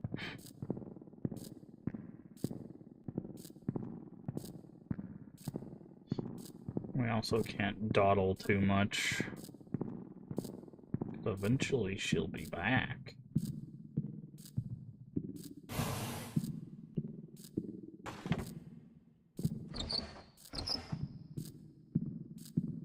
I don't think we can hide from her. Based on what we read, I think it's just a you have to get to the exit now.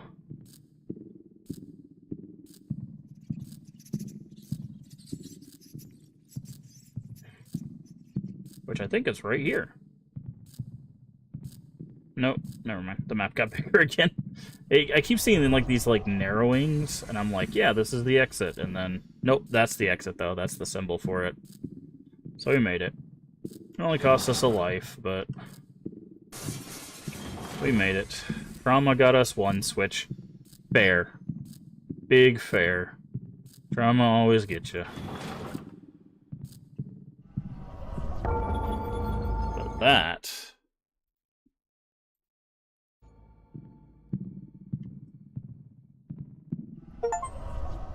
was the Sea of Reminiscence.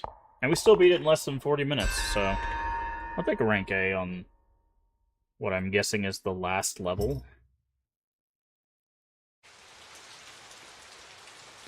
Alright, time to face, I'm guessing, our mother.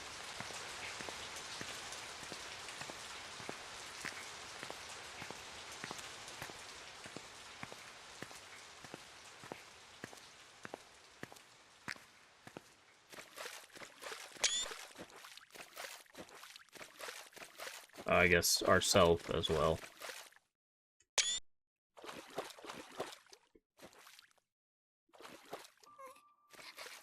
Yeah, it's definitely inner child work. Like, I get where they were going with this. I think they just missed some beats. Good. I was waiting all this time. Sorry. We'll always be together now. See, and also the problem is how this starts is a very, like, yikesy way to approach the subject, too, because with the... Wonderful. You found the cup. Well, we found half of it. If I just put this back together. That's right. You already hold the other half. Yeah, okay. So that the other half was with you the whole time. I do. Close your eyes. But, like, starting out with them taking a leap is... Like, it has the shock value. It is very, like, cultural... Like, delicate and ephemeral, as if it might break at any moment. The shape of your unique soul. See, I like that phrase right there, the shape of your unique soul, because again, it's talking about people's uniqueness. Because that's another thing that's important. Like we were talking about earlier, people's trauma is unique to them and how it affects them and how they deal with it, and that's the direction it should have gone earlier, but we got there in the end, but it was a rough path to get there. Like, obviously, this story is much better told and situated than the first story. The story of the first game felt very tacked on and kind of like cut in half and then like glued together. Like, it wasn't as like, in my opinion, as well done as it could have been. But you could see what they were trying to do with it. Shigure. Okay, now this is the two us's. I still don't know how they're trying to explain this.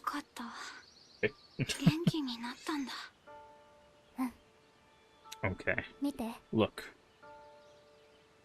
Yeah, the brand's gone and now it's on her hand. The brand. It's gone.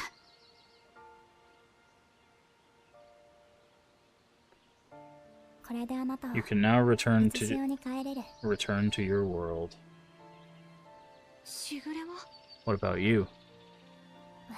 I still have a duty left to fulfill, it seems. What? Why? I thought I saved you. I promised we'd go back together. Looks like that isn't possible.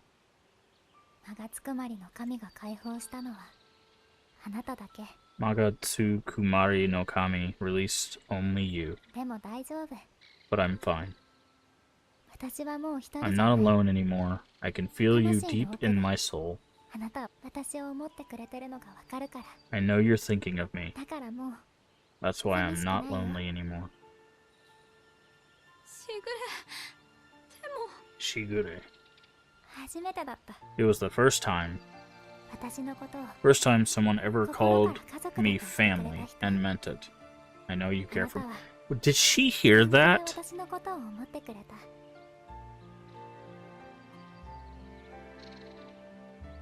Was she? I don't think she was present for that technically, but oh, okay. Well, the thing is also this is translated from a different language, so there might have been a case where we were calling her like sister or family, and it just never was translated like that, so we can't. 私にはもう That is more それ than だけで enough for 十分 me, すぎるから。そんなの but it's not fair. 私は嫌だよ。 It's not enough for me. こんな世界に残った If ら you stay in this world, いつか汚れて死ん the じゃうよ。 corruption will kill you one day. 一緒に帰ろう Let's よ。 go home together. 私を一人にしないでよ。 Don't leave me alone. あなたなら大丈夫。 I know you'll be fine. あなたの本当の強さを私は I 知って know る。 just how strong you really are. だから Just 一つ promise me 約 one 束 thing. して。約 Huh? 束？ Huh? 私はこれからも That's an interesting way of 戦士として translating that, の I 役目を guess. 全うする。 I will continue to fulfill my duties at Shinshi from now on. どんなに辛く If て you も keep going, no matter how hard it gets, I can do the same. 私も頑張る。だから So you have to keep on あな living. たも精一 Don't 杯 go 生き trying て to ね。 die again. もう Don't know if it was really そんなのは trying. なしだからね。 I guess, yeah, I guess it was trying. 分かったよ。 I'll try. Maybe it 俺 Huh? Feel sleepy all of a sudden. 急に Time to wake up. 毛がここまでが Everything until now has been Magatsu Kumari no Kami's ということみ design. たい。ね Hey え、そ Shigure, れ remember me when it 雨が降 rains. ったら思い出して。その雨粒一つ一つの輝きが Each glimmer of light and every raindrop is proof that we 私 did た our ちが best 必死 to に生 live. きた証だってこと。 Isn't that a rainbow? バイバイ。バイ Bye bye. バイ。 I always love the English that gets slipped in there.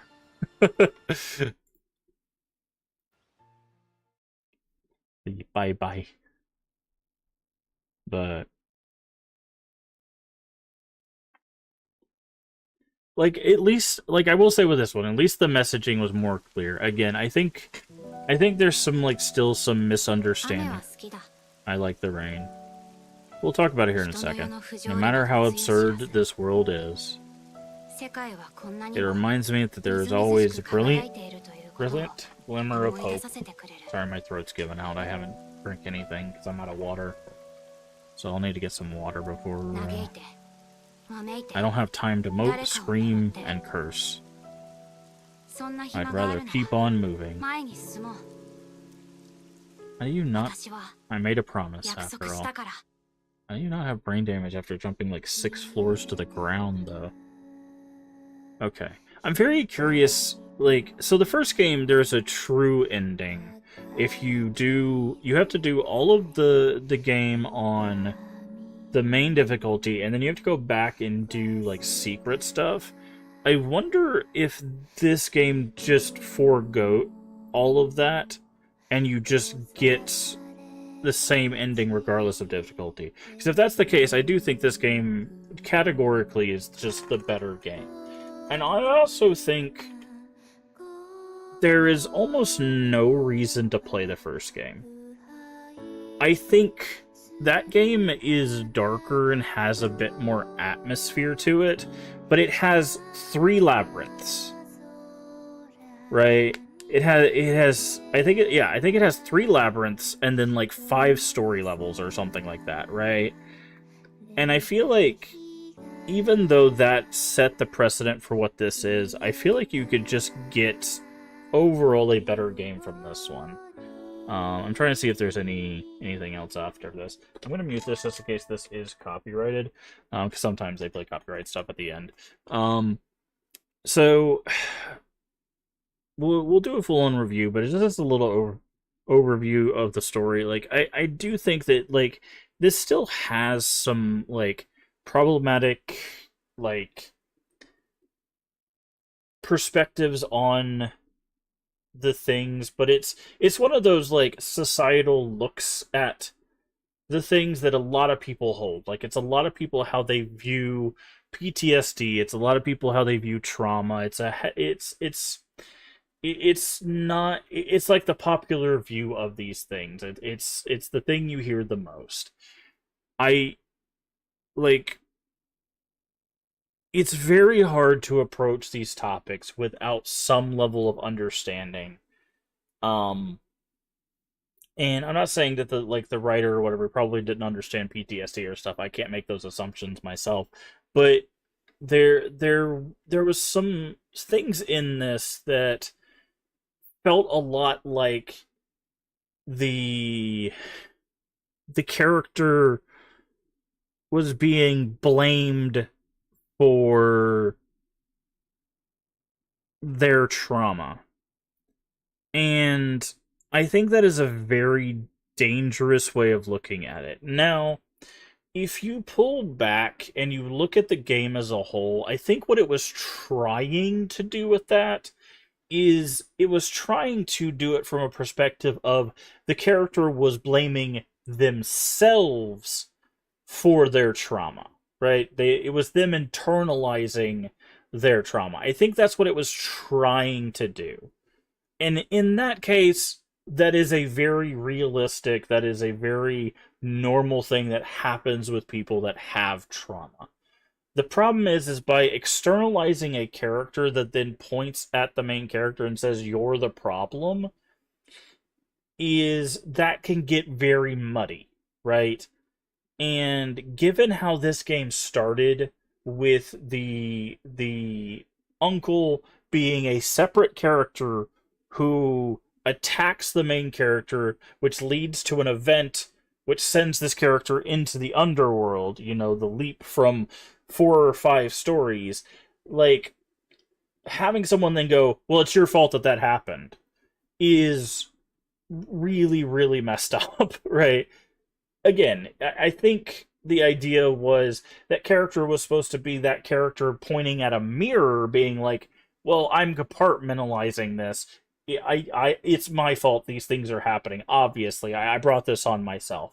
Right. That's a thing. You know, the self-loathing, the self-doubt, the self-blame that happens with a lot of survivor. It's like survivor's guilt. That happens with a lot of trauma. That happens a lot with PTSD, right? Like those are things that do happen, but by doing this kind of um externalization of a character, you get into these very dangerous things because there are people that have family members that gaslight them and say those exact things as an external person who is doing the things that cause the trauma, right? There are people that will cause trauma and then blame the person that they're traumatizing, right? It's called gaslighting. And that potentially is what you're portraying by having that external character go, well, your life wasn't as bad as my life and you're the problem, right? You're the reason why my life is terrible, right? And it's just it's very it's very difficult to you know to get to that point with how this was structured. Now again, we get there by the end of being like, okay, this was a healing journey for our character to realize we had a rough childhood, we grew up, we never really healed from that stuff, and that was what this journey was about, was trying to heal from the things we never healed from. Now the problem I have is by not having, so the first game actually did something that I think it did better than this one, is whenever you engaged with an apparition, it gave you the archive entry. This one, you have to buy them with a resource that is like used for other survivable things. Um, I wish they just gave you the apparition info. The problem is if I had not bought the book on trauma at the end there, we actually would have missed out on a bit of lore information that was really, in my opinion, kind of pivotal to understanding the ending. Um, yeah, obviously there's a lot more. Okay, I'm gonna look up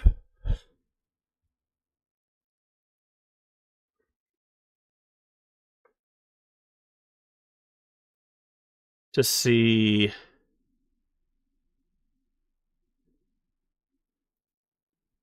Okay,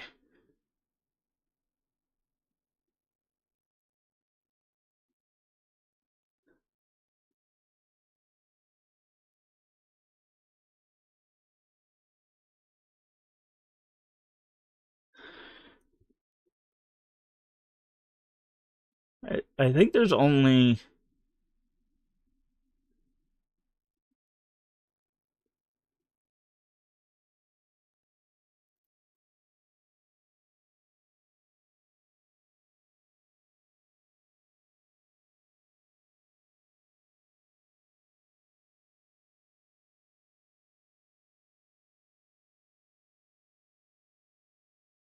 um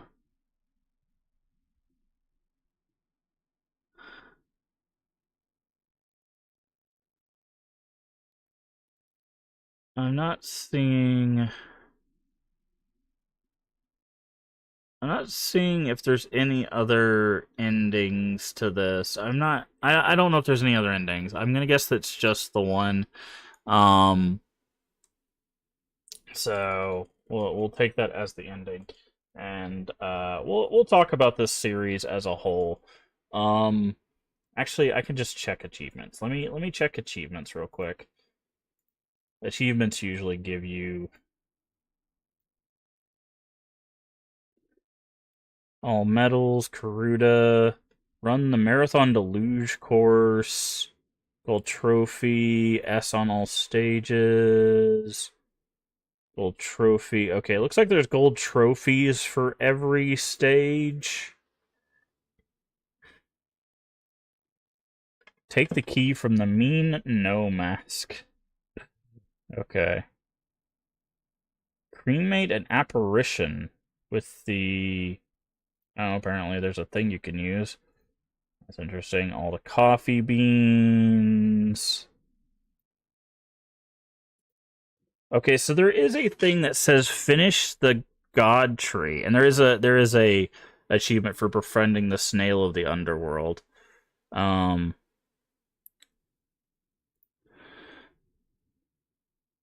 so I'm very curious what finishing the god tree means. Okay, so let me look this up real quick.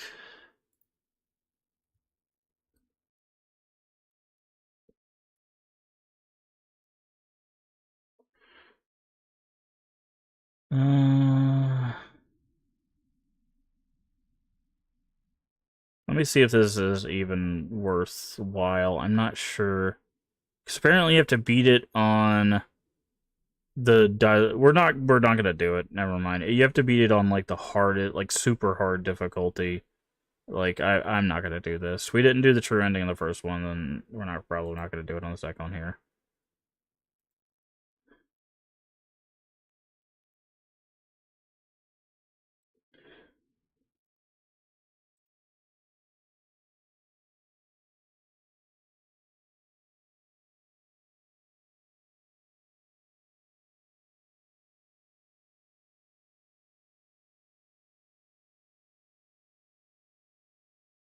Um.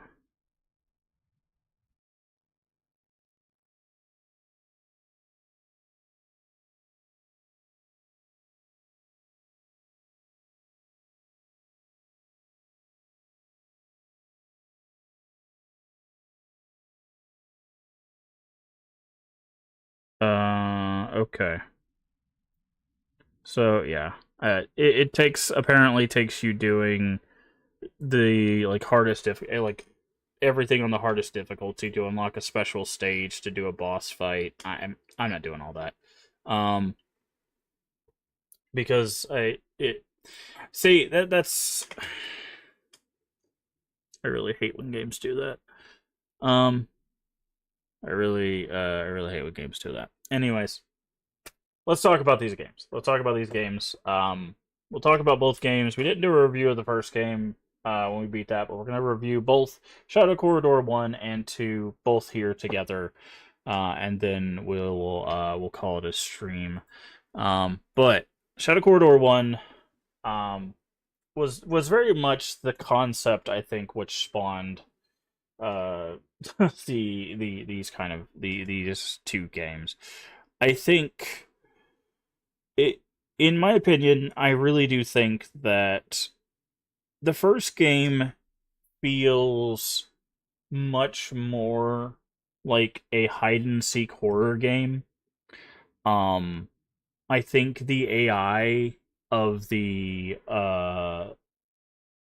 apparitions is actually much more reliable in that game, and less it's less there to be like, we're gonna get you, we're gonna get you, we're gonna get you, and more to be like, this is the underworld, we live here, right?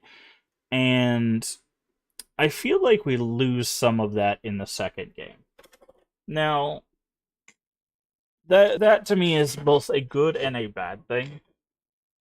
Um because the problem with the first game is there were moments where we would be stuck, where we're just like, apparitions were just circling us for minutes at a time, right?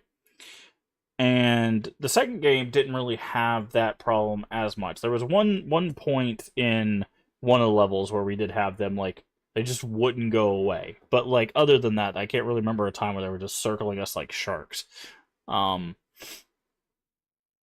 Now, the problem with that is there was also a lot of moments where they would just pop into existence and then come after us. We would actually see, there was multiple times in our playthrough of the second game where Stampede we would literally have clairvoyance. There'd be nothing, and then all of a sudden you'd see poof, Stampede pop into existence and then just start running around. So that was that was a little weird. By the way, if you've never seen our reviews before, we usually talk about a game from a mechanical standpoint, from a story standpoint, and then an overall standpoint. So we're going to start with the mechanics, then we'll talk about the story, then we'll talk about overall. And again, we're going to combine them kind of into a double package here of 1 and 2. So I'm going to talk about the mechanics of 1 and 2 because they're very, very similar. They're very, very similar. So there's no reason to like retread ground between the two. So the issue that I have, I think, with the gameplay of these games is they anticipate you doing the runs over and over and over and over again, and that's like their core loop. The reason why I call it an issue is the only thing that varies is the layout of the map, but they don't. The first game doesn't give you any real rewards. The second game gives you resources, like you can find beans, which gives you more unlockable coffees. You can get more Magatama, which you can do to get cards, which can help your card build or whatever, right? So there's things that you can unlock to like do things in the second game. The first game, again, there's like 3 labyrinths, and there's no real unlocks. But again, that was kind of the concept that they build on in the second one. But the problem I have with the labyrinths overall is the things you collect feel anticlimactic. Like it basically feels like it's like, okay, I'm grabbing this bead, right? It's just like, okay, now you've got another bead, and I know Magatama are important for like spiritualism's sake, but like I feel like if each labyrinth had their own thing, that would be much more. It would ground each level in its own like reality, right? Um, So, like, if, for example, if we're going through this stage and this stage is in this mountainous region, it would be like these, like, holy feathers, right? And then we're in the next stage, we're in a cave, so it's like these disgusting mushrooms, right? Like, each of the Magatama would morph into the thing that relates to the area, right? Something that's not just, it's a floating bead, you know? And something to just, I don't know, make it a bit more interesting than this same cycle over and over again. Now I know this is how roguelike works, and I've mentioned that roguelikes are not my cup of tea. That's just kind of a personal thing. Um the other mechanic, I'm trying to think of other mechanics that these games had. Again, the first one was pretty limited on mechanics. I do like the items that you can pick up because it each time you pick up an item you go, okay, how can I use this to get the things I need? I think the one thing that this game does have that a lot of games actually don't is the ability to manipulate the apparitions. That's still not something you see very often in a lot of horror games. Like, a lot of them try to fake that you can manipulate the entities you run into in mazes, but this one actually, like, does it. Now it's not consistent, but it does do a pretty good job, I would say. Um Now I will say the one problem I had with the first game in particular is there was a lot of things you interacted with that caused what I call chip damage, is where you take a little bit of damage, and then a little bit of damage, and then a little bit of damage. And there wasn't a lot of things you could do to alleviate that. The second game had a similar problem, but with debuffs. There was a lot of instances of, like, here's corruption, here's insanity, here's this. There was like a sound based thing, not the gramophone. There was one that was like, get away from this sound, otherwise it causes you to scream as well. It was only used in one level though. Like, it was literally like the second level they used it once, and it was never used again, and that was it. Also, like, they had those red crystals that they used once. So it seems like there was a lot of. Now, again, the game is meant to be played iteratively, so you would run into that stuff over and over again if you played those levels again. But, like, it's interesting. There's a lot of mechanics that, like, get used, like, once. Now, I will say one thing that they did overuse was the caterpillar baby thing. Like, once that got introduced, you're almost guaranteed to run into at least one of those things. Um, which again, I think one you can see. Like, the first time I ran into it, I didn't realize it had a visual cue, which was a thing that I needed to learn, which is just how games work. You have to learn how they work mechanically. But once I learned that, I'm like, this is the visual cue, right? And I think that's good, right? Like, that's good development, having a visual cue of, like, well, if I take this Magatama, that bug baby's coming out of the roof, right?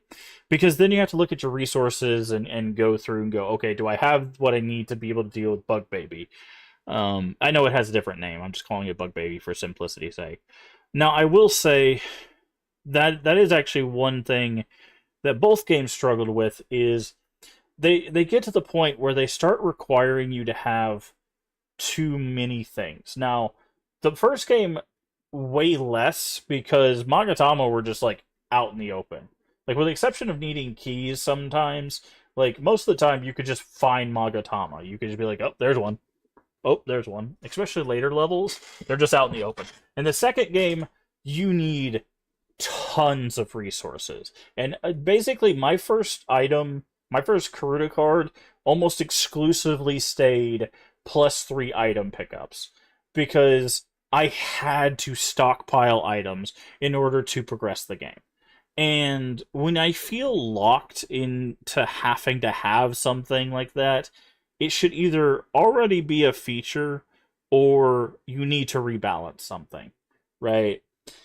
And the fact that it feels like I need firecrackers, I need keys, I need gun, I need these things in order to be able to actually do what I need to do to get through stuff.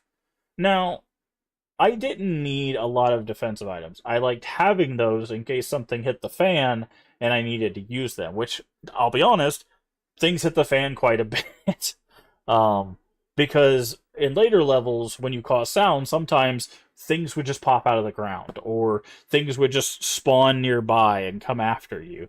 Um, Also, there was one particular mob, the shadow people, the like shades that would grab onto you, which was annoying enough. But they also gave you corruption. And I think they also caused you to make noise, which would attract things. Those things are by far the worst enemy in the second game. Um, and in the first game, they had these like green faces that would mess up your compass, do damage to you, and they were like homing. They would follow you and just like immediately like hit you. They were really hard to get around. And I think that's a problem with both games essentially, is they always have some annoying enemy that you try to be able to deal with, but in an attempt to deal with them, it just causes a bigger problem. And and because you're so limited on resources or resource space, like you just either have to just eat it and hope for the best or die.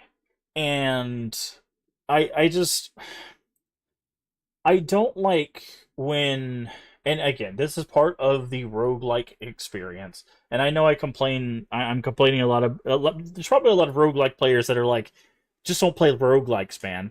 And I'm just like, I get it.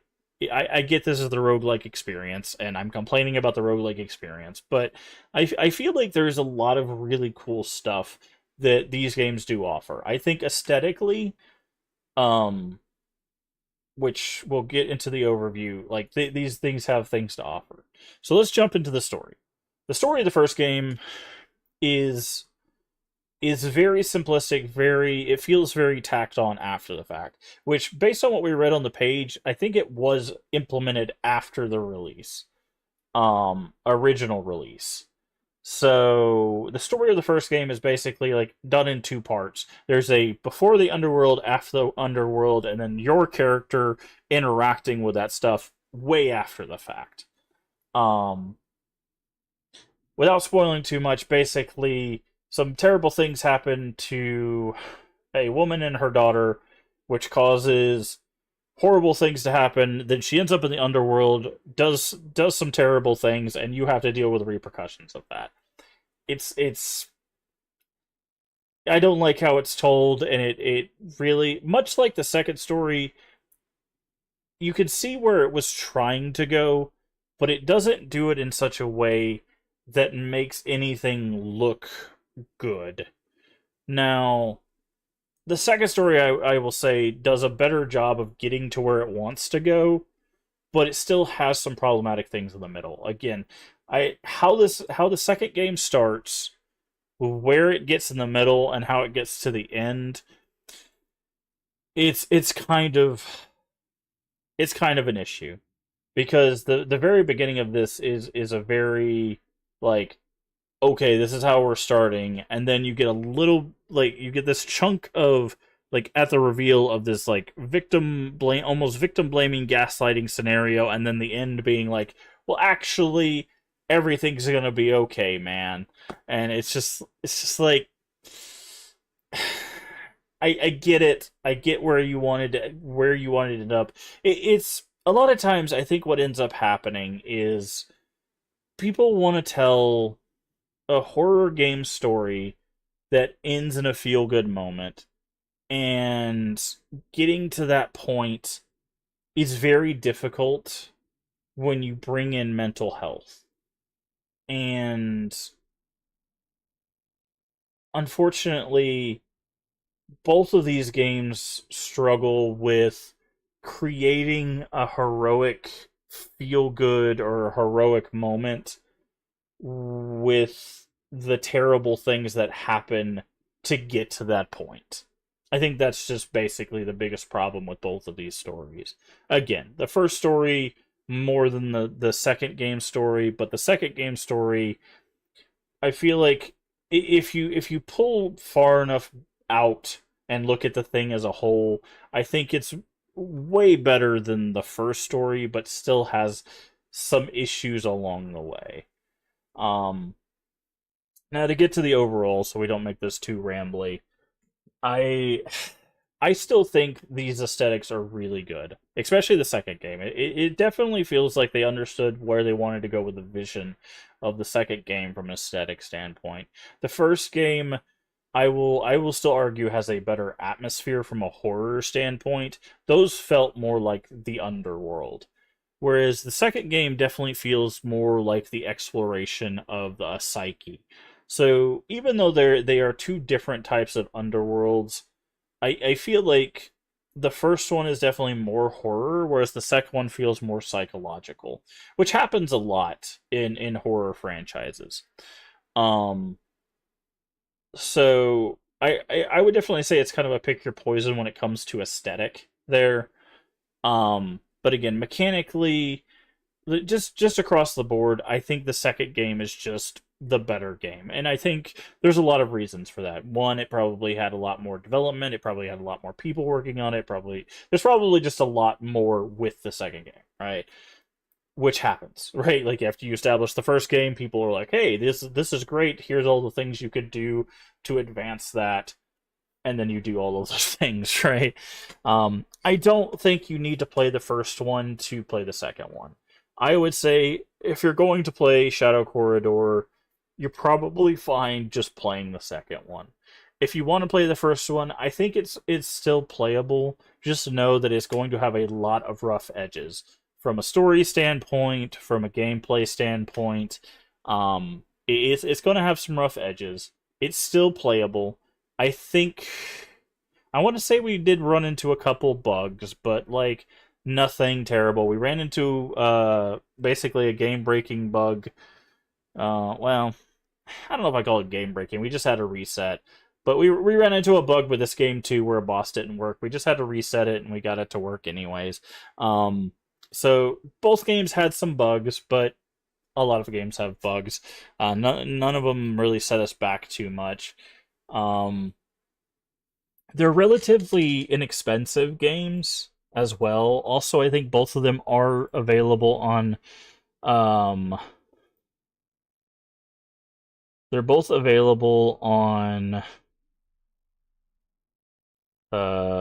Switch, I believe. I know a lot of people look for like handheld horror games.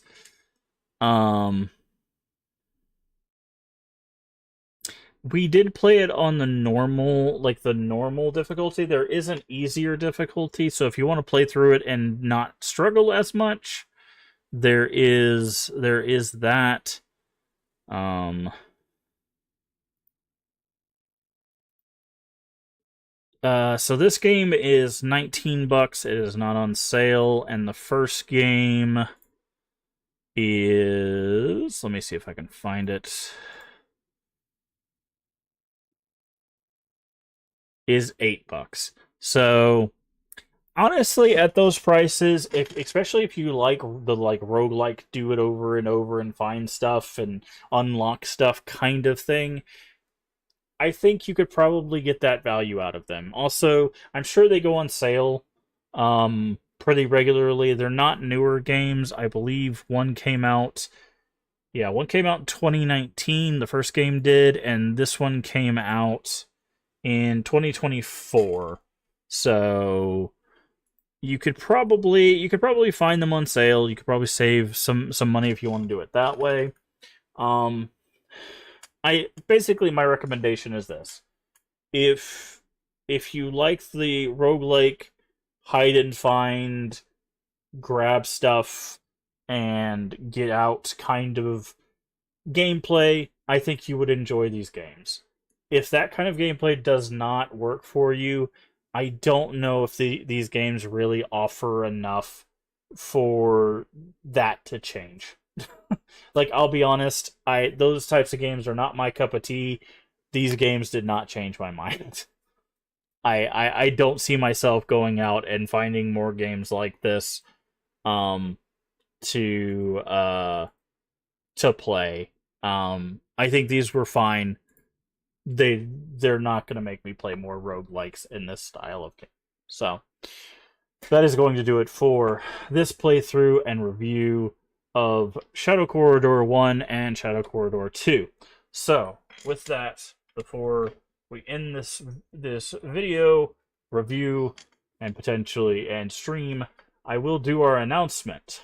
So, if you didn't know, we've been doing a month-long celebration. So you can see it here for 5 years and 800 followers here on Twitch. We've been doing Japanese horror celebration. On the last thing right there, you see it's been a secret retro horror first playthrough, which I have not announced. I will now announce that. So, before you turn off the video, if you'd like to know what we're going to be doing, that game, which some people have probably already guessed. I mean, if you Google it, you can probably figure out what it is. Or, if you know enough about retro games, you could probably figure it out what it is. That game is going to be Siren. We are going to do a first playthrough of Siren for the PlayStation 2. That is our last celebration game. This game is known to be notoriously difficult and notoriously confusing. So if you would like to see me try to struggle my way through what is probably known as one of the hardest PS2 horror games, buckle up. That is what we are doing next. We will be playing Siren for the PS2 to round out the games that I have announced for our celebration. I don't know how long it's going to take. We will try our best. Obviously, we have a little over a week. Actually, we have 2 weeks left in July, so we have plenty of time to struggle our way through it. But I do appreciate everybody. Don't forget to like, comment, and subscribe over there on YouTube. And we will see you in the Siren universe, I guess. Have a good one. Bye-bye. Alright, Twitch, hang out with us for just a second.